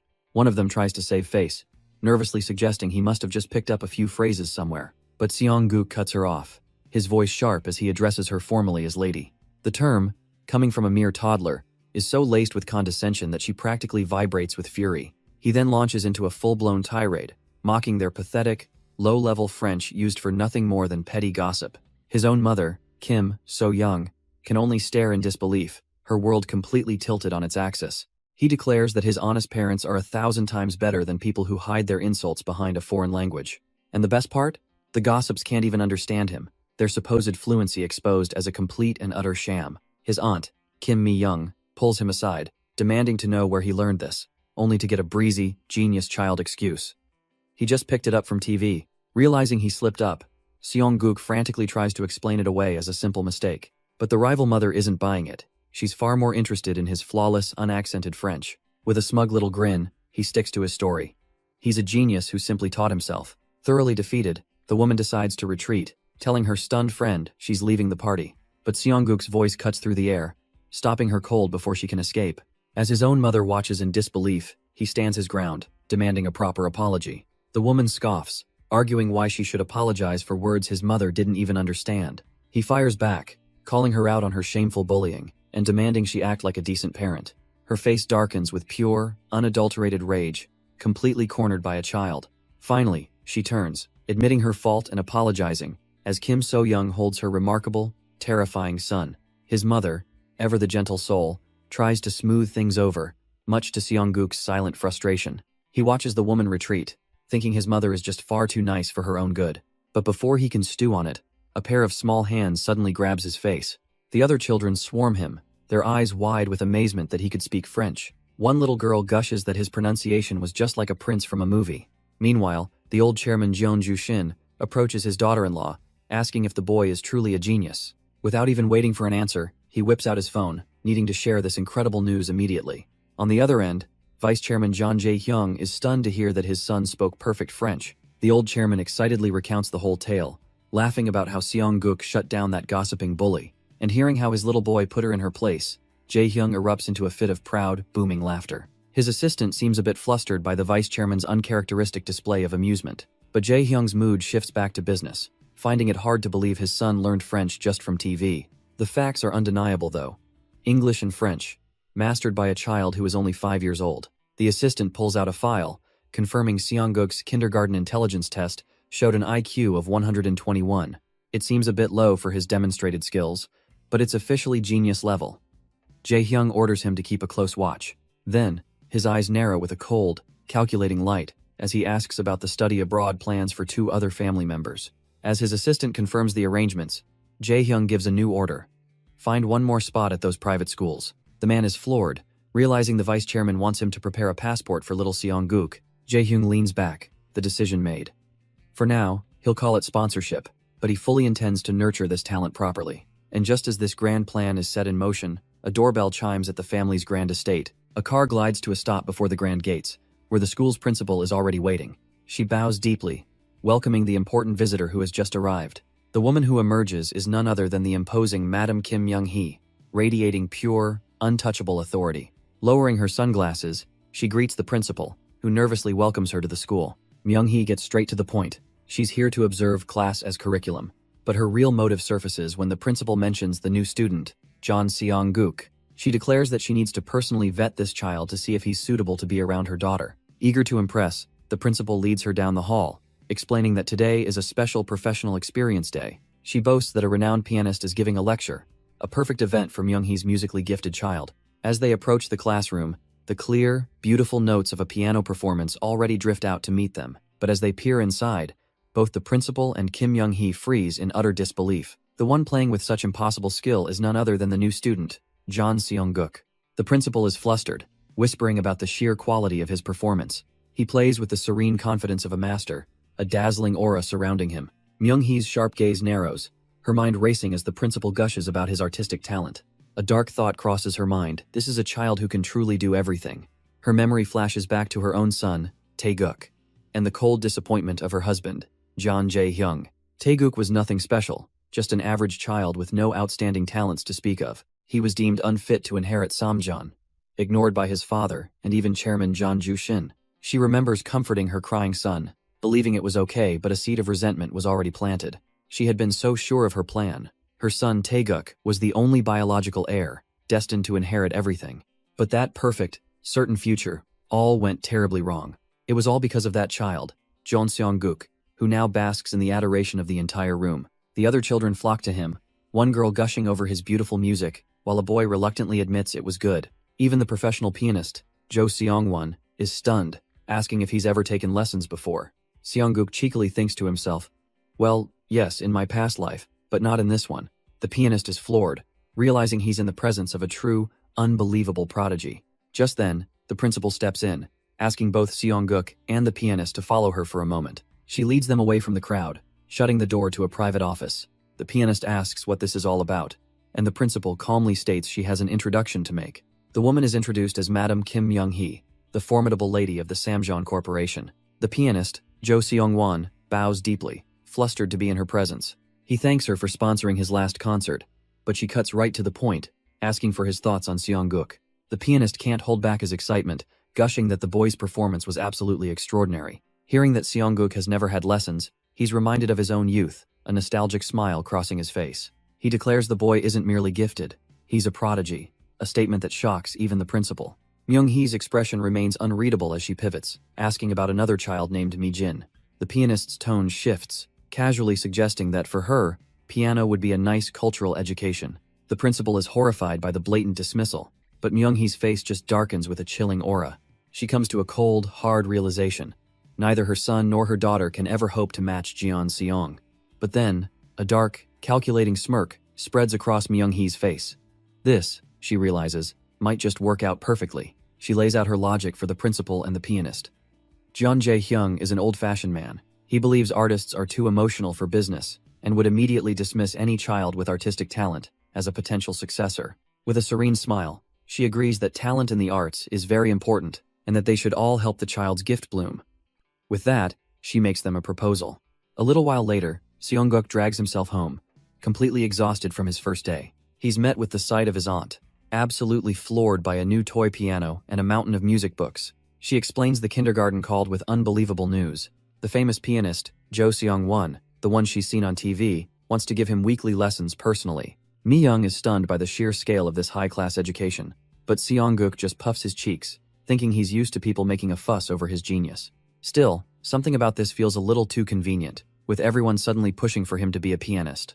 The word echoes in Seong-guk's mind, a pianist. He remembers his past life, how he was a natural prodigy who easily impressed his grandfather, but he never pursued it professionally because he had an entire business empire to command. Lying on the floor, he smirks. Sure, he'll take the free lessons, but he has zero intention of becoming a musician this time either.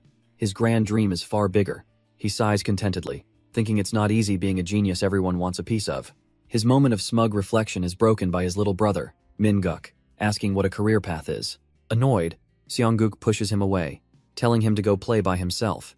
This, of course, sends the toddler into a full-blown tantrum, wailing that he wants to play with his Hyung. His mother's voice cuts through his thoughts, guilting him into playing with the little brother he'd been ignoring all day. The moment Seong-guk reluctantly agrees, Min-guk's tears of sadness instantly become tears of pure joy. While playing, Min-guk asks what a career path is, and Seong-guk gives him the cold, hard definition. He even lectures the toddler about earning his keep, which unexpectedly inspires Min-guk to declare he wants to be great, just like his Hyung. Seong-guk is caught off guard like him? Min-guk nods enthusiastically, his admiration absolute. Now this is interesting. The little guy saw him working hard and wants to follow in his footsteps. For the first time, Seong-guk really looks at his brother, analyzing him not as a pest, but as a potential asset. He realizes Min-guk isn't just good-looking, he has a natural charm and cuteness that he himself could never replicate. And just like that, a brilliant, borderline exploitative idea sparks in his mind. He scrambles to his feet, frantically searching for the commercial script manager Kim had given him. And there it is, the Samjeon commercial script he was looking for. He turns to his adoring little brother, a sly, calculating grin spreading across his face. He asks Min-guk if he wants to try some script play, and the toddler's eyes light up with pure joy. Sometime later, Seong-guk arrives back home from kindergarten. His mother greets him, completely oblivious to the new project her eldest has been working on. She's stunned to find Seong-guk acting like a model older brother, praising Min-guk for his hard work. She's so touched by this change, but Seong-guk's inner thoughts are far less wholesome. This kid is worth raising. His odd choice of words leaves his mother a little confused, but he just tells her to wait and see. Because in his mind, the plan is simple. Train this cute little cash cow and make a fortune. The acting lessons begin immediately, with Min-guk enthusiastically agreeing to practice his expressions. Just as his mother muses that their ride must be here, the boys look up, a little confused. The doorbell rings, and to her shock, it's none other than Secretary Yang, greeting them with a warm smile. She assures him he's not early at all. They just need a moment to get the kids changed. With a sly grin, she then announces a special treat. They're all having dinner together at Dad's restaurant. Soon, they're on the road, heading out for their family dinner. Min-guk is absolutely buzzing with excitement, bouncing in his seat and urging his mom to go faster. Seong-guk, however, is less than thrilled, shooting a silent, annoyed glare at his boisterous little brother. But his irritation is cut short when a familiar melody drifts through the car. Secretary Yang is stunned that the boy recognizes it Chopin's Raindrop Prelude. He explains he'd heard Seong-guk liked piano, so he put on some classical music just for him. With a knowing smile, Secretary Yang finally asks if the rumors are true. Is Seong-guk planning to become a pianist? The boy is caught completely off guard by the sudden question. His mind instantly starts connecting the dots. Why is the secretary so invested in this? He quickly denies it, realizing there must be something more to the teachers constantly pushing him towards music. Then, with a confident smirk, he declares his true path. He's going to be a businessman. Secretary Yang looks genuinely surprised, asking if he's really sure about that. A wave of relief washes over the secretary. He knows the chairman will be thrilled to hear this. Their car soon pulls up to the lively front of Uncle Won's Bossum, their dinner destination. And before long, a glorious, steaming platter of extra-large garlic bossum is presented. The whole family gathers around, their eyes wide with excitement as Uncle One himself serves his masterpiece. Little Minguk is in absolute heaven, his cheeks puffed out with juicy, garlic-soaked balsam. Even Seongguk can't help but praise his father, admitting his cooking skills have gotten even better. Their father beams with pride, while the restaurant's owner is just happy to see his food so well received. He gives a warm welcome to Secretary Yang, assuring him he's always welcome to join them. But the friendly atmosphere shatters as the secretary's expression turns serious. He came here for a reason. He turns his attention directly to a confused Seongguk, who's still mid-chew.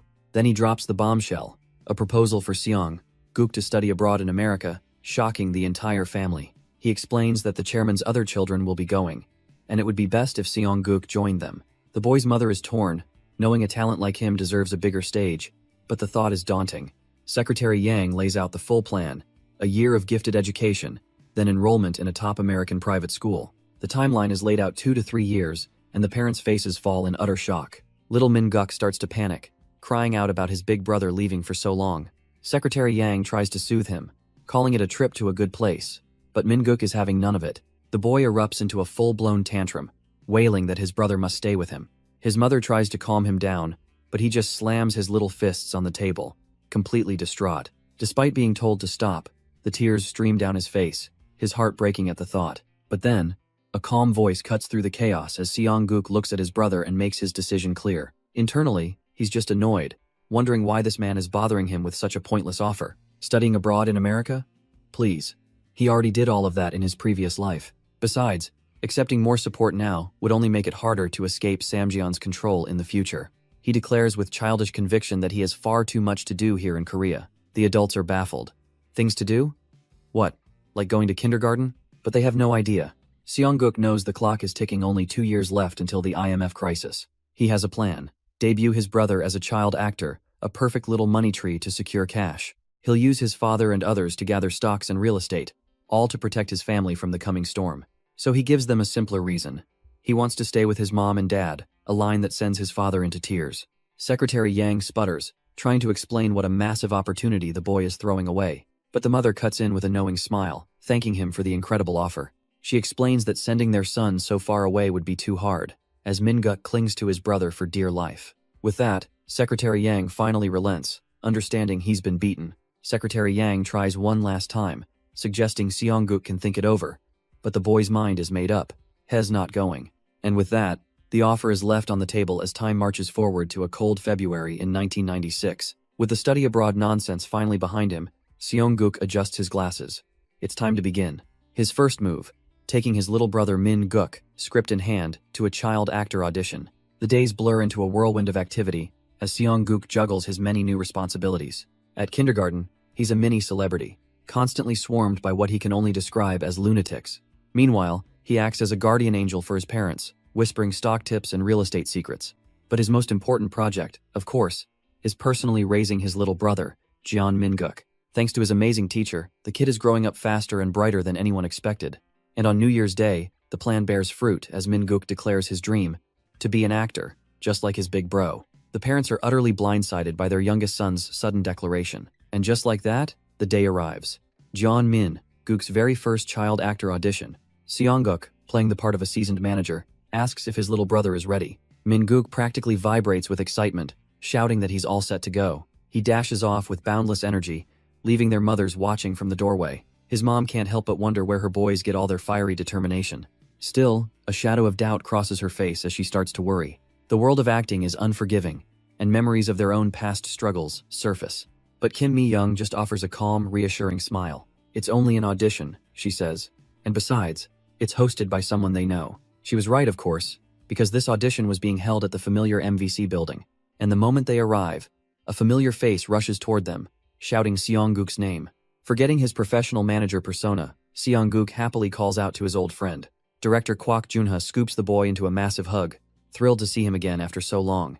But their heartwarming reunion is cut short by a gentle reminder from his mother. Holding Min-guk, she scolds Seongguk for his informal greeting, insisting he use the proper title. The director just waves it off with a warm smile, admitting it was actually nice to hear. She then mentions her surprise at seeing him in charge of such a major audition. With a proud grin, Director Kwak explains that it's all thanks to Seongguk. Their Just Baby commercial was such a massive hit that MVC's executives put him in charge. The director even jokes that when he heard Seongguk was coming, he almost scrapped the whole audition to plan a sequel instead.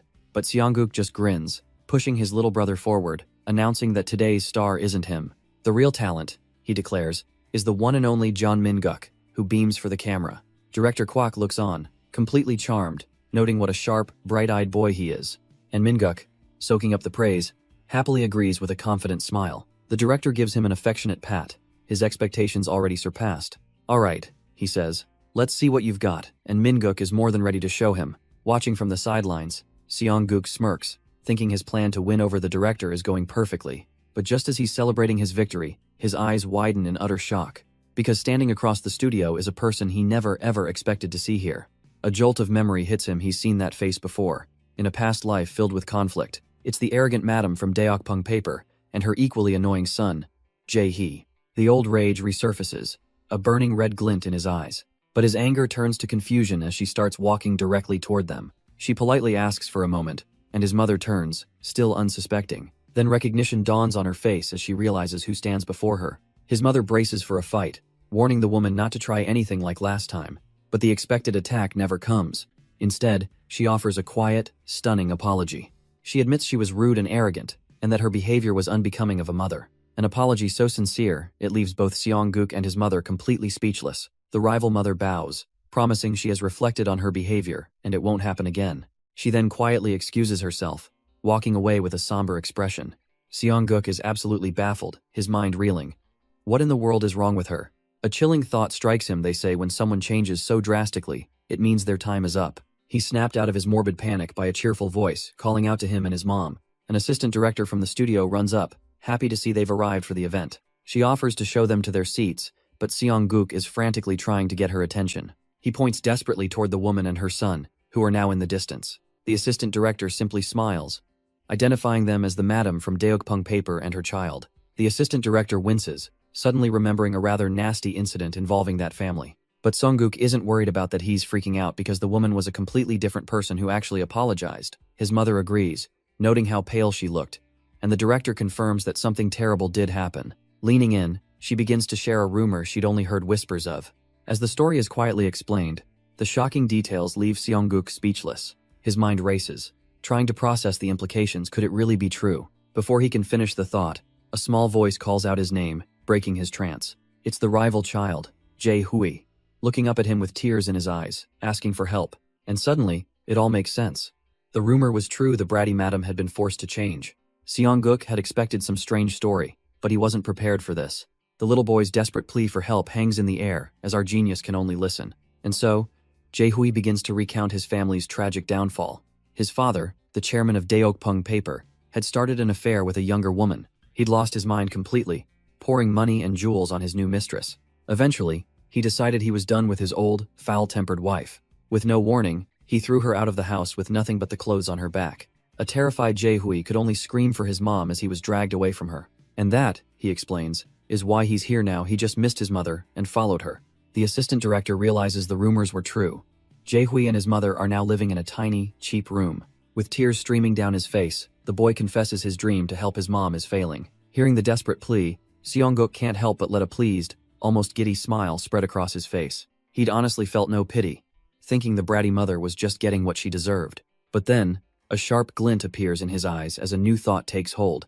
Looking at the sobbing child, he decides this isn't the kid's fault. With his mind made up, Seongguk suddenly shouts for the startled assistant director. He demands to know what the boy's audition number is. She fumbles with her notepad and finds it. Kim Jae, he is number 24, just a few spots after Min-guk. Without warning, Seongguk grabs the teary-eyed Jae-hee by the hand and starts running. Jae-hee's mother can only stare in shock as her son is suddenly dragged away. The boy looks back, confused, but Seongguk tells him to stop worrying and look ahead. He needs to focus on what's in front of him if he really wants to land this role and help his mom. Seongguk then points him towards the stage, directing his attention to another child. It's his little brother, Jeon Min-guk. Just as his camera test is about to begin, he tells Jae-hee to watch closely and just copy everything his brother does, because he taught him well. He needs to mimic how Min-guk's eyes track the camera and how he moves with purpose. And most importantly, he has to replicate those bright, adorable expressions that melt everyone's hearts. And just as predicted, Min-guk strikes a pose, and the cameraman is already losing his mind. He's completely captivated, and Seongguk smugly points out how easy it is to get that reaction. but Jae-hee is frozen with fear, stammering that he just can't do it. He finally confesses his biggest weakness. He's terrified of the camera. A brilliant idea hits Seong-guk, who tells him to just think of the camera as his mom's eyes. As the advice sinks in, the director calls for the next two kids to get ready for their turn. He calls out the first name and then Kim Jae-hee, sending a jolt of panic through the boy. But in that moment of fear, something clicks, and a new resolve hardens his gaze. With a determined shout, Jae-hee agrees to try, as Seong-guk grins, his plan a complete success. With his own part done, Min-guk excitedly runs over to his big brother, asking how he did. Seong-guk offers a simple pat and a "you did great," which is more than enough for the happy toddler. But then Min-guk's eyes are drawn back to the stage, his expression shifting to surprise. He sees Jae-hee, the boy who was just frozen in fear, now performing with incredible confidence. Seong-guk watches with a satisfied smirk, considering his debt from the last audition finally repaid. A little while later, the director steps forward to post the final results for everyone to see. He dramatically announces the winner of the main role, John Min-guk, but he's not done yet, as he prepares to reveal the name of the submodel. And in a tearful, joyous moment, Kim Jae-hee is chosen, finally achieving his dream. While Jae-hee's mother hugs her son in relief, Kim Mi-young breathes a sigh of thanks as Seong-guk smirks, his plan a complete success. He mentally pats himself on the back for clearing an old debt and landing his adorable little brother a fantastic job. And it's not just any job. The winner's prize includes a major corporate commercial and support for future TV work. A devilish grin spreads across his face as he thinks, "Go on, my brother earned me a fortune." With business handled, his next priority is simple: quit kindergarten as soon as humanly possible. But their quiet celebration is interrupted by a cheerful greeting from a very unexpected visitor, Secretary Yang. Kim Mi-young is stunned, asking what on earth he's doing here at a children's audition. He explains that he heard Min-guk was trying out, but that's not the only reason for his visit. With a flourish, Secretary Yang presents another man, an elderly gentleman who apparently has something very important to say. Seong-guk stares blankly at the old man, who offers a simple hello. Who in the world is this guy? The man introduces himself as film director Kim Jae-gyu, and Seong-guk's mind absolutely short-circuits. The name hits him like a lightning bolt. This is the legendary director behind masterpieces like Mozart Virus. The director explains he saw the audition and wants to cut straight to the chase. He'd like to cast Min-guk as the child villain in his brand new drama. Secretary Yang beams as the director encourages them to consider the incredible offer, but that's not all. He then turns to Seong-guk, sliding a small card across the table, saying he has something for him as well. Seong-guk picks it up, his eyes wide with confusion and a dawning sense of shock. It's a boarding pass for a flight from Seoul to Los Angeles.